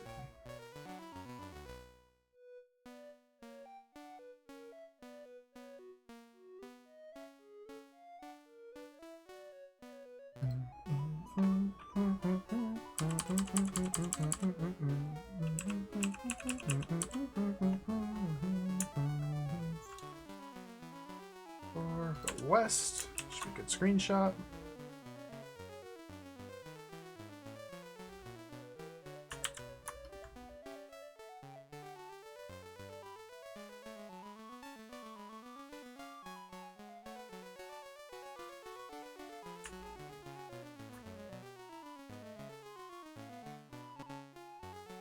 So yeah, again, what I'm doing is I'm just screenshot and stitching them together. So we got something like this starting to form.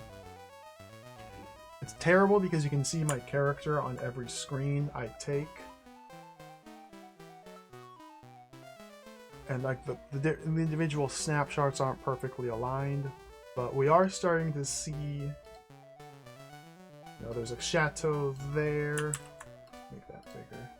There's a chateau right there. There's the one you start by right there. A village up there. There's a village there. Now there's a little body of water here.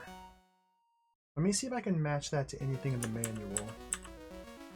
And yeah, if only the chateaus are relevant, then we don't need to be this thorough in mapping everything. Oh, okay, it looks like we're actually in the Osgarath Lake. Okay, so we're probably starting at in the girdle of Rainy Mountains, the southeast of Osgarath Lake. And if the little bit that I've stitched together is already like this chunk here, wouldn't take that long to do all of this.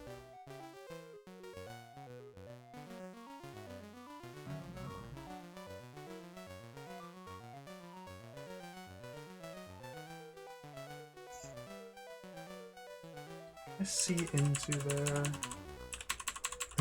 Everybody's dead, but we can still play the game.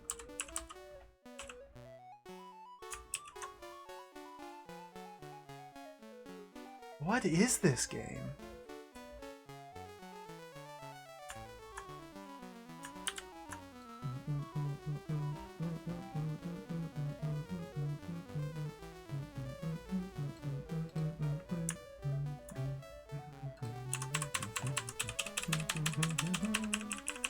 You know, if we're not getting encounters... Oh, we are. I could just... I don't know, MTI.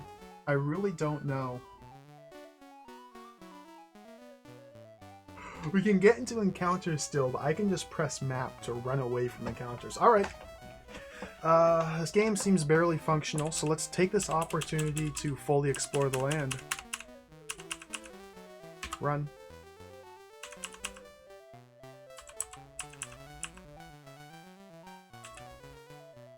Let's just fully explore the land.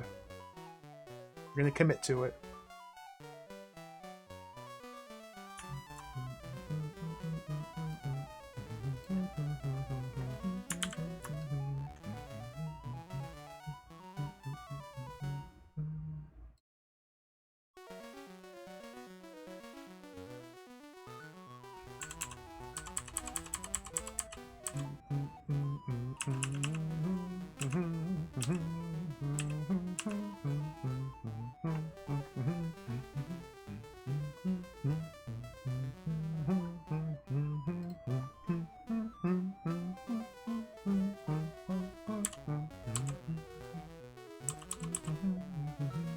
Sorry, I have to be careful about when and where I take these screenshots to actually not accidentally leave out a tile as I go. Should be a good one.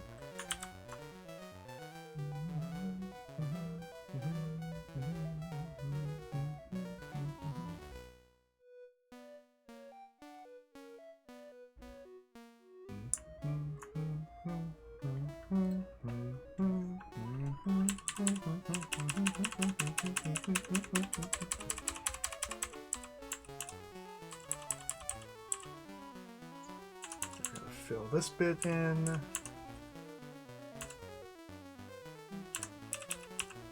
That's that. So we can go north, north, go here.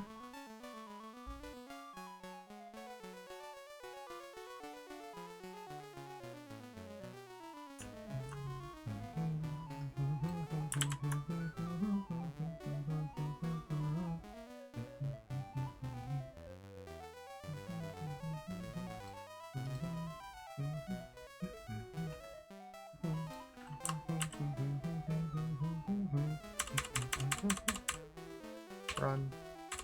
I can't believe. I can believe. Oh, Ex Mortis, welcome. Welcome to nonsense.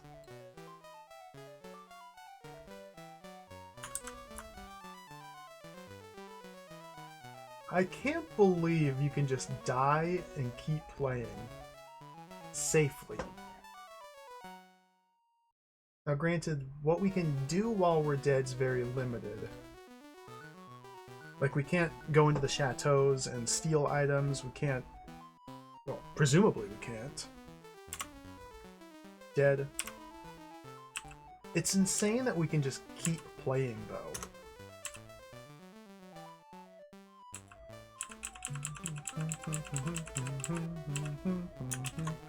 So yeah, this is Mandragore.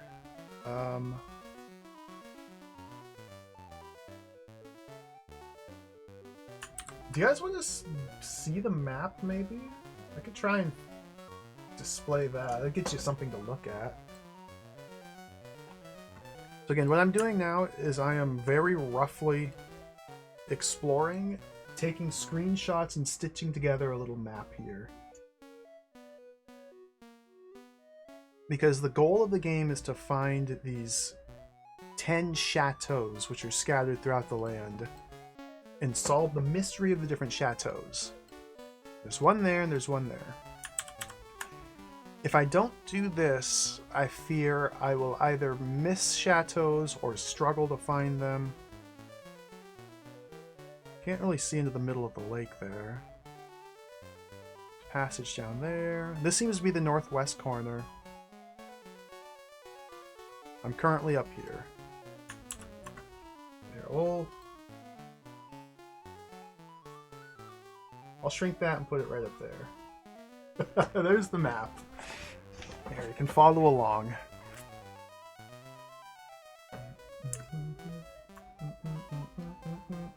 I'm currently here, so we're just gonna go east. So that's a 2.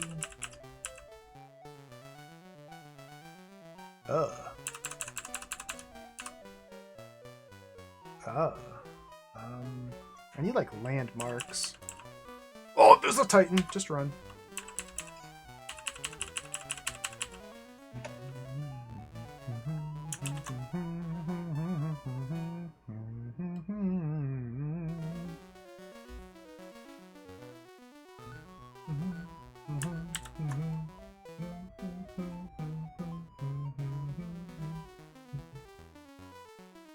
It's right there. Let's go north 2. Here.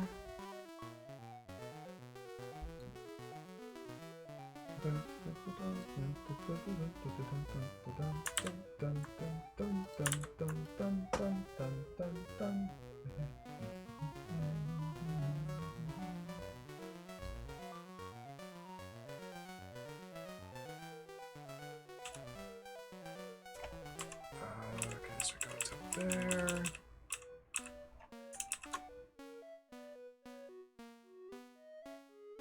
And this is probably overkill. Like, this is almost certainly overkill for this game. We likely don't need to go this hard with the map.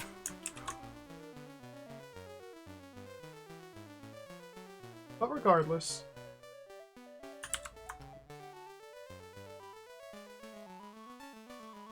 I want to do it.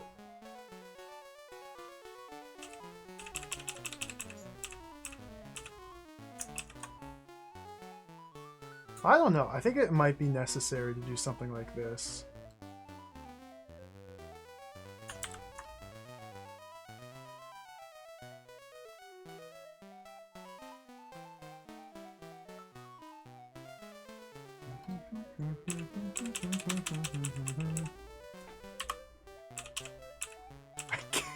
There's another chateau. Oh, look at that one, surrounded by swamps.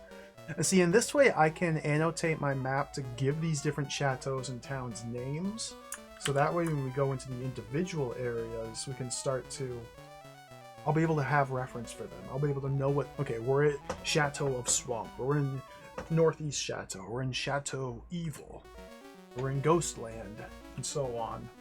So I'll be able to name them as we go.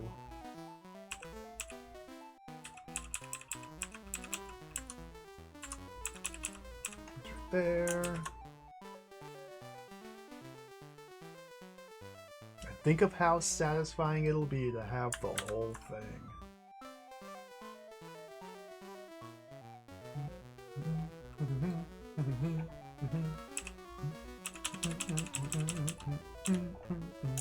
Okay, this must be the Great Sea here.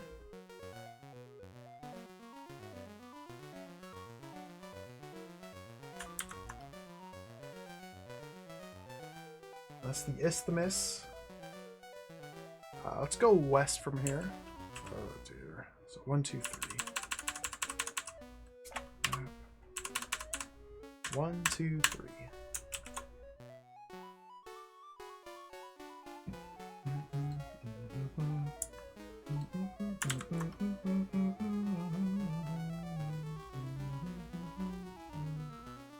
Sometimes when you play old video games, you gotta get your hands dirty. Oh, dude, look at this. Look at this, dude. This is awesome.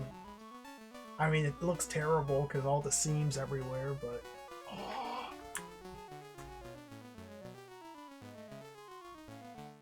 Okay, let's go north from here.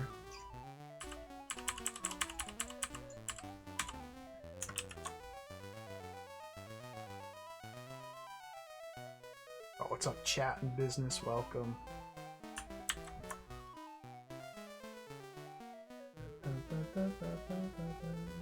I'm like off by a couple pixels every screenshot. Just fine. It's no big deal. This is for my own personal use. We're not publishing these in an archive. I'm not going to upload them. This is for my own sake and for those watching to understand where we are meant to go to and what we are meant to do while playing this video game. So we've wrapped around back to the starting location, but there's still this white space here, so let's keep going north to there.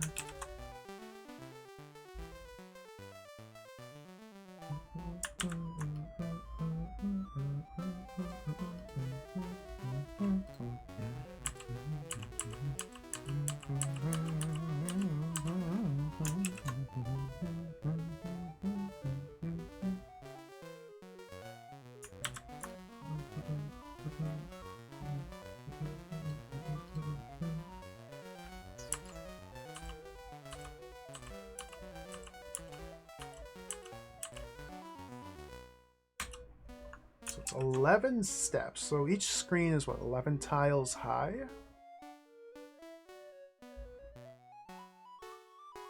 Yep.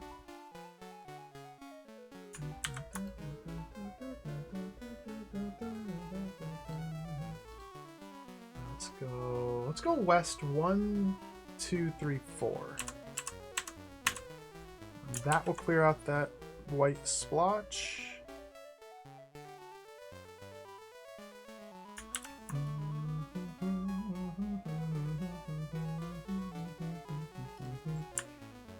There we go.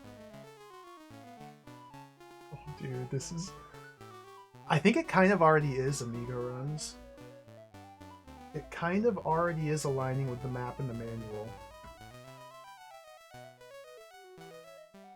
If we look at the manual again, so we have Osgaroth Lake here, the girdle of Rainy Mountains. So the thing is, the mountain ranges are not shown in the manual here. There's the small landlocked sea down there.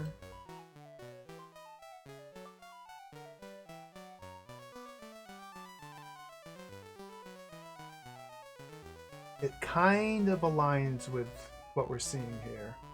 Alright, let's keep going. Whoops, get that back. Hey, Thark, welcome.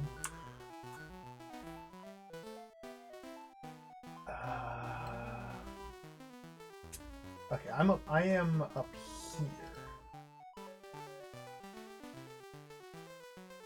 So let's head down this nook here.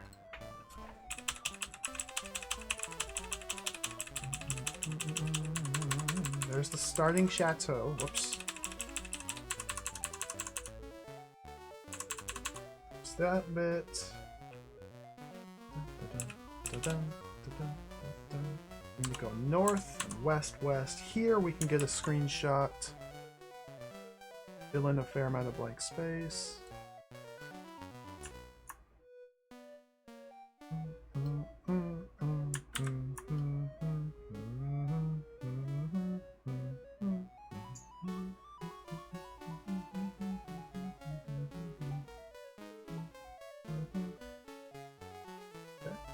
Looks good. So we go... Can I go due south from here? Probably not. Okay. Nice.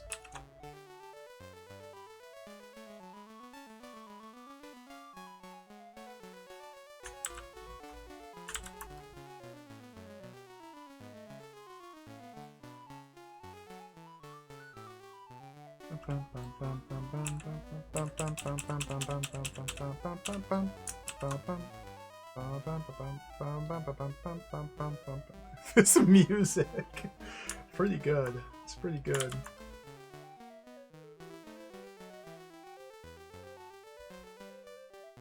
so there's the lake. Let's go east. To here.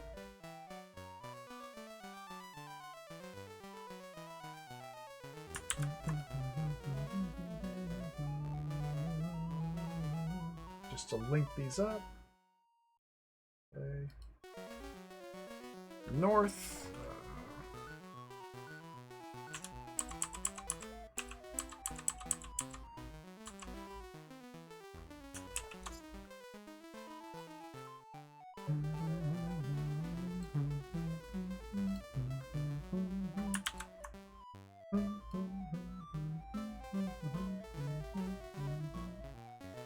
I think quite literally, yes, Biff. This is a dead man walking situation. Somehow we have a party of dead heroes, but we're still able to play the game. And so I'm using this opportunity to simply explore to my heart's content.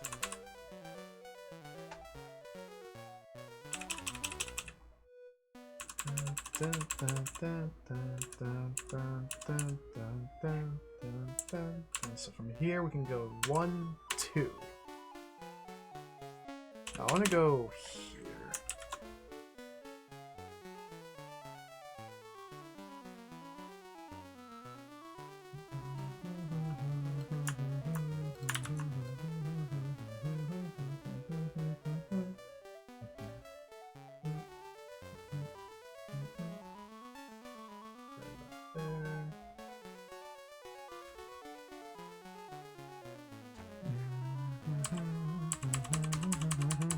No! Run.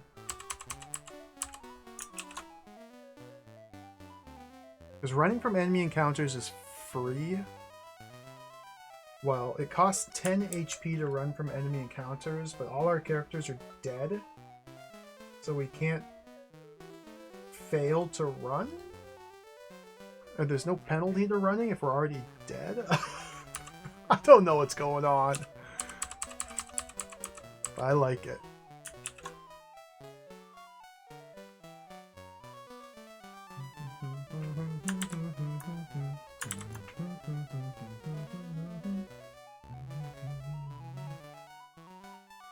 That goes right.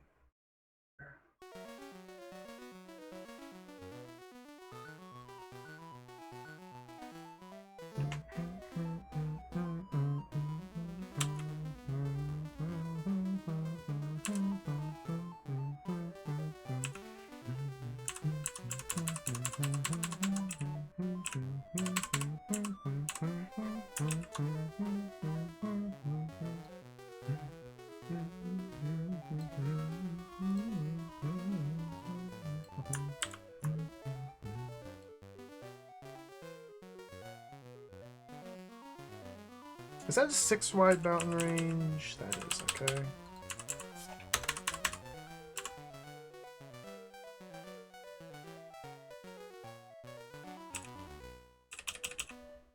Oh, there's a water chateau!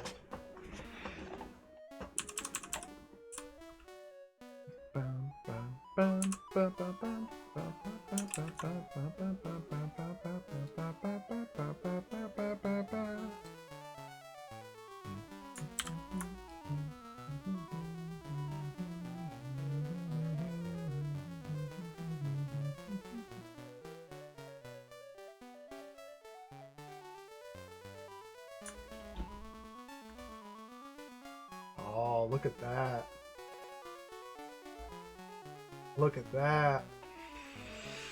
Oh, no Cambrian arrow, welcome. Awkward aardvark, welcome. No hidden karma stat? There might be.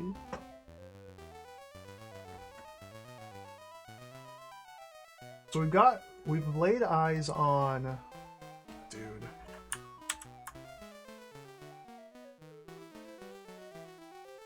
You can't even see this. We've laid eyes on... What's a bright yellow color? 1, 2.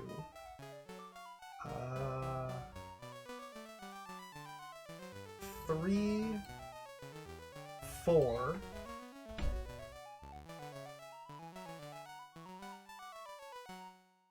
4 of the chateaus.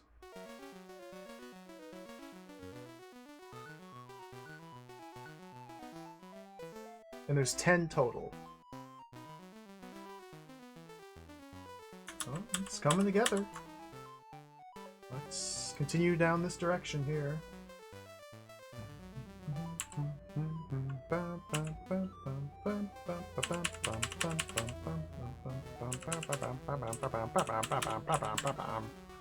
Let's get this screenshot.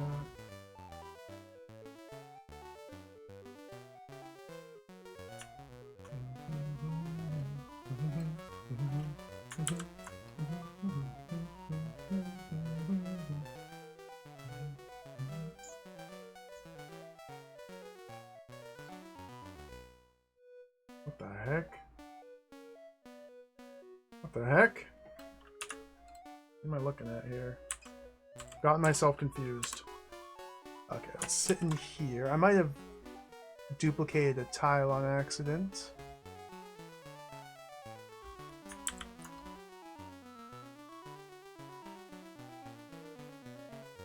Okay, that goes there. Okay, I see, I see.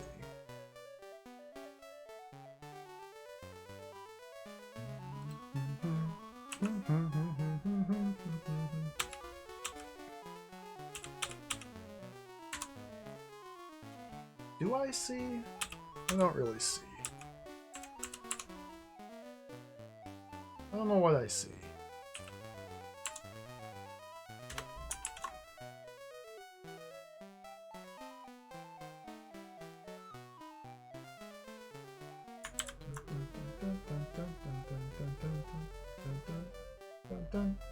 I've missed a column. Take one step east. Get this column.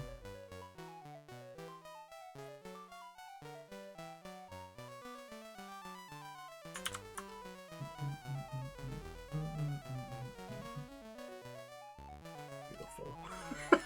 Good enough.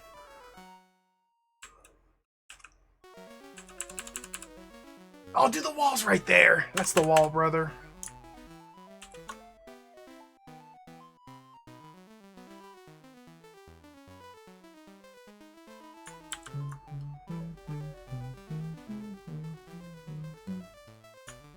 Okay.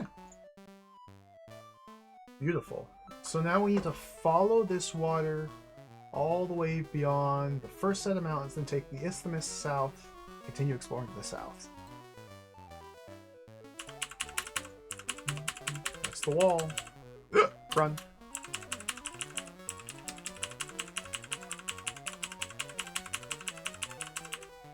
Run. Ah, this is so satisfying. Oh my god, this is the best. Let's sneak in a little bit more here.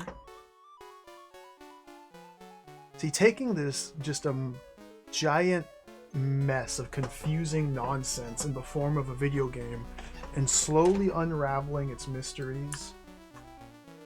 Oh, dude, it's just so good. This is what it's all about. Okay, where does this slot in? Go right there.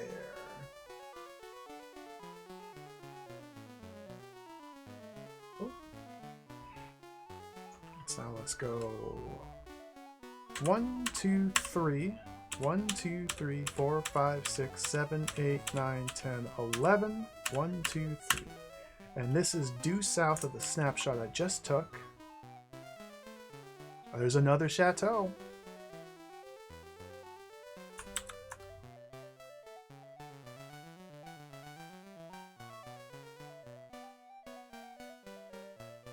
Just to verify, if I step north, we should see some land start to appear here. Land. Okay, good. Oh, good. Let's go south. 1, 2, 3. Just to get those mountains in. So we got 3 lines of mountain.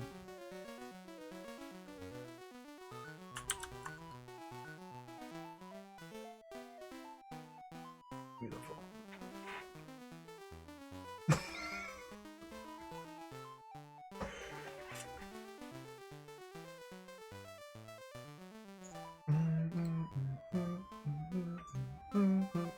How many tiles is it left to right? 1, 2, 3, 4, 5, 6, 7, 8, 9, 10, 11, 12, 13, 14? 14. 1, 2, 3, 4, 5, 6, 7, 8, 9, 10, 11, 12, 13, 14.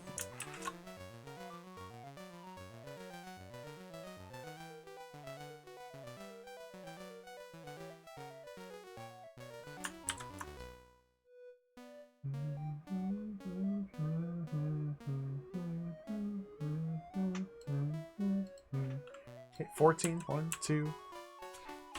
Did that register as a step? No, the encounter happened before taking a step, so I only took one step. So now 2, 3, 4, 5, 6, 7, 8, 9, 10, 11, 12, 13, 14.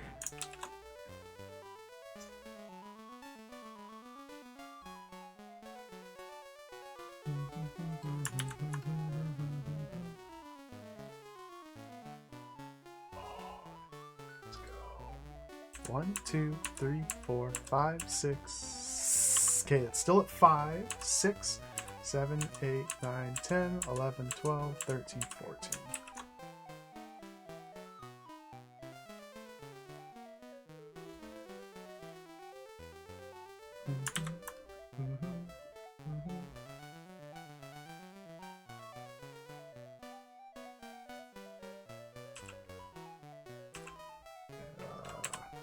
One, 2, 3, 4, 5, 6, 7, 8, 9, 10, 11, 12, 13, 14. Dude, this is good. This is like full efficiency here. We've reached peak performance. 1, 2, 3, 4, 5, 6, 7, 8, 9, 10, 11, 12!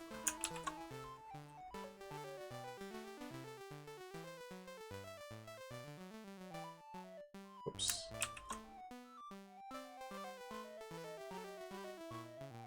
We're gonna just slot this in there. Oh wait, no, like there.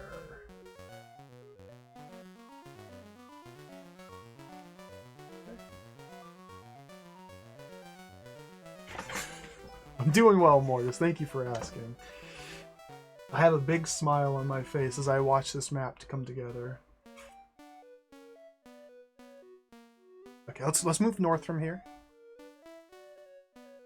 Yeah, because we're about to come across the water there. So we go 1, 2, 3, 4, 5, 6, 7, 8, 9, 10! Couldn't quite go full 11 north. That's fine.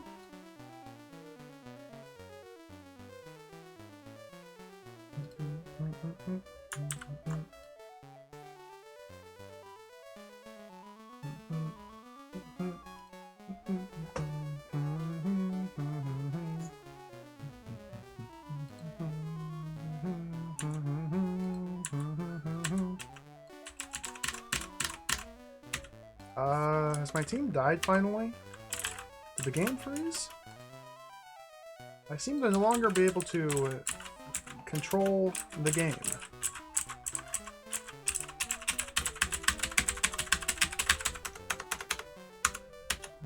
What the heck? Oh, okay, it fixed itself. What the? What? Okay, everything's fine. Let's go over here.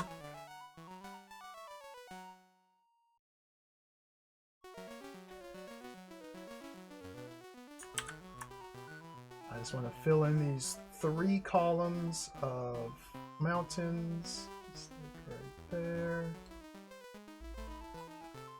So yeah, there's the chateau in the corner down there, but first let's sweep over and get the underside of this water. Go 1, 2, 3, 4, 5, 6, 7, 8, 9, 10.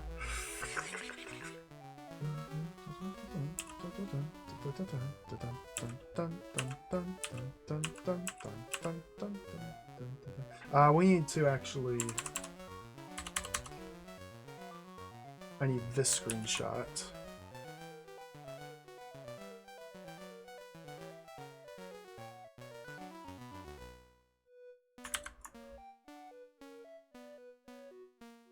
And that goes right there.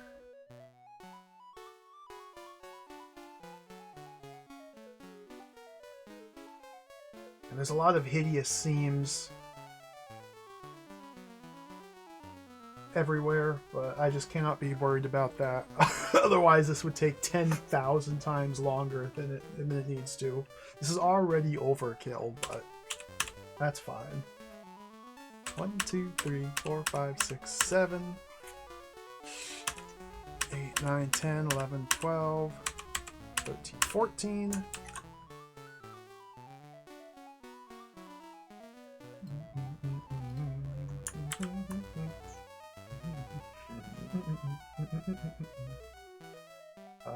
Should look like this.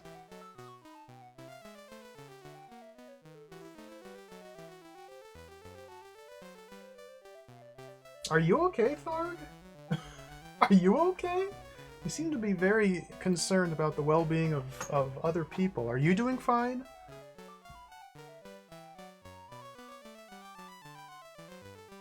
One, 2, 3, 4, 5, 6, 7, 8, 9, 10, 11, 12, 13, 14. Hope you're doing okay.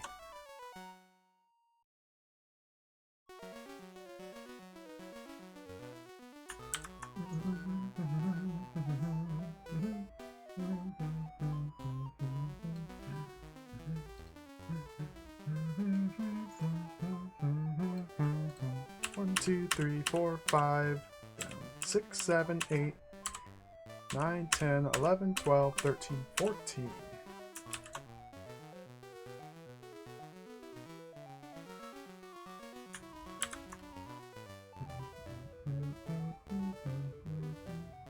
I think it looked like that? Oh my god. We go over 1, 2, 3, 4.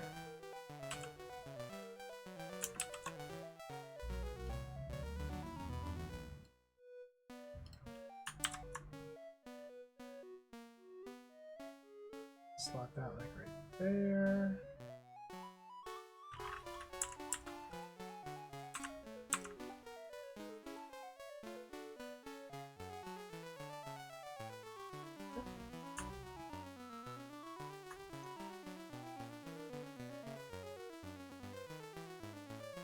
Oh, dude. Oh, this is so... I can hear it like lagging the emulator. I created a blank image in MS Paint that's 20,000 pixels by 20,000. Just because I had no idea the sense of the size of this map. And so just me scrolling around this gigantic image is causing the emulator to chug. So let me quickly crop this down to that. To save my poor computer. Okay, there we go.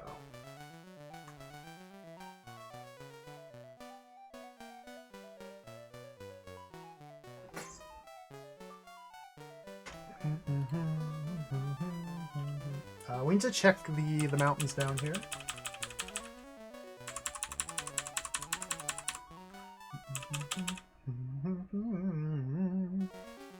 Take this screenshot.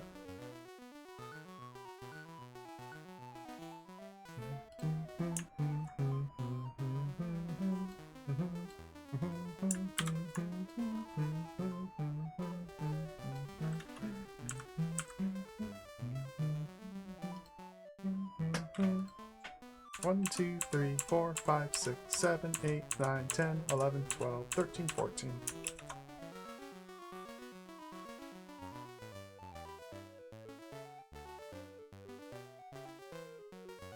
Yeah, I don't know what I'd do if I tried to play this in 1985. I don't know if I'd be able to screenshot like this. It'd be much more difficult, much more confusion and wandering. Now we need to hit this little path. Ah! Run! Okay, we're good. 3, 4, 5, 6. Let's take a screenshot right here.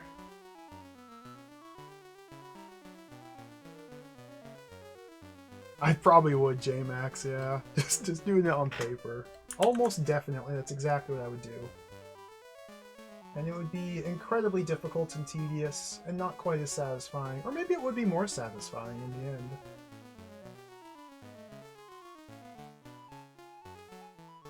One, 2, 3, 4, 5, 6, 7, 8, 9, 10, 11, 12, 13, 14.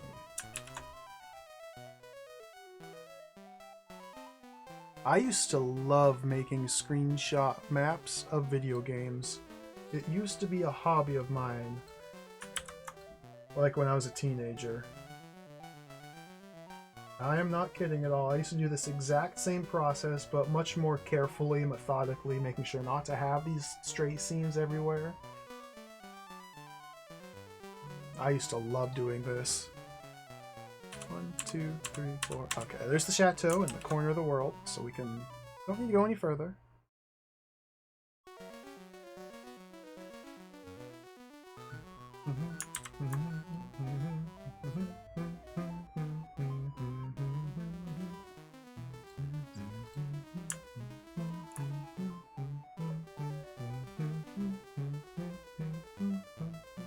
Oh, dude. We're probably over halfway done. Let's follow this bottom line and see how far we can go horizontally.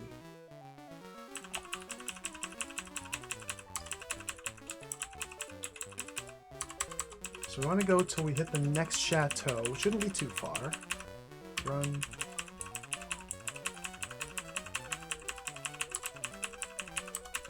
That's the village. Run. Yeah, the chateau should be right there. Perfect. So if we go here, and then screenshot this. I'm just going to follow the southern mountains all the way to the next corner, and that should fill in the entirety of the world map, or at least the border. This one goes here. Thank you for the tip cheese was. I didn't know arrows worked like this. This is tremendously helpful. 1. No! It's dead again! Why? Why this happen?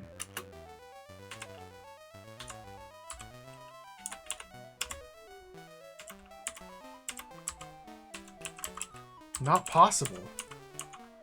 I think the game is realizing that my characters are all dead, and it's mad at me for playing.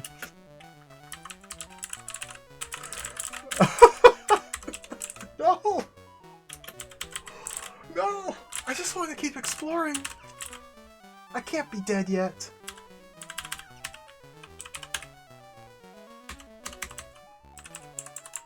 Like, it's still detecting my inputs and responding to some of them. Oh no.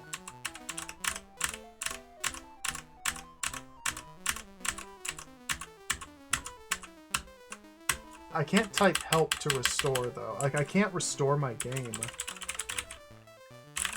Well, it was a good run. We have to finish mapping though.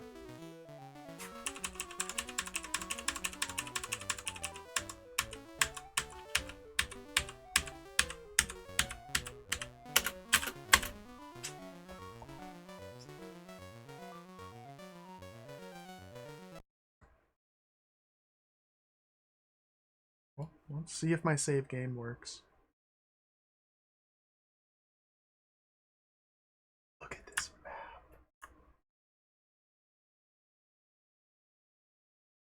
Beautiful. So it seems to me like all of the towns are the exact same. There don't seem to be any distinguishing factors between any of the different towns, at least the ones that I've visited. We'll have to confirm that by visiting each and every town individually, but it's likely that none of the towns are unique.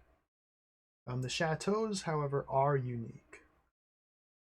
And every individual chateau has a puzzle that must be solved. I don't know what that means or what that entails. So all I'm doing now is trying to get a sense of where the different chateaus are. Which, again, this is overkill, but I'm having fun with it, so we're going to keep doing it. Load the old adventure, code 1, no modification. And yeah, this is definitely resembling the map in the manual. But the map in the manual is not perfect compared to this. Okay, so now we're back at the starting location, which is right there. Ah! What have I done? Okay.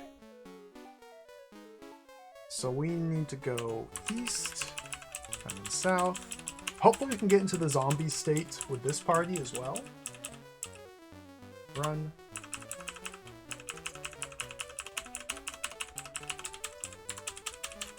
Through the isthmus. Okay, there's the chateau. Alright, and we're back.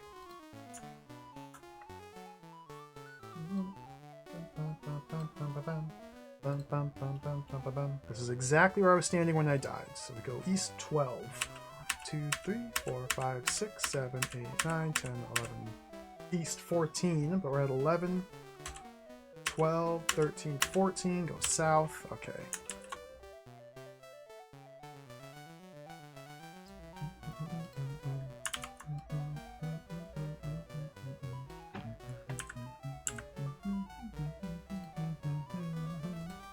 One, 2, 3, 4, 5. Down 2. 6, 7, 8, 9, 10, 11. Mark 1, 12, 13, 14. So we've gone down 1 and over 1 screen.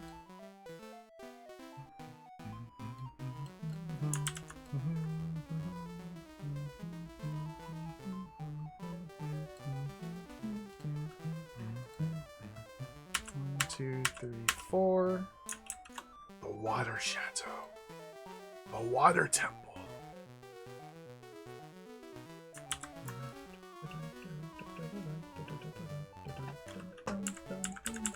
Down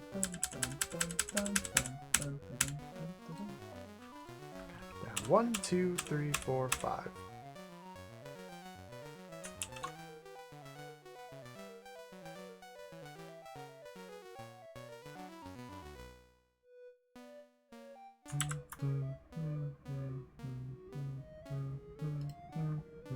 Okay, now when you go around the lake, we can't go all the way to the east.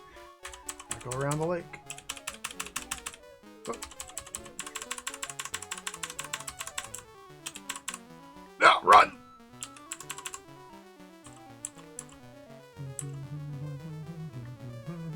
Now let's see here. If I were standing here, I took a screenshot here. So we can just go north 11. 1, 2, 3, 4, 5, 6, 7, 8, 9, 10, 11.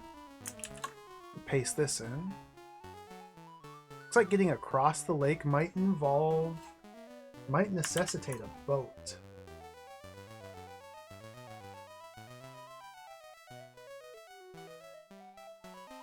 Just keep going north. 1, 2, 3, 4, 5, 6.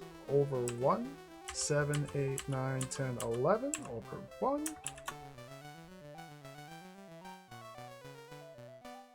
Another isthmus. Hopefully I can kill our characters again soon. I miss the zombification. Okay, keep going north. 1, 2, 3, 4, 5, 6, 7, 8, 9, 10, 11. This map is huge.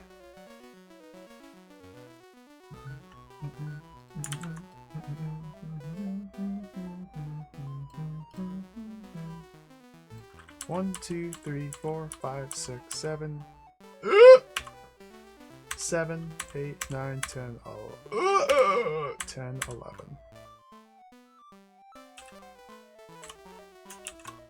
Another chateau located.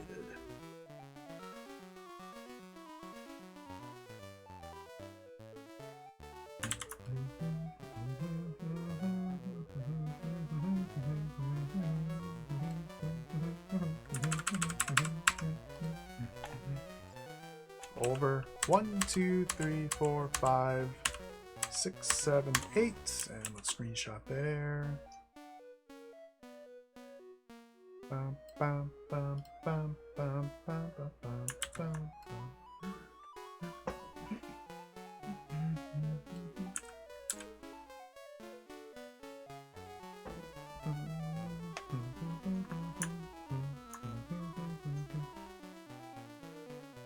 We need to clean up the eastern edge of this little peninsula or island here, so let's do that. Go down 1, 2, 3, 4, 5, 6, 7, 8, 9, 10, 11, and then go east 1, 2, 3, 4, 5. Good enough.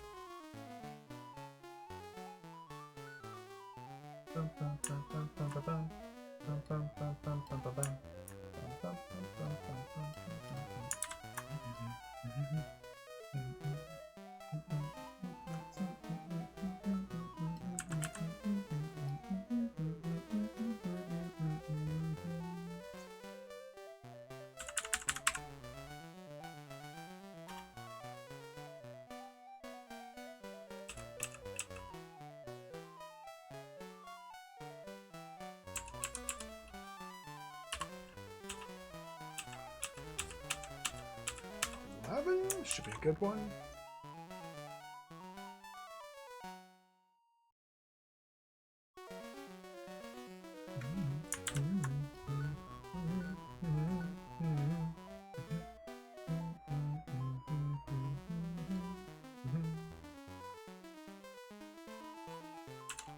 One, 2, 3, 4, 5, 6, 7, 8.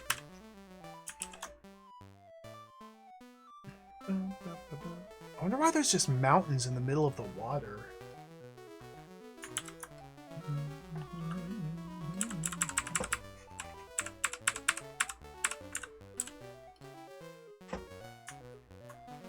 Okay, so we can't go any further east here. We might have to go back to the mainland here and follow this trail.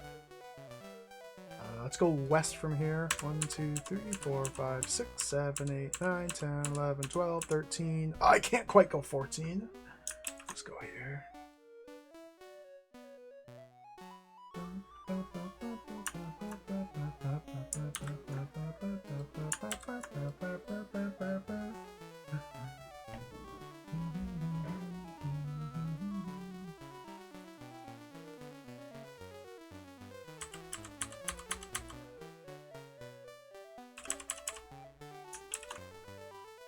Alright, this will be the last screenshot of the island, then we head back to the mainland.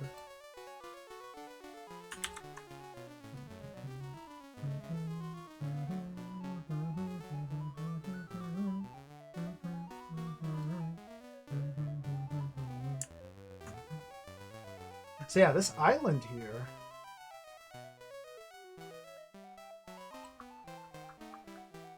That's Fardali. We found Fardali.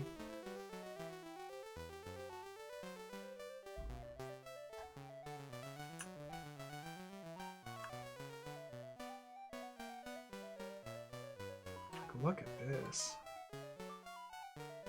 It kind of, I mean,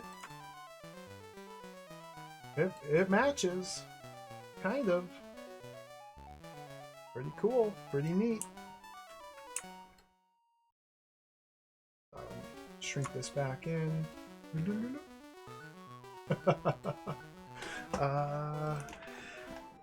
not done yet. We got lots more to map. Well, we're probably getting close.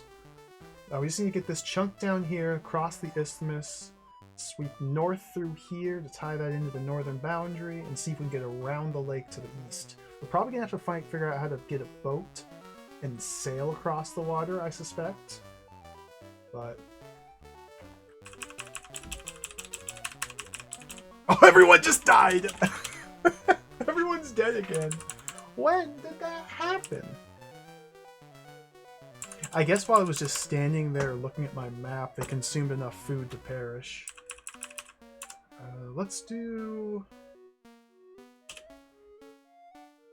So we can go down from the isthmus, down one more.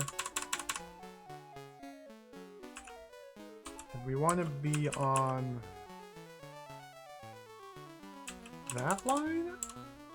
Screenshot here.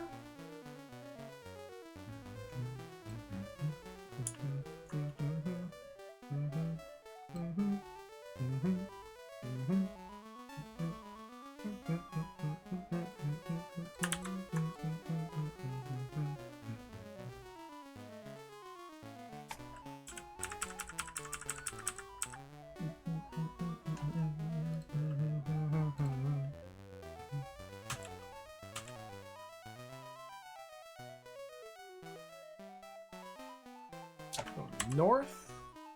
Go over 1, 2, 3, 4, 5, 6, 7, 8. Good enough.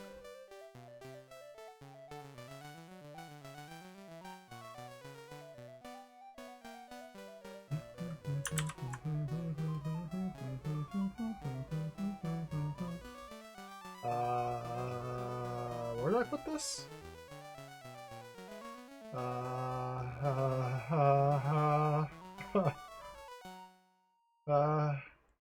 Delete. I got lost. Okay, we're just to the left of that. So let's put those on screen. Okay.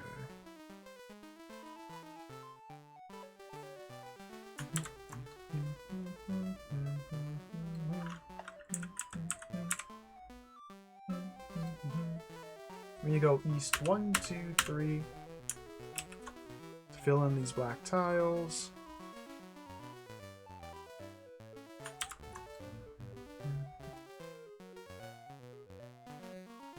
Beautiful. Okay. Just for the sake of thoroughness,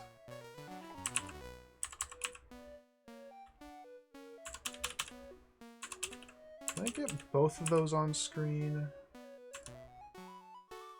I need to do 2 screenshots for that. Take one here.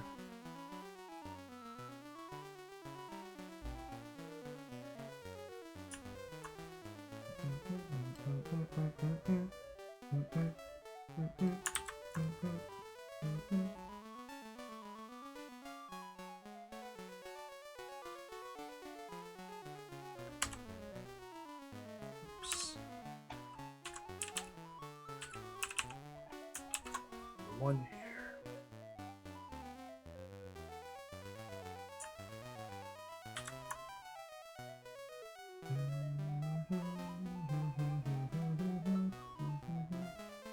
Oh my goodness.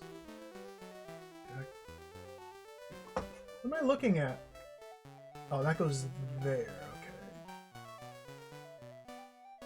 Alright.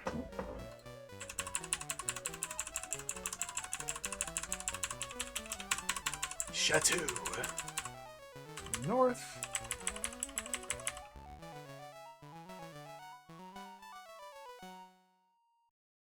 We gotta go up here.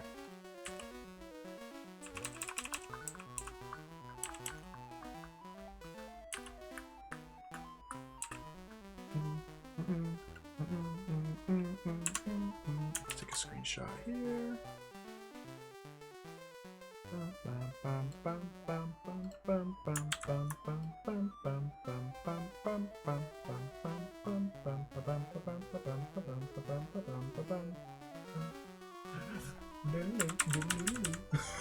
So music is not nearly as good as Ultima 3 on the NES.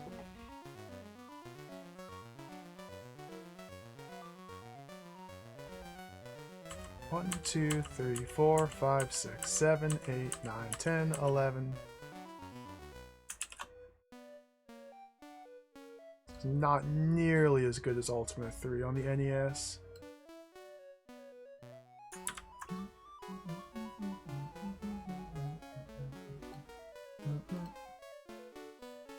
I'm doing this in a bad spot. I should go over to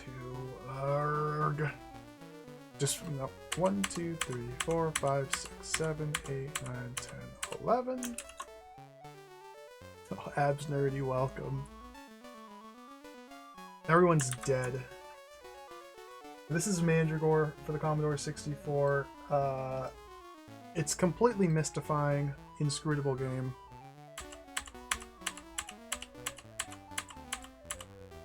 And so I have embarked on the process of constructing a map full of screenshots so we can try and figure out how to play this video game. In the course of our cartographical journeys, everybody died. 1, 2, 3, 4, 5, 6, 7, 8, 9, 10, 11. And yet, they still live because we're able to continue exploring.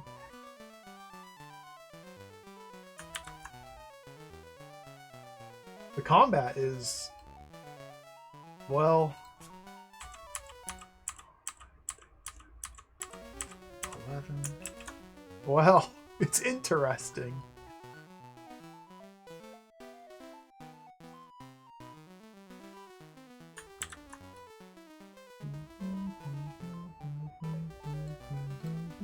We won't be able to go north another full 11, so go 1, 2, 3, 4, 5. Good enough.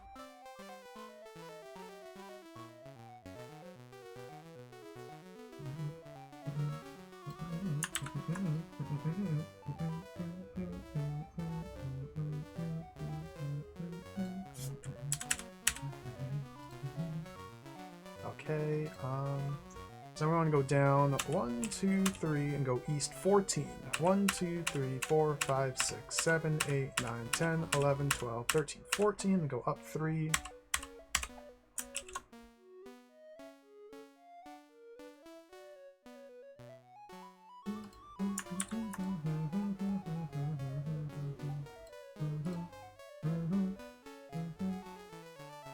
One, 2, 3, 4, 5, 6, 7, 8, 9, 10, 11, 12, 13, 14. Hey, this is good. We're getting to the other side of the lake. Or is it good?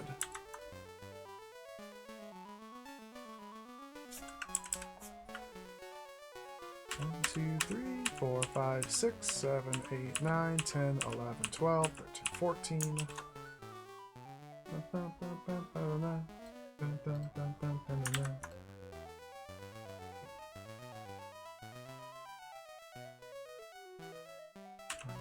3, 4, 5, 6, 7, 8, 9, 10, 11, 12, 13, 14.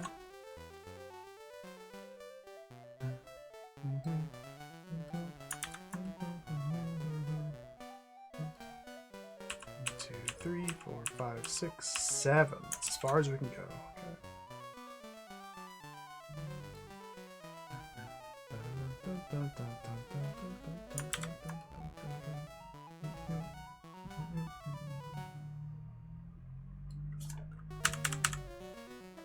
Good. 1,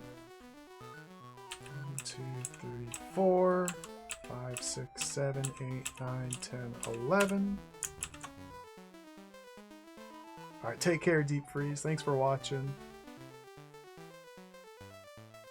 Rest well. I'm excited to start playing the game.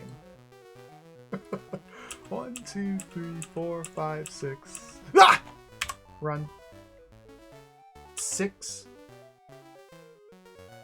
I lost my spot. 1, 2, 3, 4, 5, 6, 7, 8.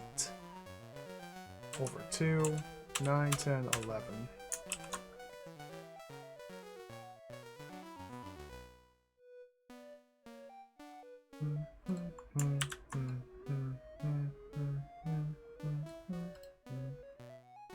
One, 2, 3, 4, 5, 6, 7, 8, 9. Over 2, 10, 11.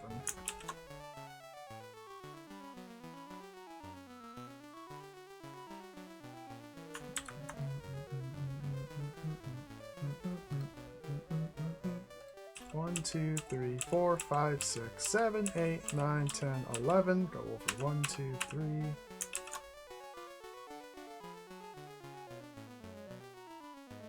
We're almost done with the map. Like, we're in the home stretch.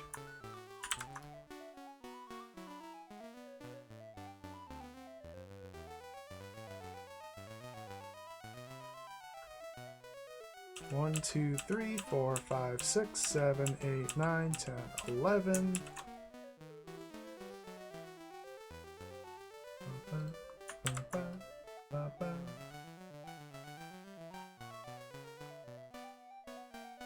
Two, 3, 4, 5, 6, 7, 8, 9, 10.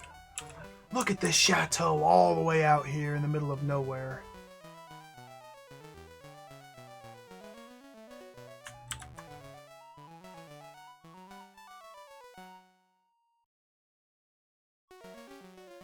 One, 2, 3, 4, 5, 6, 7, 8, 9, 10, 11. Dude, this map is huge.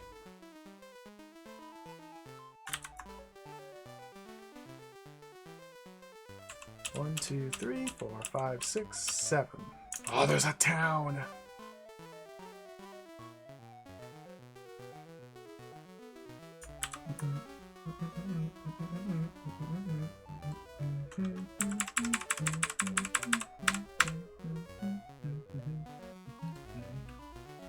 One, 2, 3, 4, 5, 6, 7, 8, 9, 10, 11, 12, 13.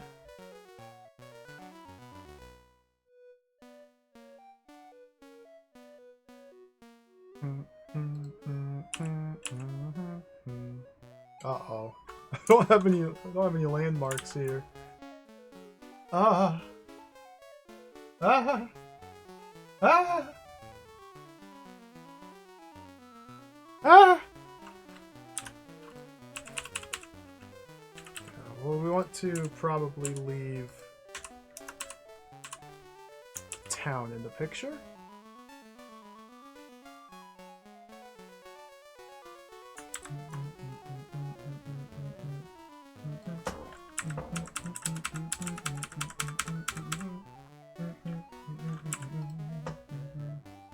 Well, I mean, like I said, it ain't perfect. Doesn't have to be, though. Oh my god! So now we've got the scope. Oh, look at this! Beautiful. Okay, let's crop this down even more.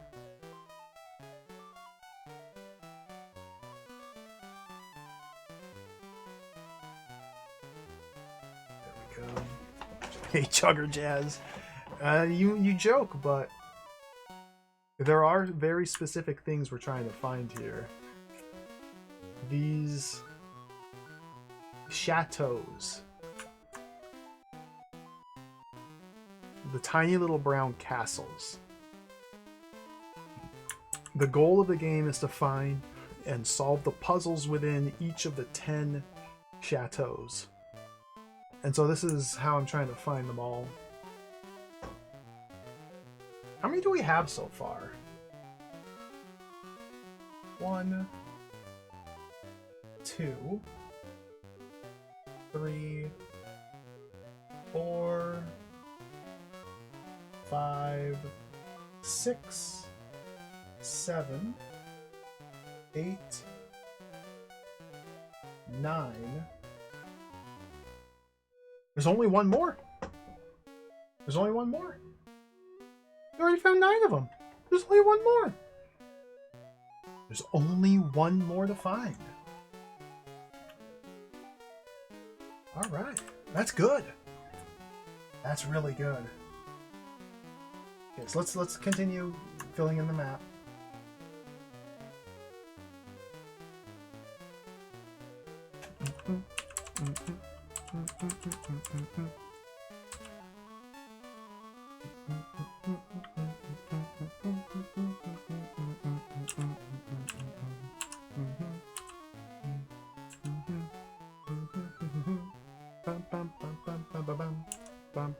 Right here looks good.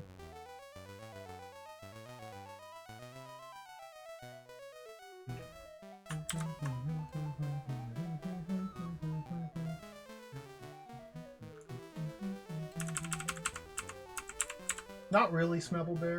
Not really, no. I've been making a map. 1, 2, 3, 4, 5, 6, 7, 8, 9, 10, 11. Oh! Run. North to 11. Screenshot.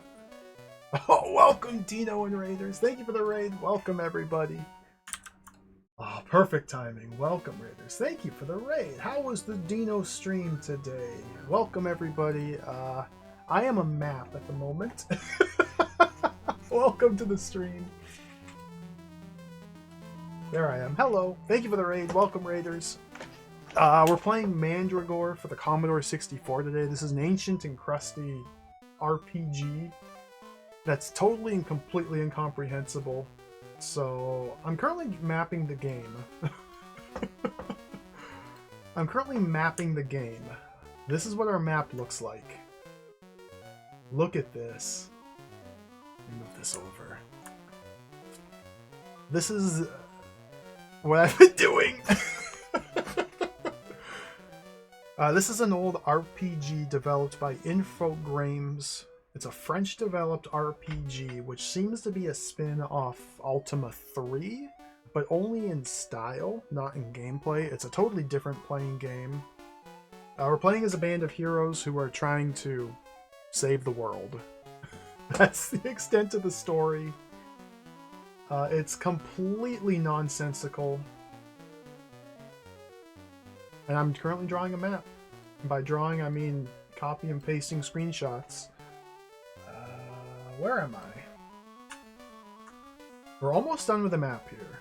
Just have a little bit more to go.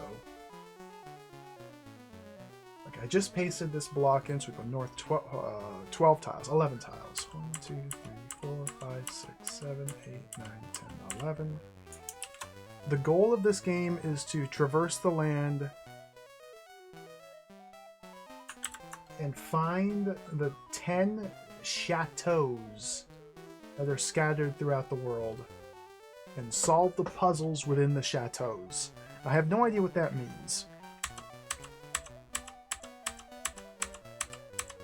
Or what that entails. Or how we would go about solving the puzzles of the chateaus. Oh yeah, the whole party's dead right now. Don't mind that. It's fine. Everything's fine. Everybody's just a little dead. No! The Titan! Run! I lost count of where I was. Okay, we have to go back. Okay. And here we go north. 1, 2, 3, 4, 5, 6, 7, 8, 9, 10, 11.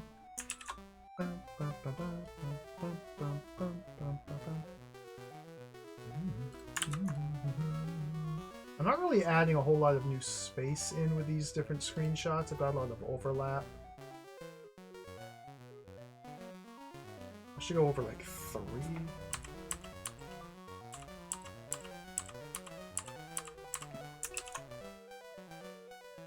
Just gonna keep it up.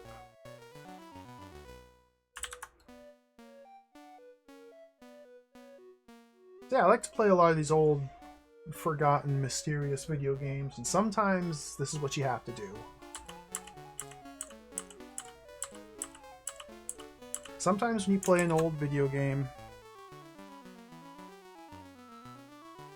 you gotta put in the work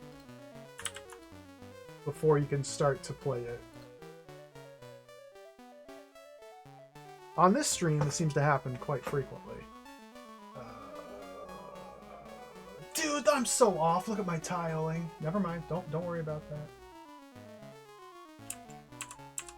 Let's head over here to the water now. Get a screenshot here.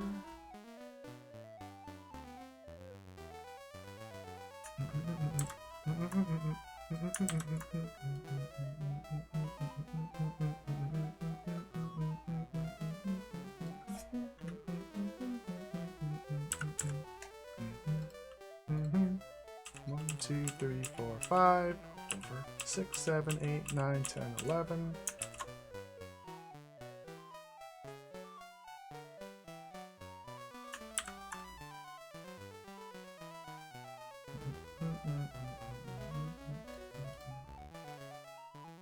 2, 3, 4, 5, 6, 7, 8, 9, 10, 11.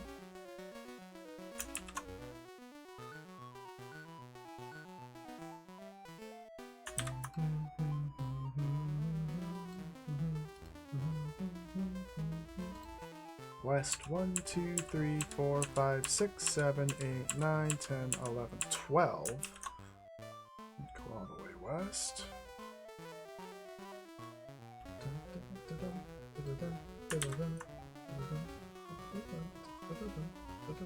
Oh my goodness, man.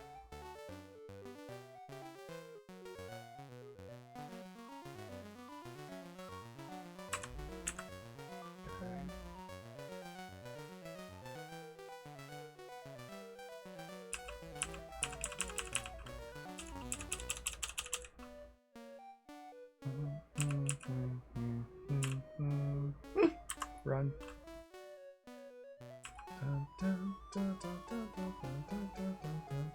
Oh, I lost a tile somewhere. This doesn't look good. You know what we're gonna say? I screwed something up here.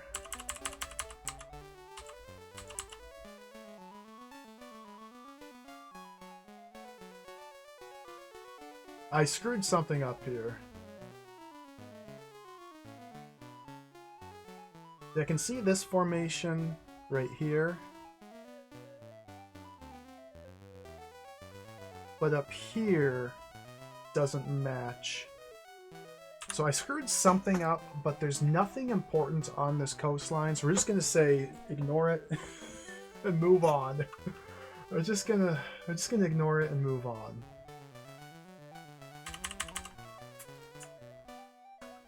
We still need to find the last chateau, so I need to swoop around the lake and check out this area over here. There's probably a chateau on the water, because we can pick up boats from the different towns. Several pixels are way off. Like the tiling, not good. I have botched it. But that's okay. Let's continue the journey. Ah! Glueies!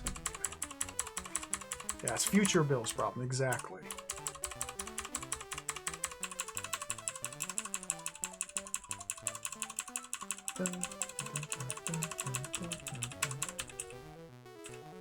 Okay, so I haven't mapped over here.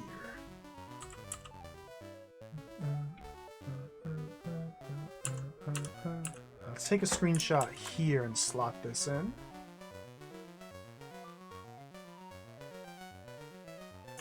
We're almost done with the map.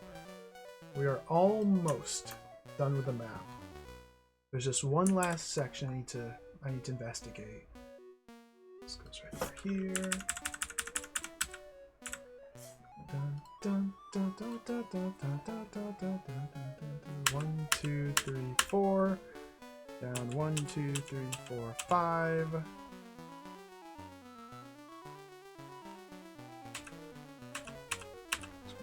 There. Wait, with that? Yeah, we'll go here. Yeah, left empty. I don't understand why or how, but the game has allowed me to just continue playing after everybody died. And so we're just playing still. Everyone's dead. If monsters attack us, I can just run away, because I'm dead. I'm a ghost.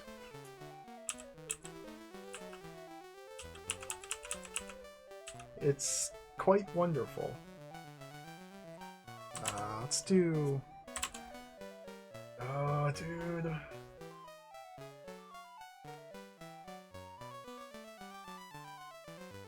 This is hard. This is not going to give me a whole lot more coverage here. But we'll put this here.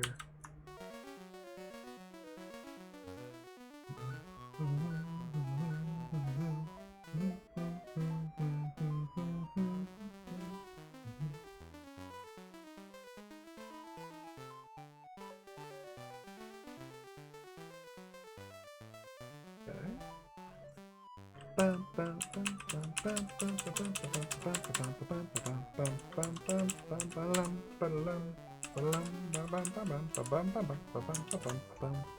I figure out how the commands work. Not really. Kind of, not really, maybe, sort of, almost. I don't really know how anything works yet. I don't really know. That must be that bush there. Yeah, okay.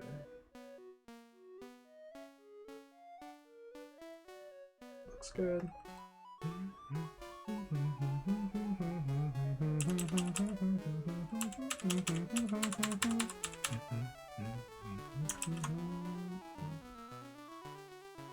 Now, it's possible that the 10th chateau will only appear in the world once we've solved the mystery of the other 9 chateaus. It's also possible that the 10th chateau is literally just like right here. Let's fill out these slots down here first.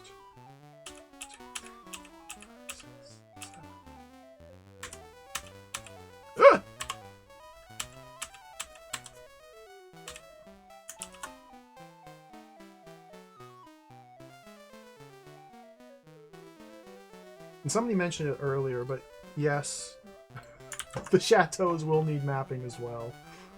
But they're in a different style than the rest of the game. Yeah, it's right there.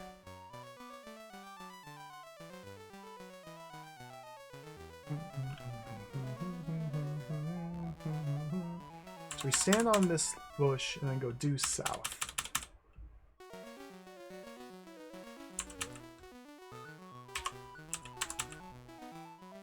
Right about here should be good.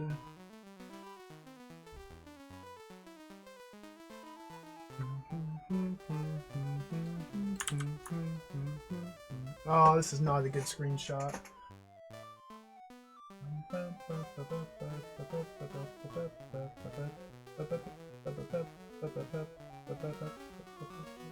Right about there. Looks good. Okay. Oh, excuse me. Excuse me. Double excuse me.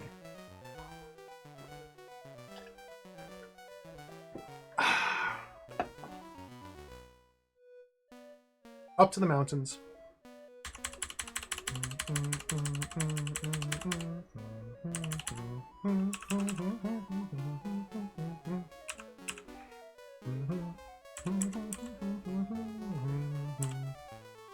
This is a good spot to start with.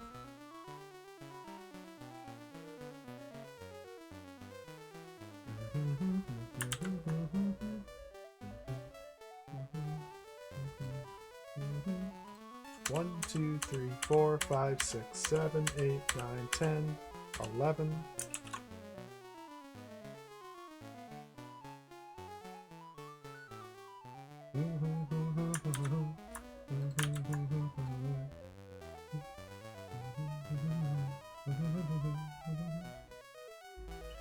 We got a problem. There's a chateau missing. There's definitely a missing chateau. Alright, I think I'm done with the map. Until we get a boat. So I'm guessing the final chateau will be located... Let's blow this up and look at it together. So here's the game world. Let me save this real quick before I lose everything. One moment.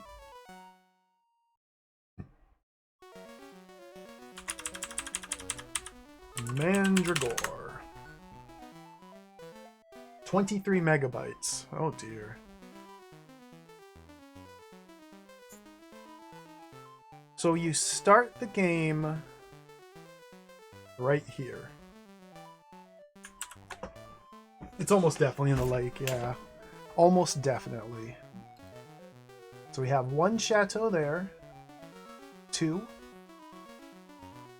And let's do a... Can I do another color? I can't see that. Are there any other colors that will stand out? Black does not. Not really. We can do this color for the towns. There's one town there. A town there. Towns don't even really matter. There's a town there.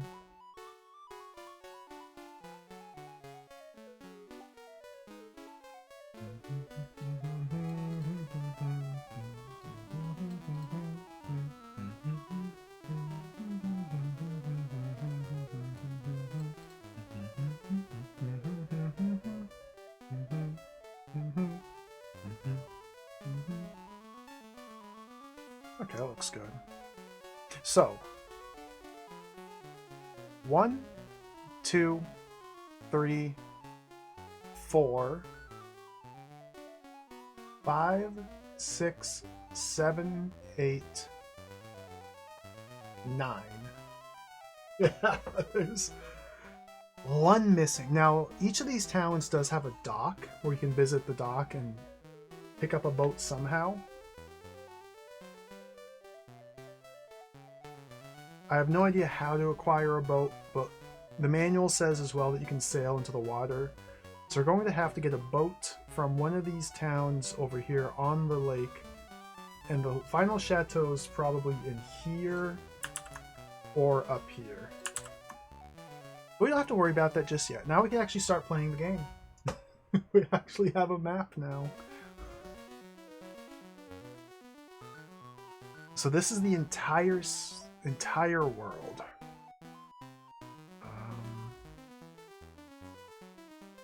Cool. Awesome. Let's now type help. Restore an old adventure, code number 1. Modification, no. Now let's try and figure out how to play the game.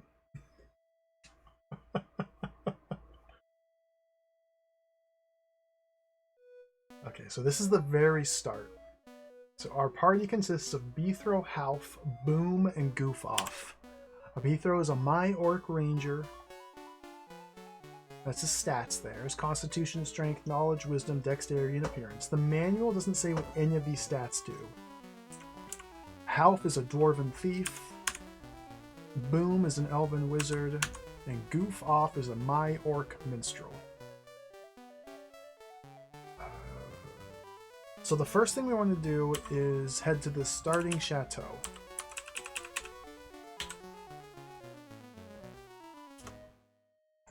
I'm going to call this chateau Chateau number 1. It's a very creative name, I know. We're going to call this chateau number 1.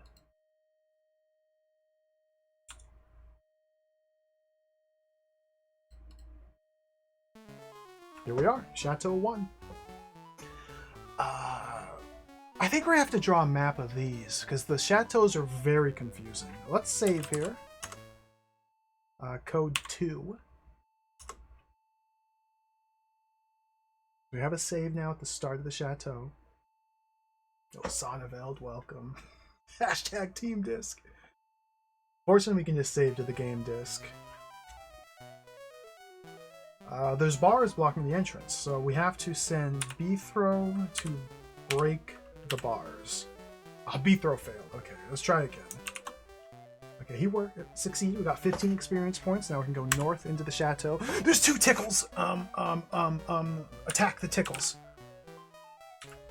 Get him. Again. Okay, killed it. Attack the other tickle. Ah, nice, they're dead. We go east, can't go west. South leads back here, north goes here, okay? We can't go north because we have to open the gate. Let's have Half first inspect the gate. It's not possible. Okay, just open. It's open. We got experience for opening the gate. Let's go in.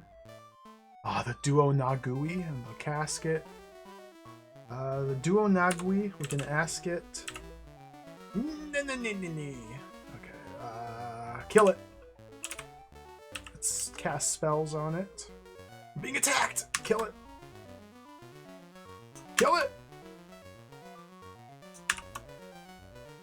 My spells don't seem to be doing very much.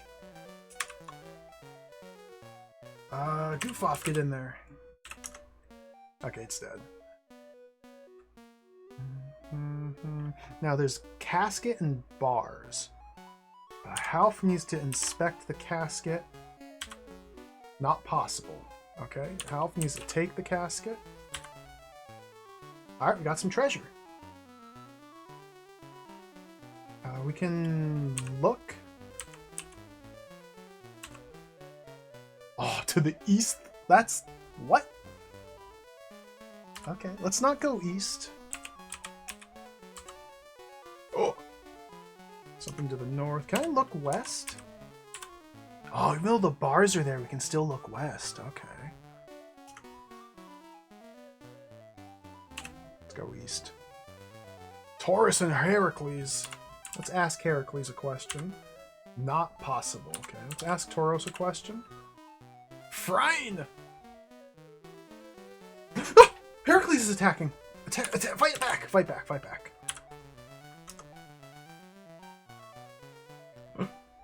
Again! Okay, we killed Heracles. Is the Tauros... friend? Or foe? I really don't know.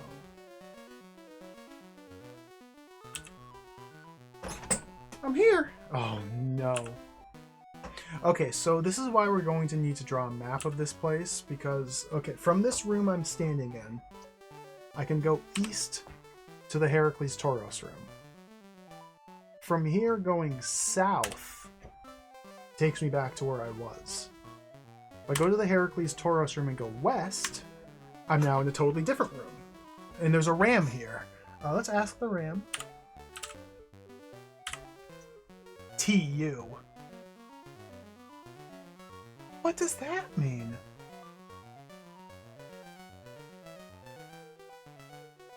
South? Oh, now we're here. Okay, so from here I can go east to this room. West takes me north of the first room I started in. And from here I can go south back here. So what's east of here?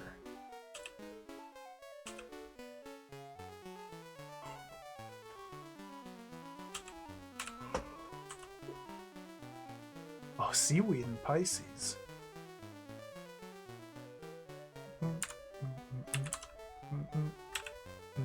It's not possible to inspect the seaweed. Aquarius. So there's a whole bunch of characters that seem to represent the zodiac. Here's Virgo. They don't seem to be hostile.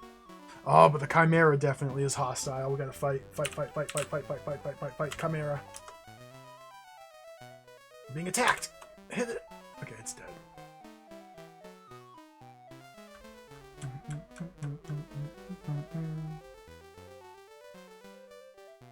Bars, E-bars, and cupboard. Okay, health. Inspect the cupboard. Again. Health, inspect the cupboard. Health, inspect the cupboard. Booby trap. Okay, health. Disarm the cupboard. Well done. Health, open the cupboard. Now we can go north. I've made it here before. The master's here. It's not possible to ask the master, though. What does this mean? There's a torch here. Oh, the torch was trapped! Disarm the trap. Not possible. Okay, I got it.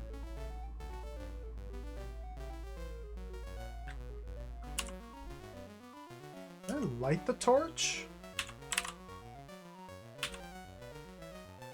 I lit the torch. Okay. Okay.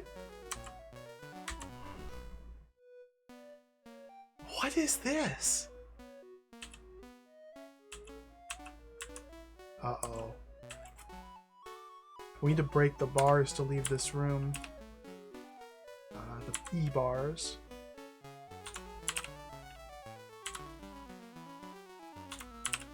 I might not be strong enough to break these E-bars. Okay, we broke the E-bars. There's Leo. Virgo?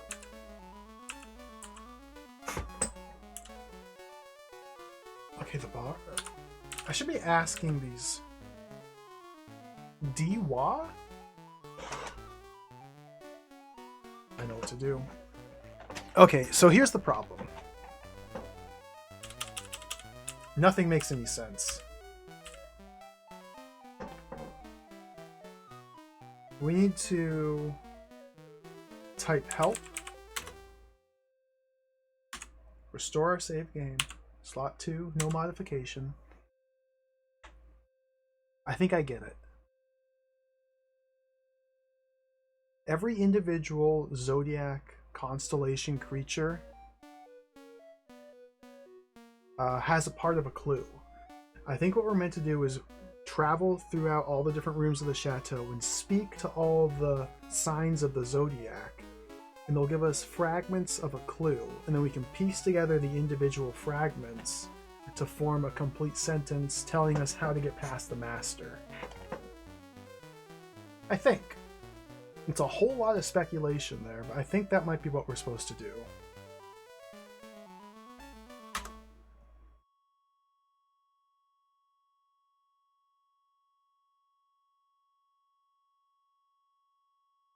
Now loading. Oh, we need to map this as well.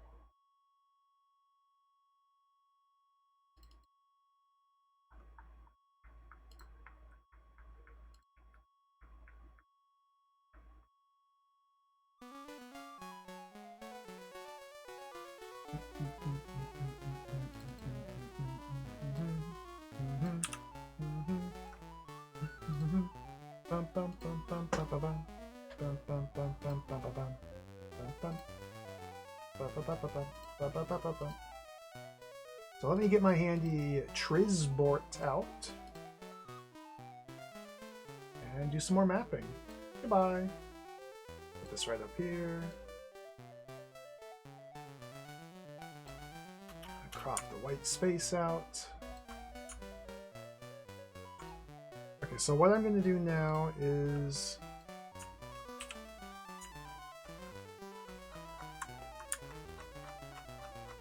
oh my goodness.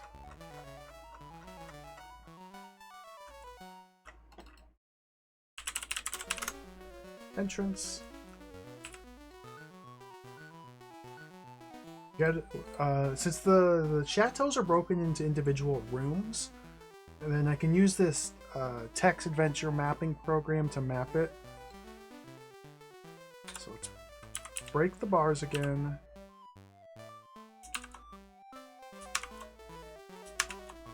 Dude, that took a lot of tries. Then go north. The sickles are here!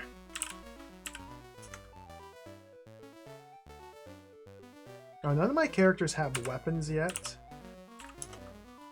Because you start the game with nothing. And the only way to earn money seems to be to find items in the chateaus. We'll just call this a room. And then take those items from the chateaus back to towns and sell them. Open the end gate.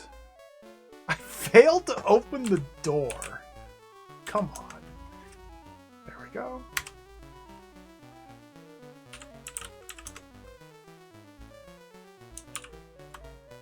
Kill it! Okay, he's dead.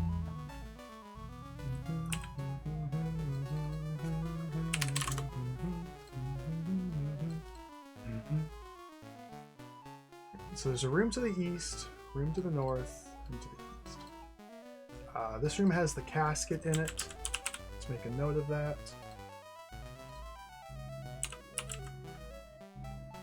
casket. So this is where things start to get confusing. So north from here leads to the ram.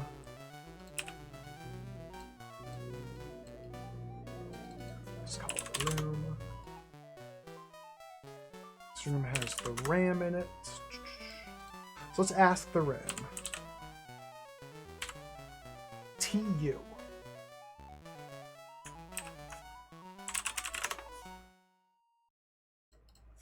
So ram. TU.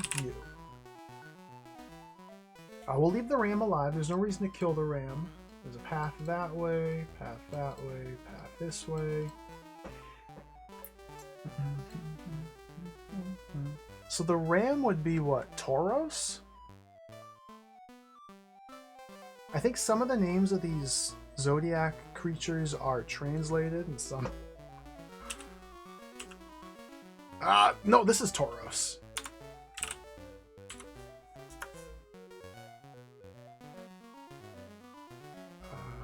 Ram would be Capricorn. Yeah, thank you. That makes sense. He's dead. Beethro's taking a lot of damage, man. Beethro has 20 food, so it's time for Beethro to absorb 9 of those food. And do it again. Ask Tauros.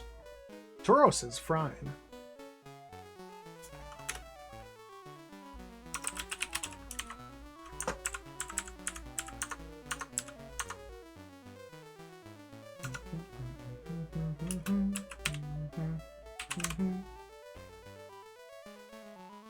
So I think each character is giving 5 characters. Each character's...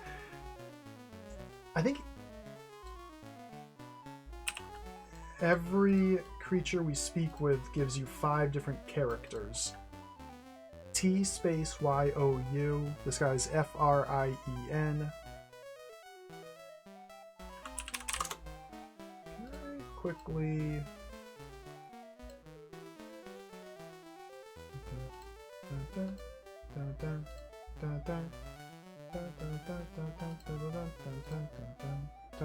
South from here. Oh my god.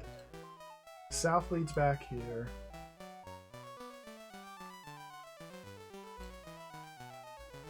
East. West leads back there. Ah! One way. That's 2-way. North is Pisces room. So let's ask Pisces. You will fin.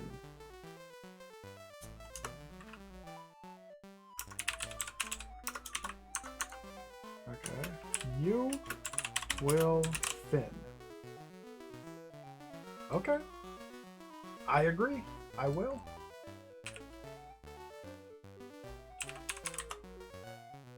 This has seaweed. Pisces. There's Tauros.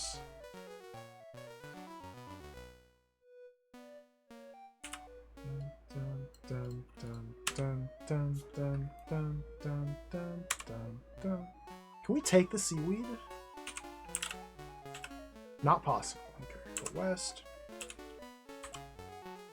So this is a consistent room here.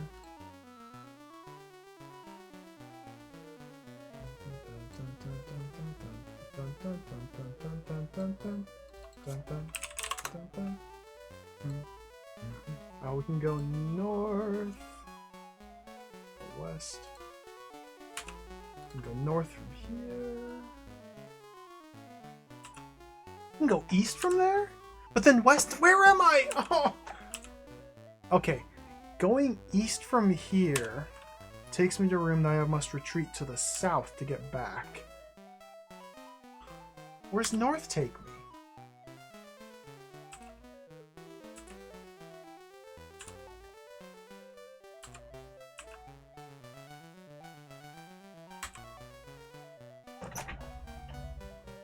What?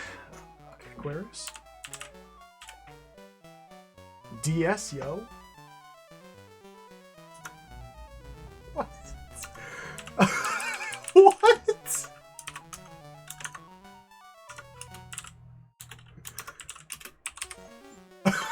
What?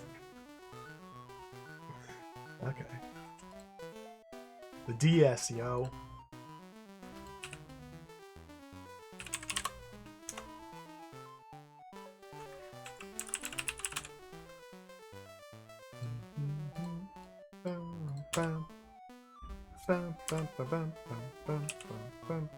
Okay, that's consistent. West from there leads me to an empty room.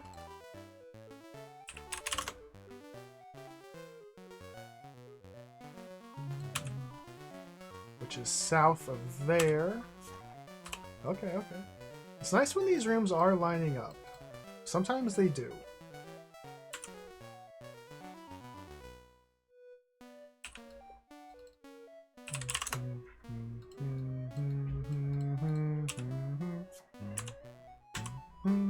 I'm lost. Oh god. Okay, we got Gemini.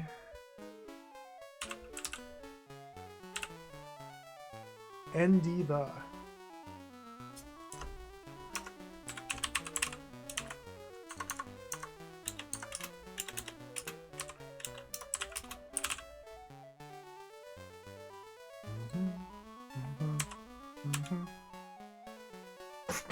South took me here?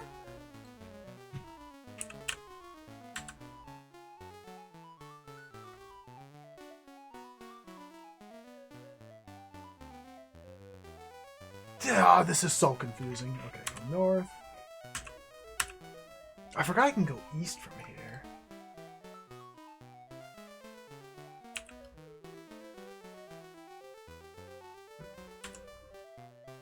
West.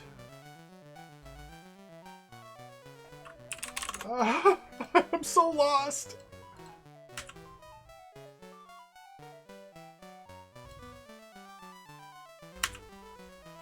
Ooh, Liquor's chicken jar. Liquor's chicken jar.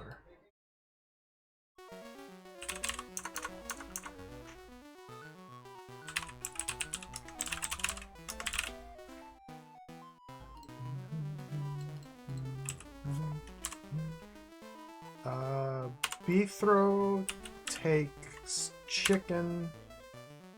The chickens are now in inventory slot 1, so we want beef throw to eat chicken. Okay, we got a lot of life there. Beef throw take the jar. Booby trap! The jar's trapped, man. Half disarm the jar.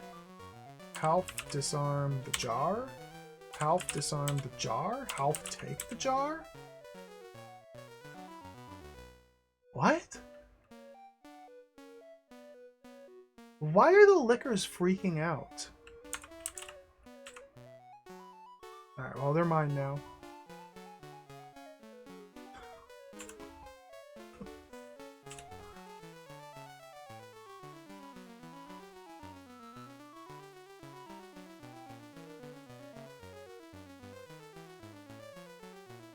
Okay, so it just goes like this. East from here, south. Okay. There's a door there. Inspect the end gate. Aborted attempt.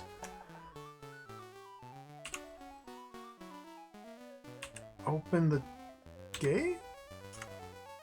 Oh, okay. And here's Capricorn.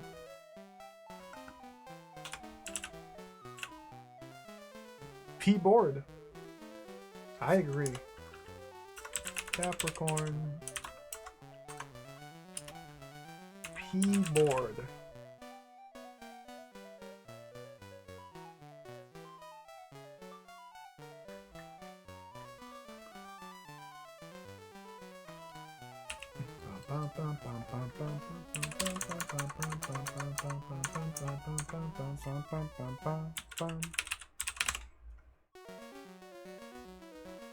So this chateau doesn't really seem to be a viable... The south takes me to Aquarius?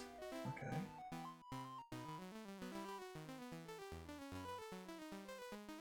So if I go north, east puts me in there. This, oh my god. I guess we want to arrange it like that. I guess?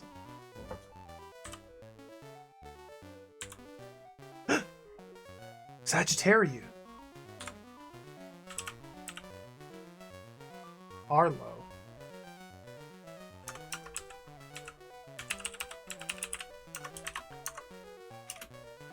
Arlo. You thoughtless steed, welcome. I'm liking this game so far. This is so trippy. It's just so weird. I have no idea what's going on, but it's interesting. The mystique is quite alluring. Sagittarius. So that's a consistent room to the west of the Capricorn, okay. But from the Capricorn we can't go north. South leads to Aquarius. We go west to Sagittarius. There's a northern gate. I think we can go in all four directions. What's south of here? Have I been here? Is this room? It is. I should probably try and figure out more descriptive names for these rooms other than names. I can't go north! Okay.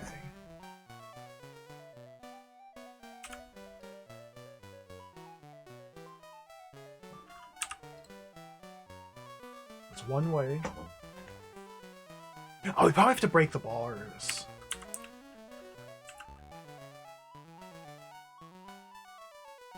Again.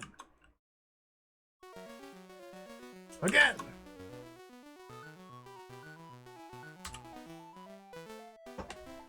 What? Mark Blue Cloud?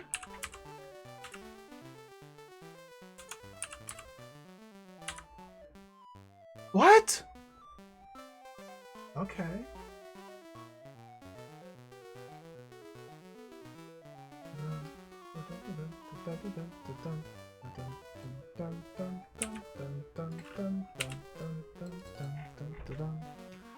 We're on some tower. And there's a mark here and a blue dash cloud.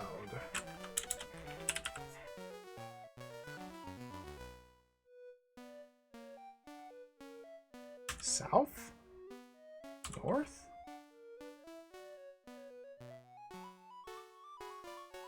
Oh my god, this is so... Okay, put that there. That there. This is so confusing. What? West, south. This is the Gemini room. Did I already speak to Gemini? I did. I didn't annotate it. Cancer? Behi. What is going on? We found Ram, Taurus, Pisces, Aquarius, Gemini, Capricorn, Sagittarius, and Cancer. We found 8 of the zodiac symbols so far.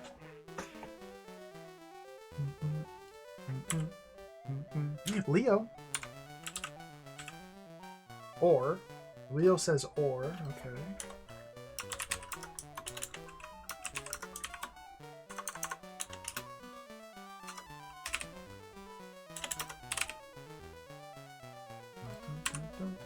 Oh no! The chimeras! Kill it!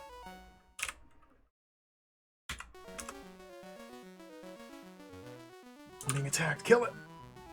Kill it! Oh my god. B-throw, attack it! Chimera's D. This is where the master is. Half needs to absorb 9 of his food. Again.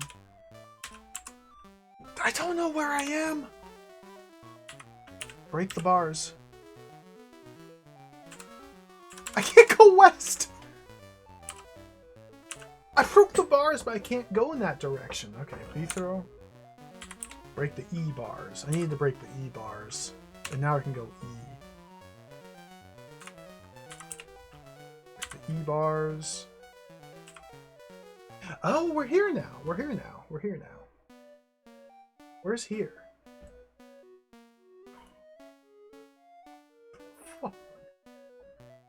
Where am I? North? West? Virgo. Ocking F.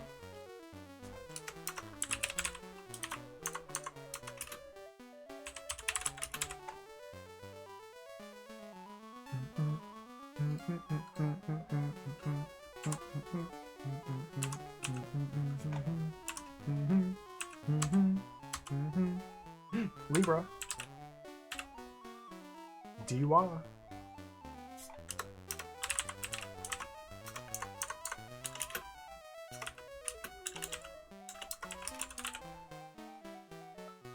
One, 2, 3, 4, 5, 6, 7, 8, 9, 10. There's one more that we're missing.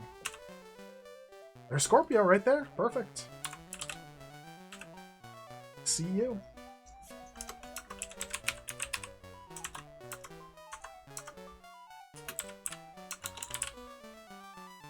Alright, let's puzzle out this mystery. So let's open up the menu here to pause it.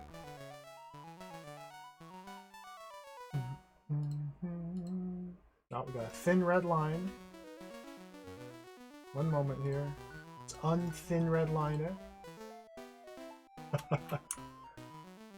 So this is what we're looking at here.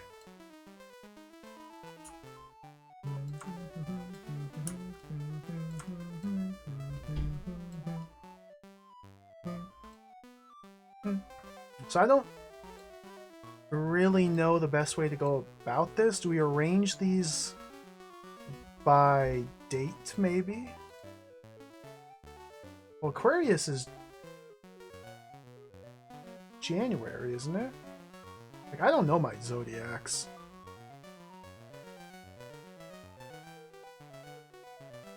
Friend could be the potential start of the sentence. R could be the start of a sentence. Behind the.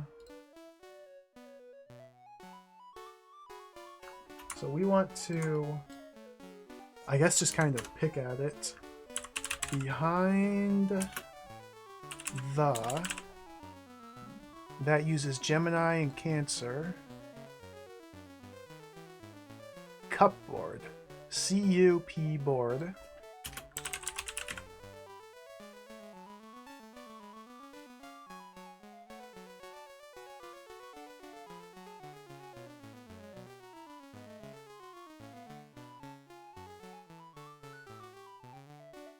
DS.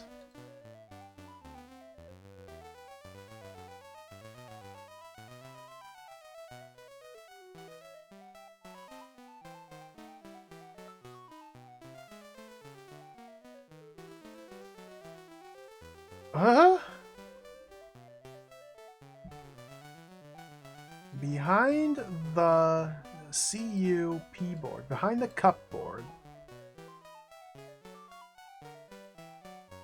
Nothing seems to follow that, unless DS. It's cup boards with two Ds, like that. You will find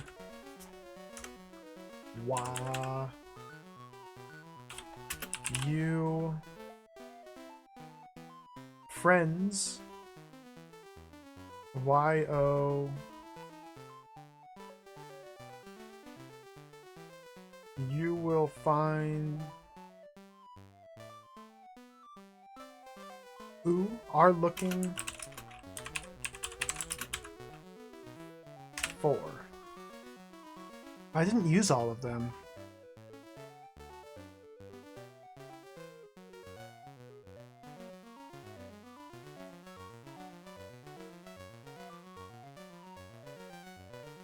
I think it's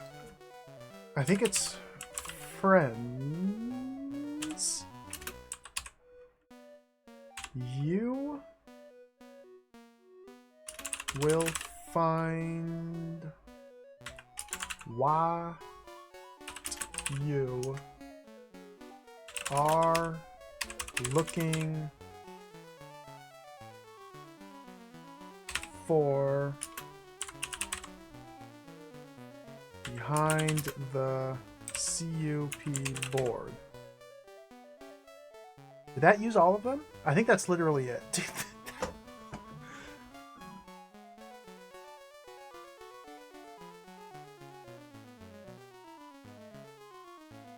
What a terrible riddle. I literally moved the cupboard the first time I came across it and realized that the master was back there. And now they're just... Oh, okay, whatever. Solve the riddle. We solved the riddle. Good. How do I map this, though? North? Oh! Marora. Kill it.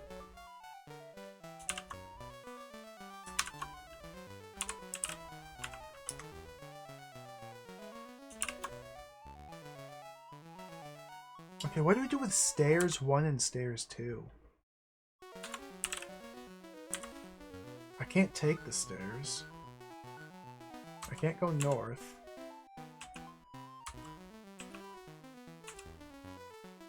Quiver, quiver, quiver.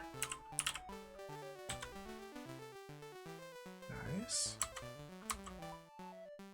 Stairs 1 and stairs 2?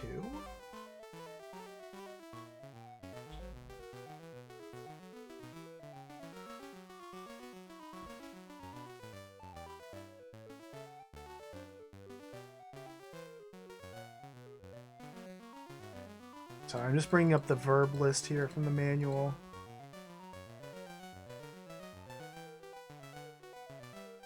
Break the stairs? Disarm the stairs, maybe? Hypnotize? Inspect? Read the stairs? Open the stairs? Lay the stairs? Take them? Ask the stairs? Shoot? Barter? What? Why are there 2 stairs?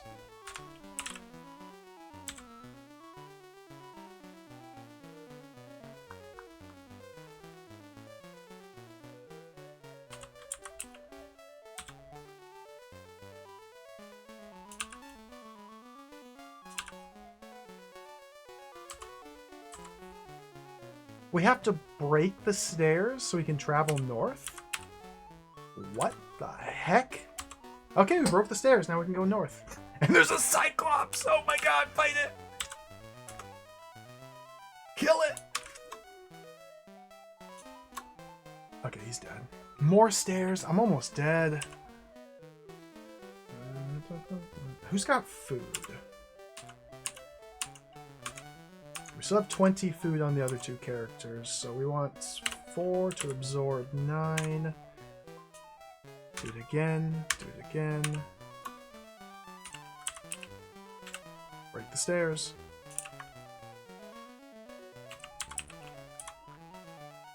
Why are we breaking the stairs? Oh my god! Attack. There's a blue cloud in here. Kill it. Health? See?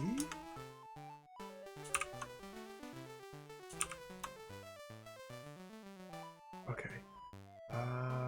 Health. Inspect the chest. Aborted attempt.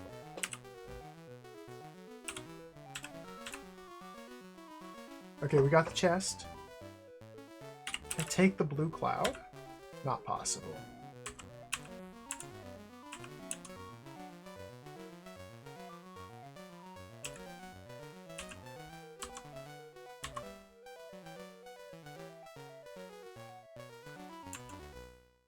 What? We need to get to a town before Half dies.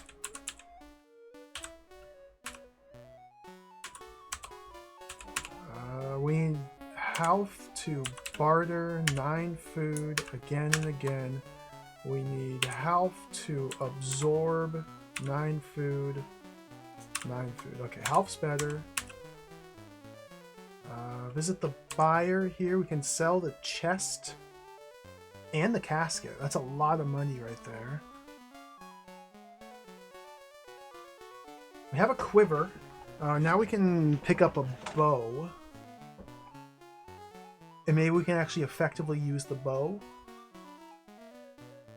I feel like our ranger should have the quiver and the bow. So let's try... Oh my god, what do I do? This is so confusing. Ashens, thank you for the raid. Welcome, raiders. Thank you very much. Welcome, Ashens and raiders, to the stream. How's it going, everybody? I am currently attempting to try and play this baffling adventure game here. Thanks for the raid. Welcome, everybody. This is Mandragore for the Commodore 64. This is a French-developed RPG adventure game? Question mark? I don't really know what I'm doing. Okay, we need to give the casket and the chest to Bethro so he can sell it. So it'll be slot 1 and then slot 2.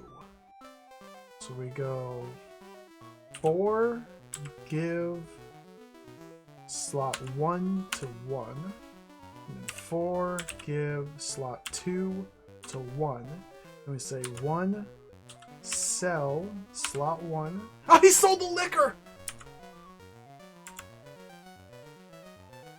I forgot he had liquor. Okay, 1 sell the casket, 1 sell the chest.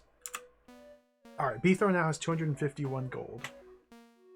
Or money, rather. So we can go... I have to spend all of that on food. Barter for food, for food, for food, for food, for food. Now absorb food. Okay. 161 money. How much does the bow cost again? Let's ask the salesman. 220. That's so expensive. We can buy the sword though. 1 buy sword. Okay, now Bethro has a sword. It's in slot 1 of the inventory.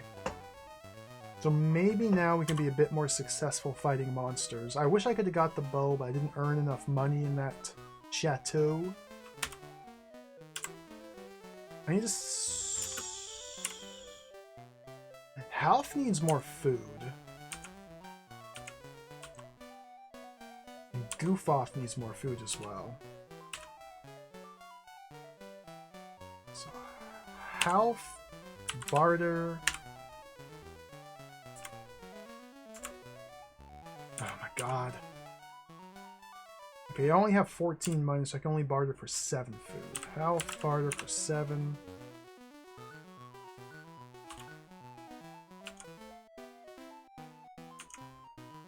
What am I doing?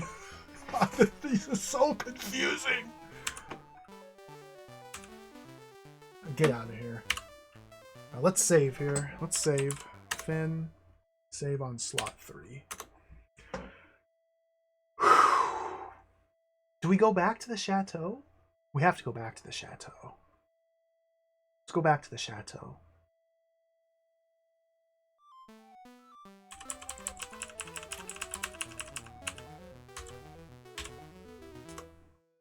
We're back in the chateau.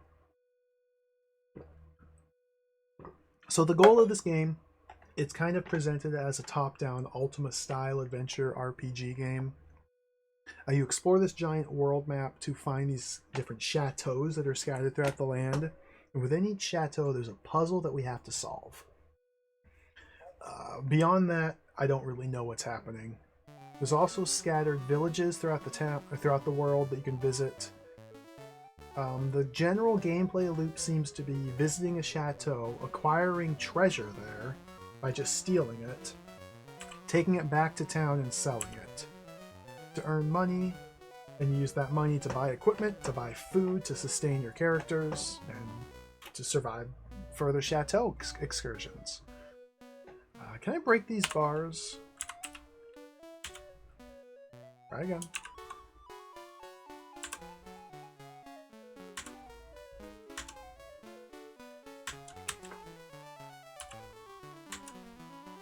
Okay, there's the cupboard. So let's disarm the cupboard. Aborted attempt. Try again. Not possible.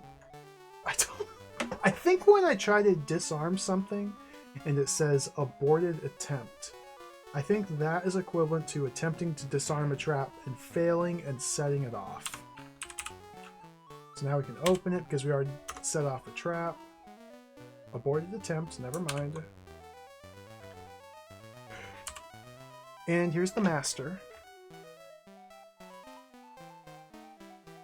So what are we doing here?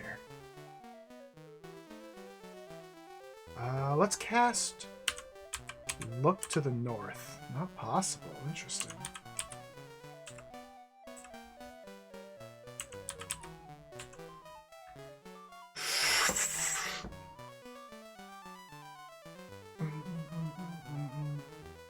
I think we just kill it. Kill it. Not possible. Oh, we can't even attack the master. What do we do? Ask the master?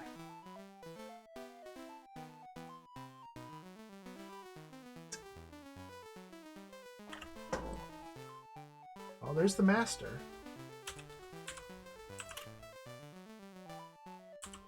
Bum, bum, bum, bum, bum, bum. Let's break these bars. Go north.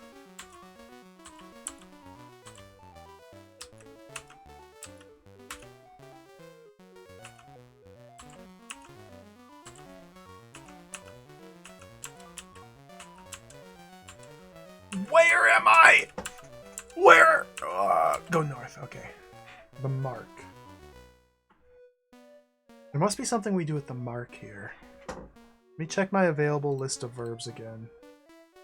What would we do with a mark? Inspect it, read it. Teleport? Break it? Hunt it?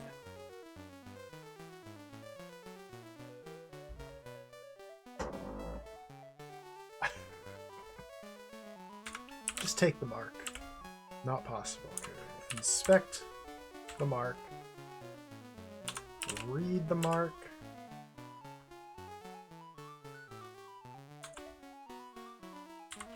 Break the mark.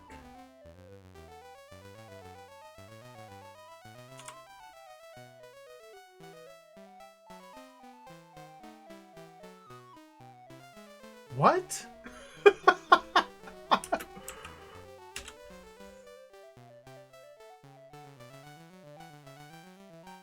This is so confusing. Let's break these bars here. Because north is not possible. Maybe something is behind these bars. Again! Again!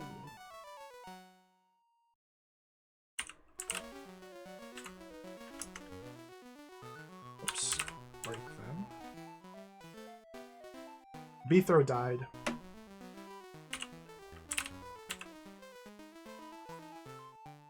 And then the goof off was able. There's another mark!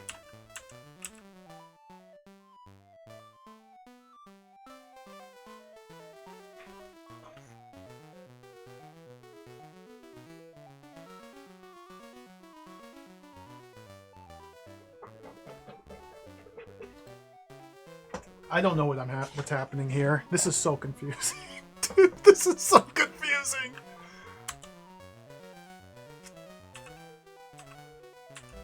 Can I take these candelabras? Not possible.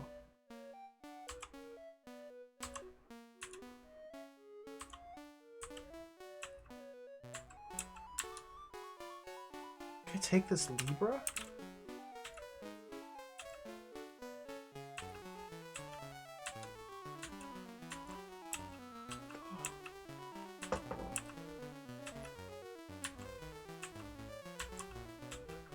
What the?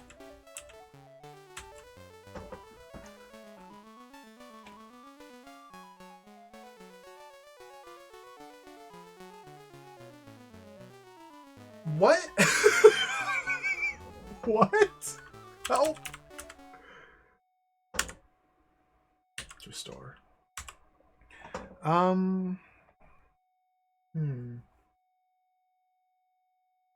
This game's quite confusing. This is very confusing here. Maybe we don't go back to that chateau. Maybe we head somewhere else for now. Maybe we go north and west and head to this chateau and see what happens in here.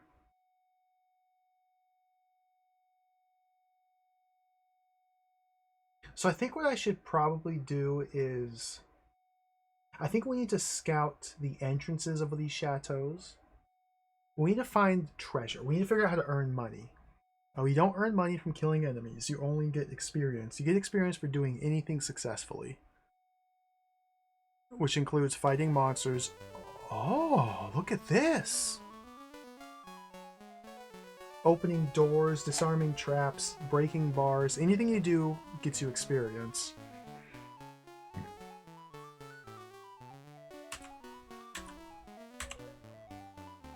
It's an exterior chateau? Oh, there's menthols!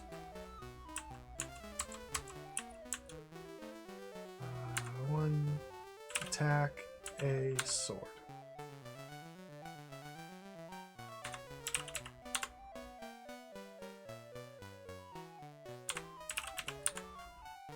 Four hits.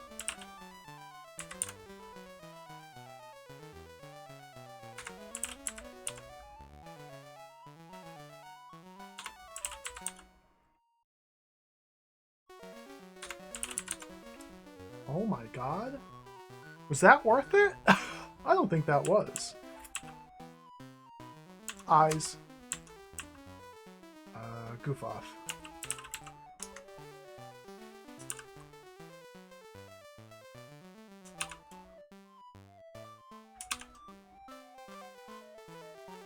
Spell. Eyes.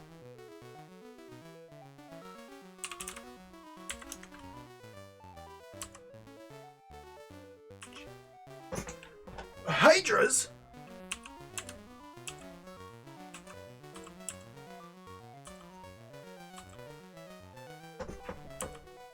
What the heck?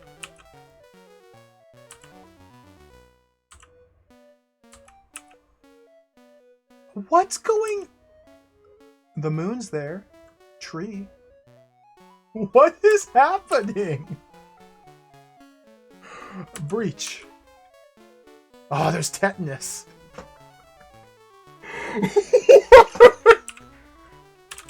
Cast.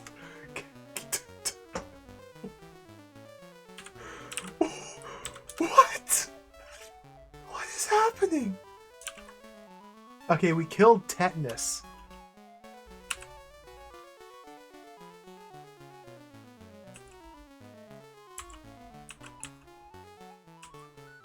Chief Trunk? Corsador? Why is that? What the?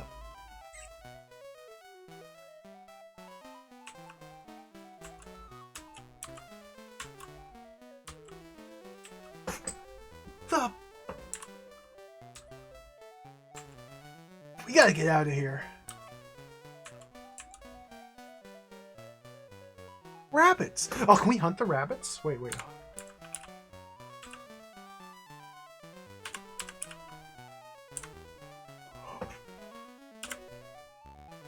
150 food! Okay, we can now absorb food. Sustenance! Okay, and Beethro can also feed. Boom.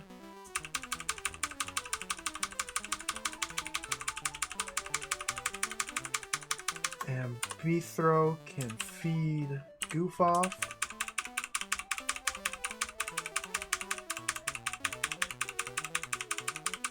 Oh, yes! We still have 43 food. Okay, Beethro, feed Half.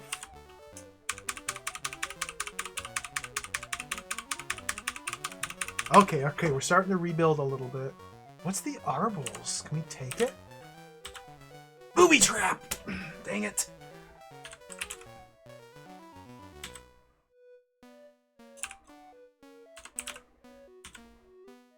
What is it? What is this? What's Arballs? Why is it glowy and booby trapped, but I can't take it? Am I supposed to break it? Am I supposed to take it? Am I supposed to attack it? Can I hunt it? Why was it trapped?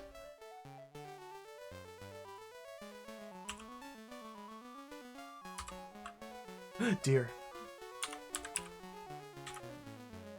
Oh. Yes! Oh, we got so much food!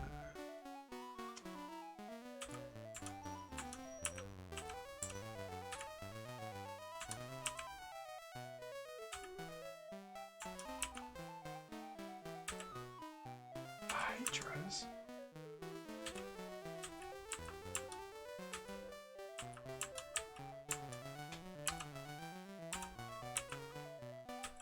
I'm lost. I am so lost. I have no idea where I am or how to get out of here.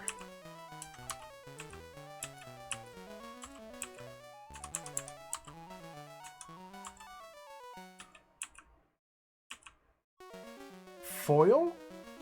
Tulip?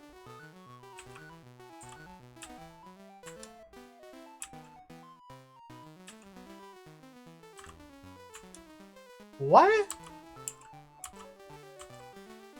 I think I'm stuck.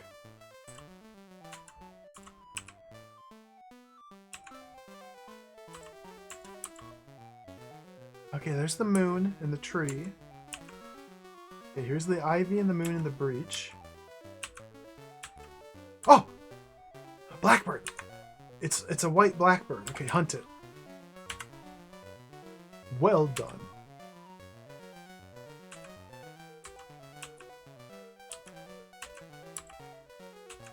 Okay, Beethrow, attack. What is blocking?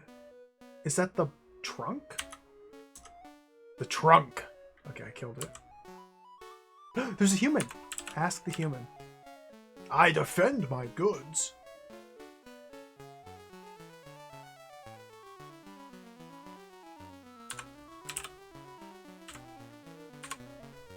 I stab you with a sword. I stab you with a sword. I stab you with a sword. Alright, he's dead. This might be trapped here, so let's see if we can inspect the crown. Not possible, so just take it. Not possible. What?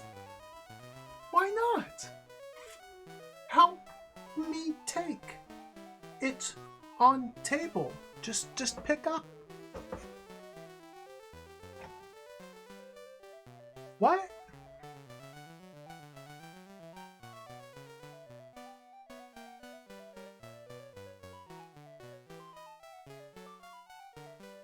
Take.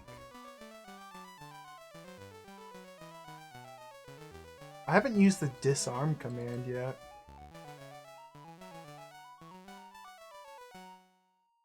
Why can't I get ye crown?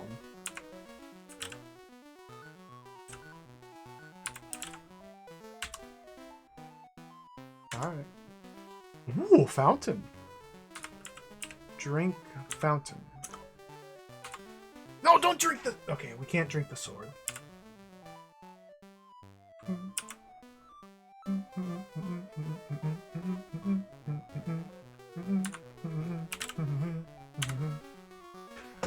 maybe if I still had the jug.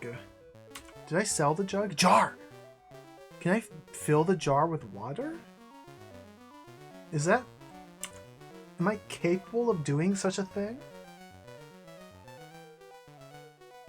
Oh, maybe we do have to steal the crown. Yeah, to steal crown. Impossible here. Now, the second page here says... Steal, sell, buy, barter only work in villages. We're in the chateau mode, not village mode.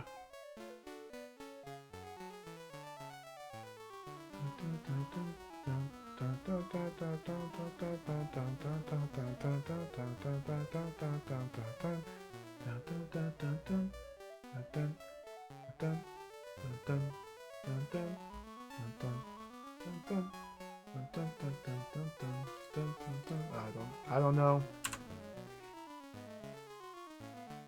There isn't a fill verb. Sorry, I keep bringing this up. I should just screenshot this. Like, I have a jar, and there's a fountain of water here. But I don't think I can combine those two objects. No, none of these would make sense. Maybe we hunt the fountain? Not possible. When I use the absorb verb, it only allows me to then insert a number. You can tell... Sorry, I'll bring this up again. The list here on the right, C absorbs N, tells you how that verb gets used. A character, first you enter a character, and then type absorb, and then N. N refers to a number, food or money points, so you're only directly absorbing a specific number of food into your body. The ones that end with M. M are monsters or objects in the room that you're currently in. Buy only works in town. We can attack M, we can break M, we can hunt, disarm. Spells. I still don't know what spells does. Or hypnotize. Inspect, read, petrify, open, take, asks, cure a character. Bum, bum, bum, bum, bum, bum, bum, bum, bum, bum, bum, bum, bum, bum, bum, bum, bum, bum, bum. Oh! Necklace! Take! Necklace! Not possible.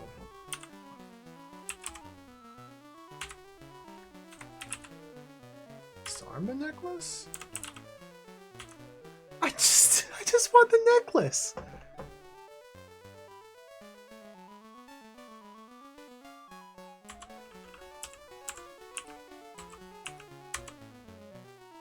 Creepers.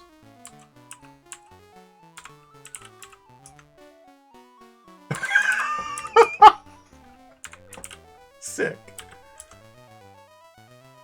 Oh, they're fighting back. Use my sword.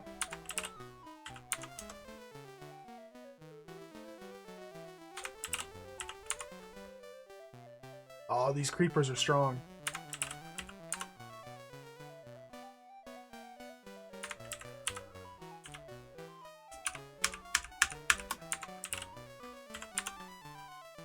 Okay, it's dead. That's the way out?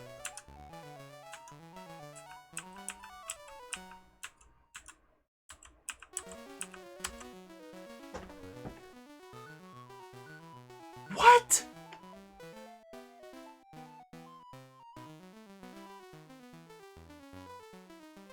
This game is so baffling. What? We left the chateau. We're out of the chateau. I was able to get a lot of food there.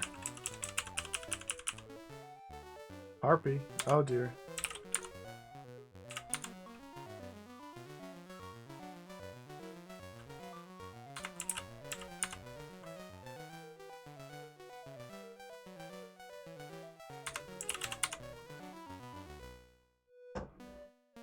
Bethro.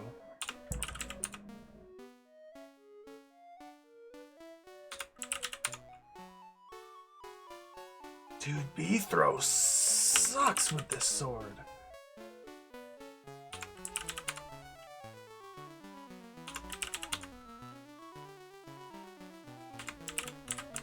I got one of them down.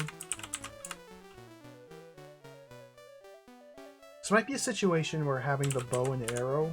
Oops. I bet different enemy types are vulnerable to different weapon types. Or different attack verbs, rather. Since you have attack, you have spell, and you have shoot. Seem to be 3 different attack verbs. What happens if I try and shoot him with my sword? What if I just shoot him with nothing? Is that doing anything? How do you play this game? 1 ATC1. 1 ATC1. 1 ATC1. That random encounter just about nuked me.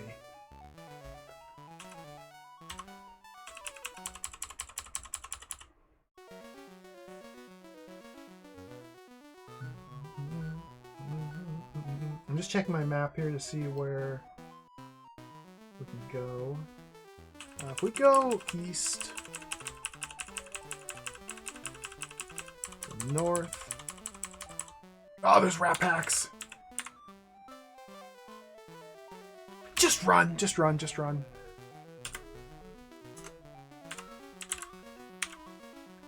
I shouldn't have ran.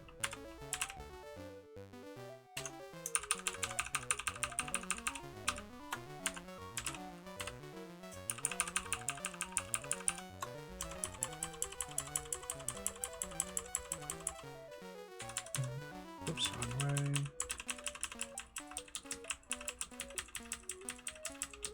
That's a village. I want to go to this chateau here.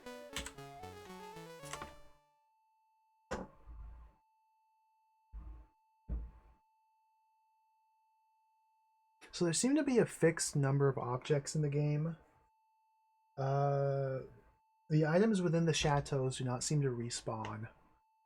Meaning there's probably a fixed amount of gold in the world. Probably way more than you need, but it seems like there's just a set... Volcano! Plesiosaurus.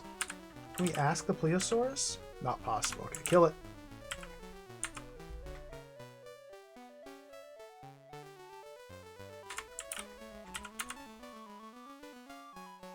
It seems like every enemy and hazard and obstacle in the game simply deals 5 damage.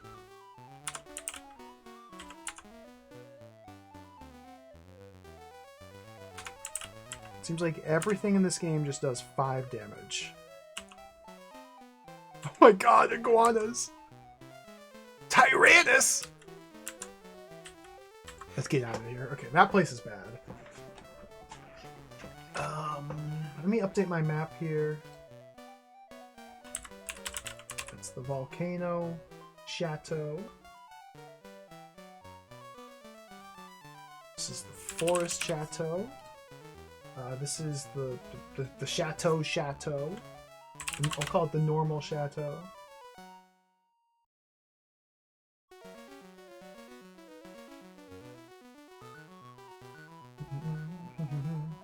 If we go due south from here, I don't know what to do. Run. I mean, now I'm gonna die.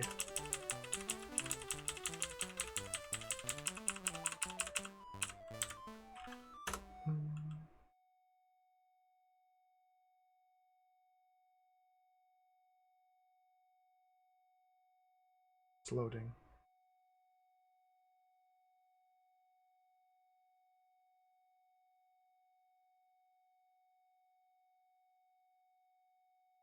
I feel like I want to restart. Okay, this is just a little hole in the ground.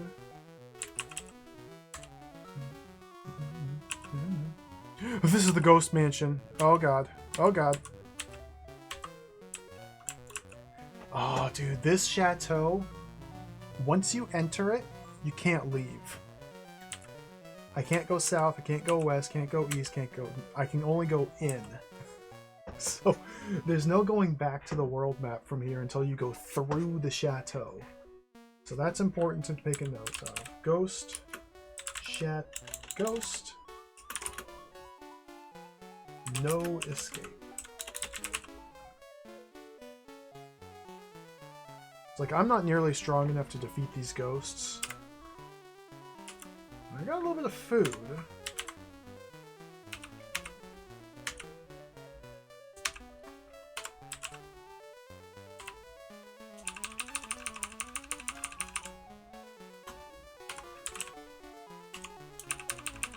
It's so crazy that you cannot give food to a different character. You can only feed it directly to them. This game is insane.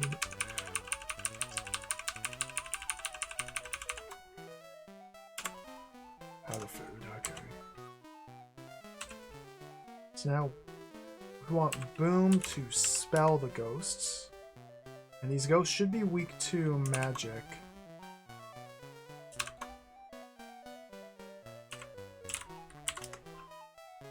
Nice.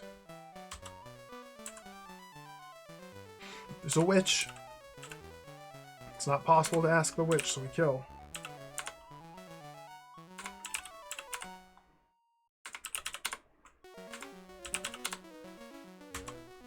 Another witch!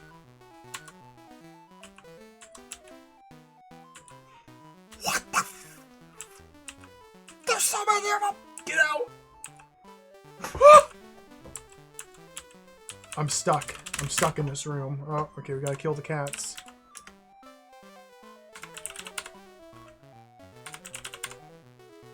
The vibrating pussycat! No! Kill!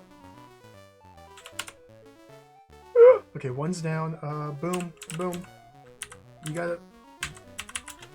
2 ATB. Enter. 2 ATC. Enter. Oh my god. There's the key. I'm stuck again! Boom, spell, ghost.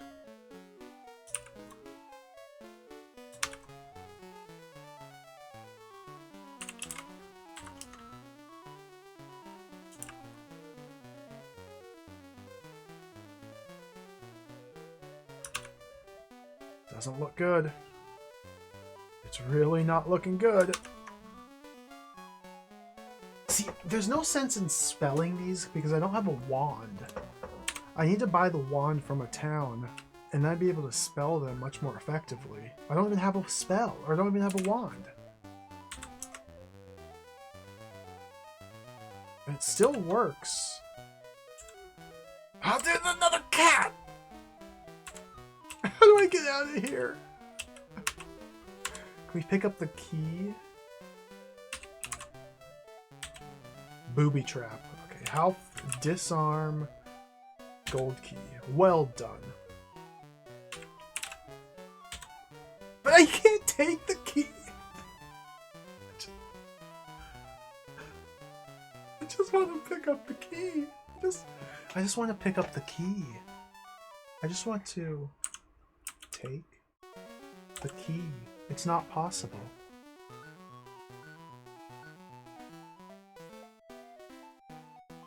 Why can't I take the key?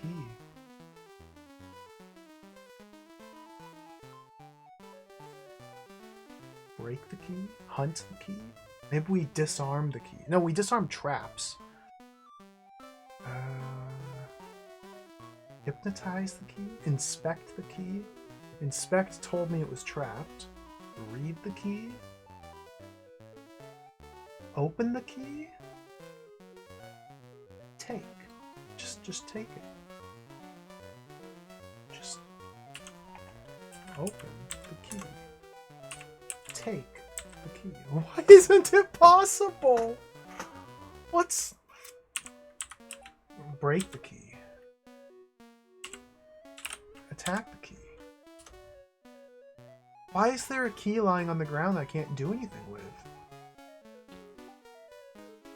We take a torch? We can't take the torches.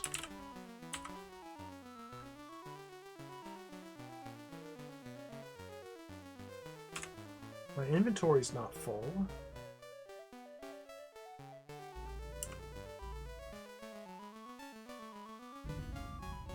What? Ask the key. Booby trap!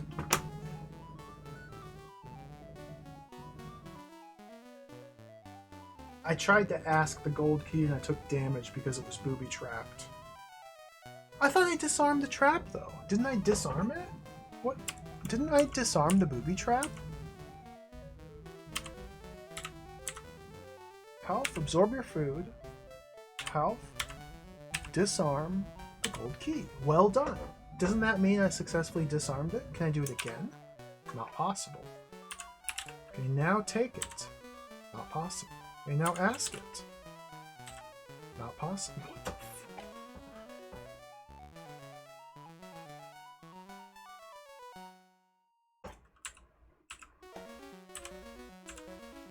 Look at this door with a giant keyhole. Why can't I take the gold key? And maybe we just open the door. Booby trap! I died!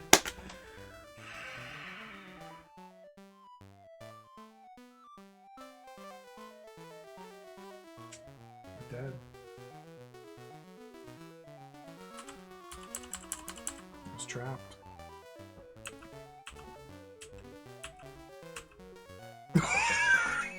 There they are! The dancing gnomes. There they are.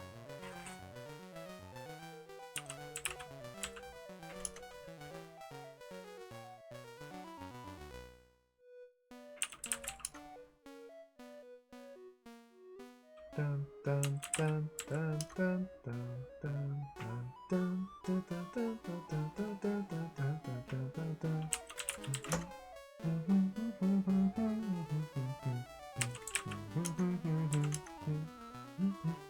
One down.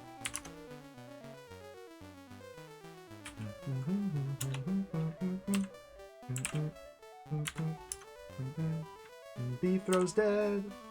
Everybody is dying here. This doesn't look good.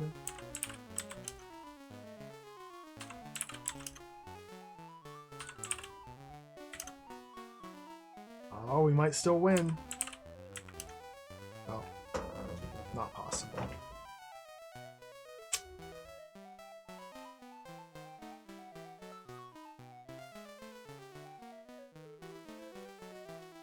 Well, well, I think we're gonna have to return to this tomorrow. I think we're gonna have to put a pin in it. We're gonna have to pause things here and try this again at a later time. I think we're on the verge of a breakthrough here. I think it won't be too long until we start to build up some momentum.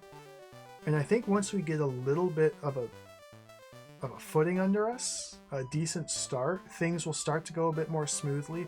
Because the current problem is my guys are always on the verge of death. And I can't seem to figure out how to earn money to buy enough food to keep them healthy.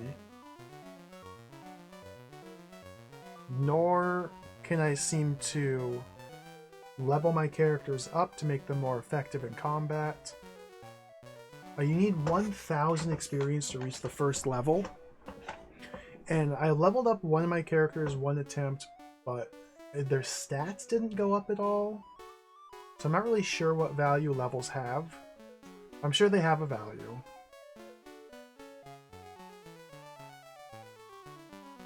I think what we have to do is, with a fresh set of characters, we need to visit the opening few rooms of each of the different chateaus and see which ones are the easiest to rob. I believe... In fact, let's do a quick check. Let's go back to help.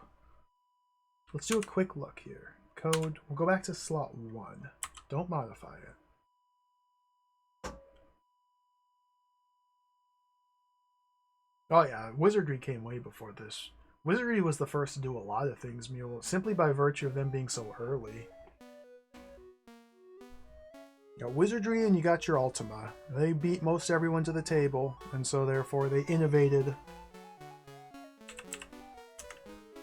Simply because there wasn't anything to base it on. Although, like, Wizardry was built on mainframe RPGs, like Play-Doh mainframe stuff, which nobody in the world has ever played.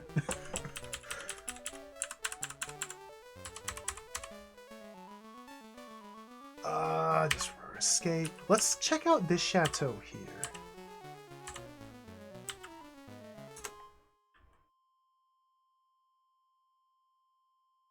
Let's just take a peek into some of these different chateaus.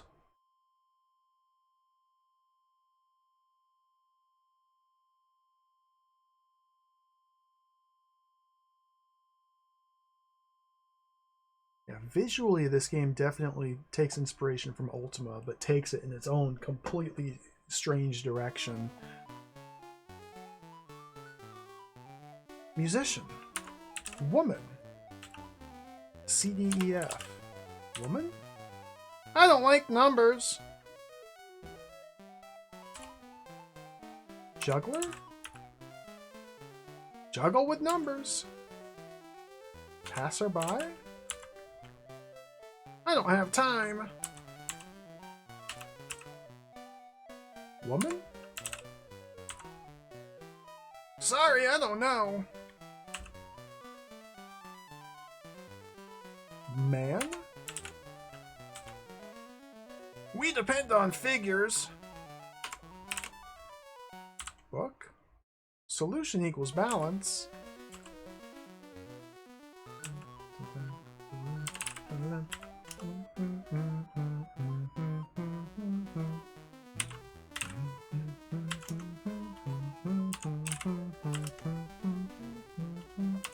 So there doesn't seem to be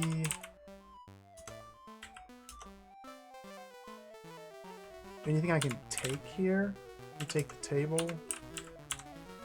I'll take the book. Can I take, like, the stool? Oh, okay. Take the chair. Oh, okay.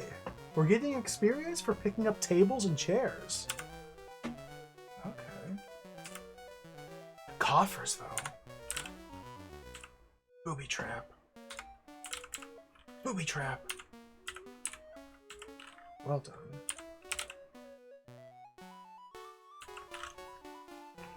Okay, so it would be wise to come into this chateau straight away because there's just free items we can take. Okay. Let me make a note of that.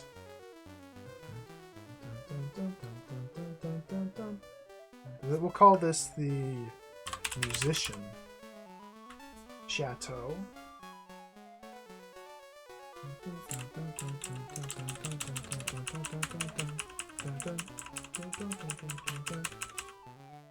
Wrestler. Everybody's dead. Everyone's dead.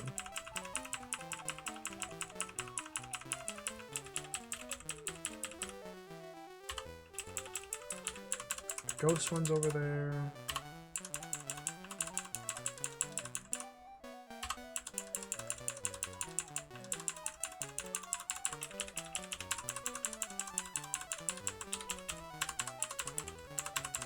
This one's probably really hard down here.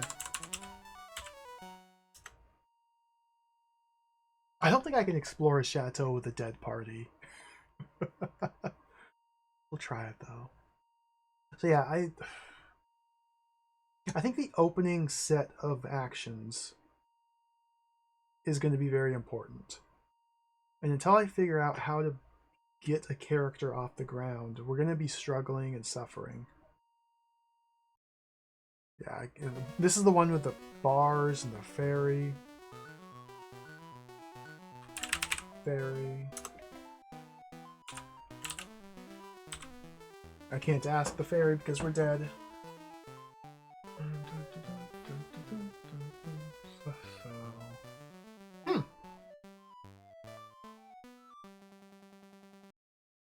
Let's pause it there.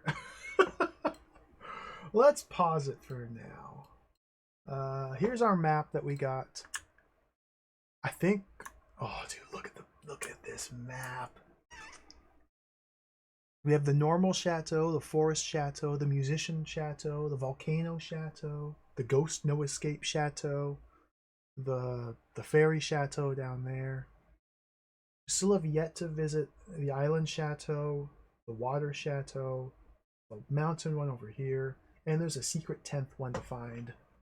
The normal chateau was pretty simple and straightforward. We were able to get to the master, but I have no idea what we're supposed to do there.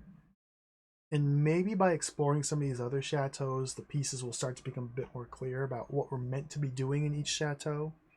Because again, all the manual says, as far as direction for the player, is we must solve the mysteries of the chateau. I don't know what that means. So, we'll pause it there for now. I think this is a good stopping point. Yeah, I think it's really cool how different each one is, for sure. This is an interesting game. This is a very fascinating game. Oh, there's the cover art. This is a very fascinating game. It doesn't make a lot of sense, but it's interesting. But it doesn't make a lot of sense. After playing it for 5 hours and reading the entire manual, it doesn't make any sense. So let's play it again tomorrow. We're going to play it again tomorrow. We're going to play Mandragore again tomorrow. So thank you all for watching. We'll pause it here for the day. Let's do this again tomorrow. Thank you for watching, everyone. Thank you for the follows. Thank you for the raids. We had multiple raids. Thank you, Ashens, for the raid. Thank you, Dino, please, for the raid. Thank you, Cactus Bee, for the raid. Thank you for the resubs. Thank you for the cheers. Thanks for hanging out. We're going to play this again tomorrow. Perhaps tomorrow, perhaps we can do something. Maybe. I don't freaking know. Maybe tomorrow we can make some progress in this game. I'm expecting this to take probably 3 streams. I don't know, though. I don't know. That could be a little bit overambitious, but we'll try it again tomorrow. So, with that said, what the heck? Let's get out of here. We're going to raid. Everybody's on. Why is there like a new pop-up window? Get out.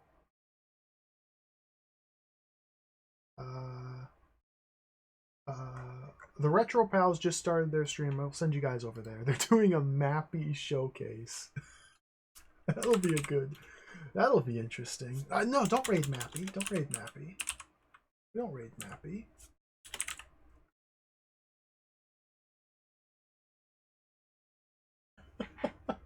Take care, everybody. Thank you for watching. We'll be back at it again with more inscrutable French nonsense gaming. See you later. Catch you next time. Farewell. Have a good night. Bye-bye.